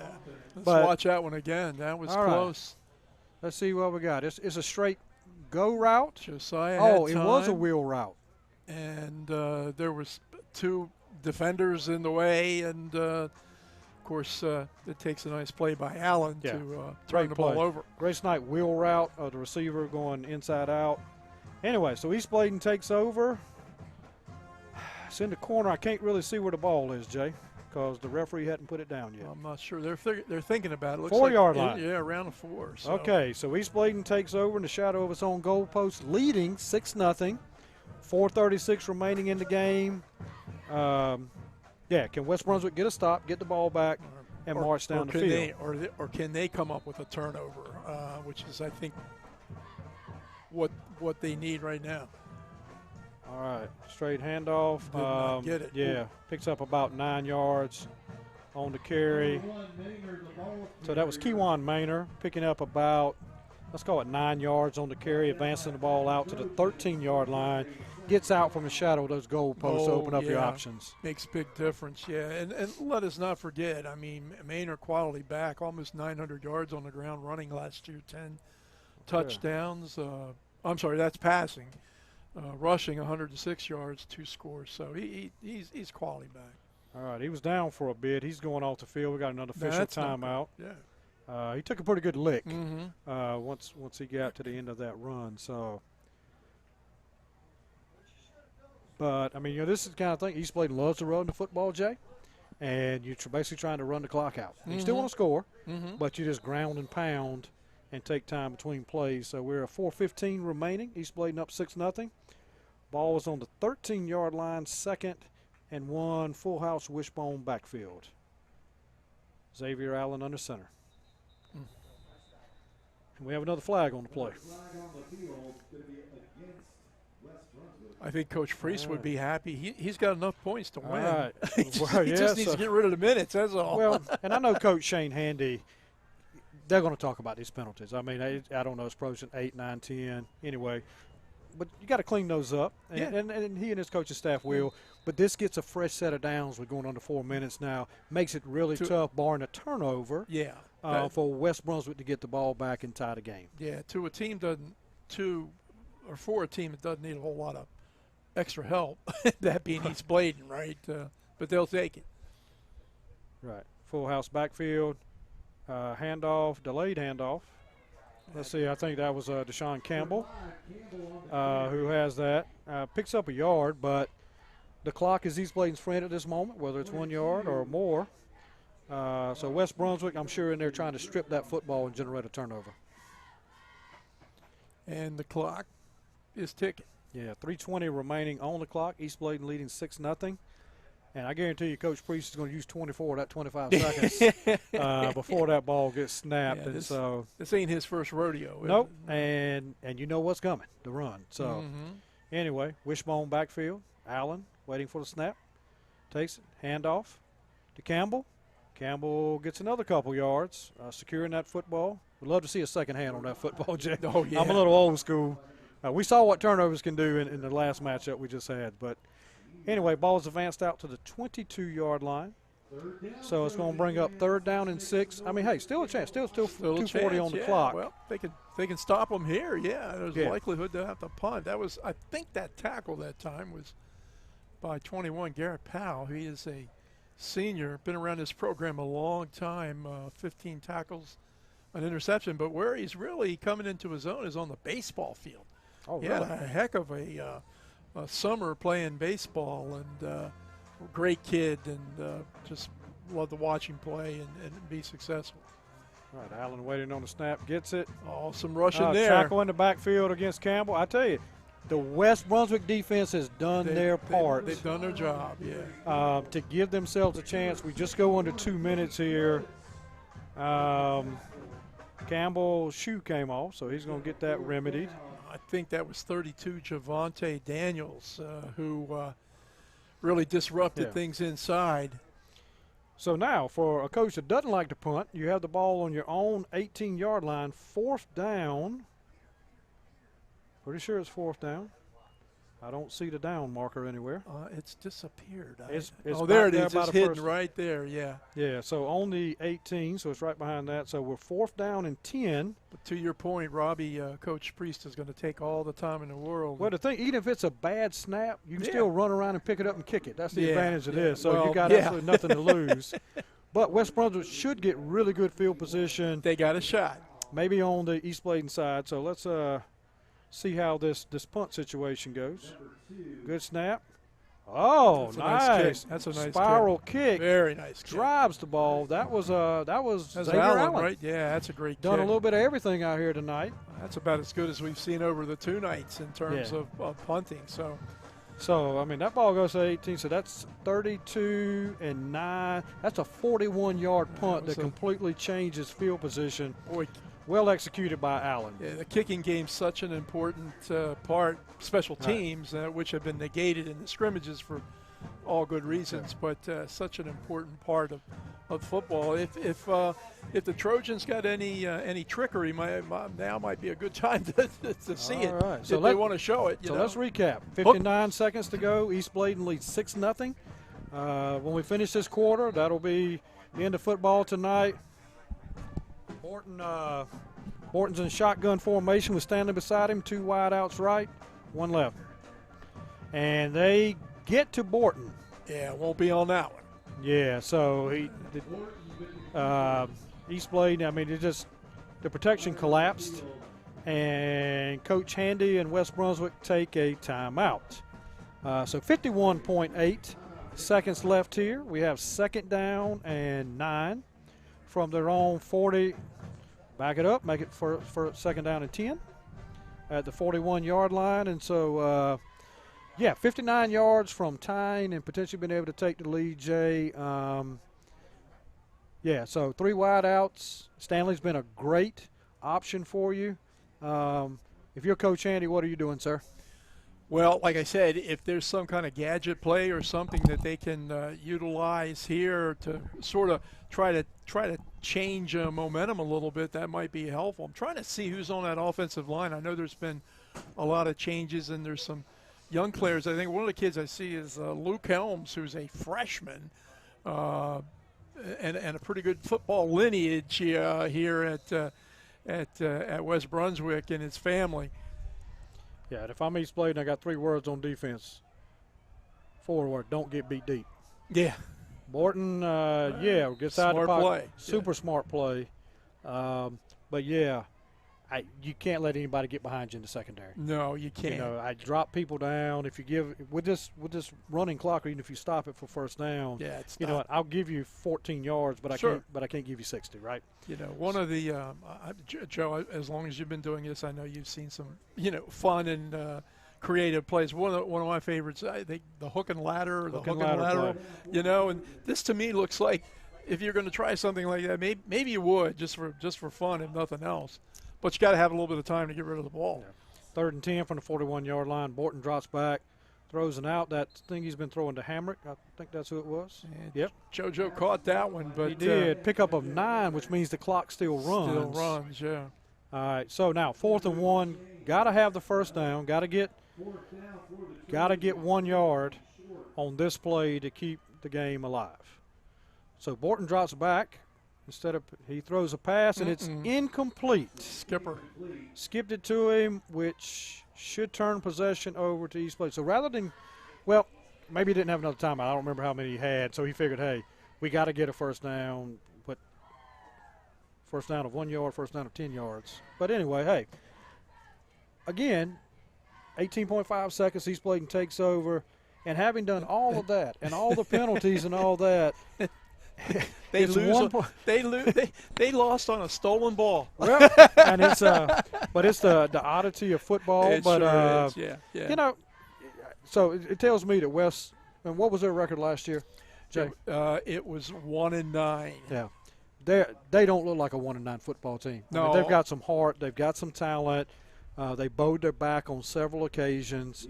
I think penalties just really kept them from a flow, from a rhythm, and being able to advance the ball like they wanted. You make all really good points, Joe. And I believe the sense was defensively this year they were going to be a little ahead of things as opposed to last year. Offensively, you're going to have to catch up. But Marzell Stanley, the freshman running back, certainly looks like he could play at this varsity level. And hopefully he'll be able to help West Brunswick as this season plays out. All right, and that is the game, folks. We've hit 00 on the clock. Jay, do you want to recap the aggregate scores amongst the conferences? Well, you can see from tonight's game, Laney, who scored the most points over the Friday and Saturday night, 42-21 on Whiteville. Wallace-Rose Hill with a tough 14-7 win. East Duplin, that game a little closer than what you might think because of turnovers, 17-7. And in this one, East Bladen gets a 6-0 win over the host team, West Brunswick. In the aggregate total, the conference is going to walk away with the right jerseys at a score of 101-80. I'll tell you, we do want to thank everybody that has tuned in. It's been 2 nights. Hopefully you've enjoyed listening to this presentation put on by Farm Bureau. Great job of streaming by Focus Broadband. Also want to thank the many other sponsors. We want to thank Novon Health, Truist Bank, and Capital Chevrolet. All right, so, well, we've had a good 2 nights. We thank everybody for tuning in. Hope you've enjoyed the game. Thank you, everybody, for making 2024 Focus Broadband Bash at the Beach a success. Safe travels, and God bless.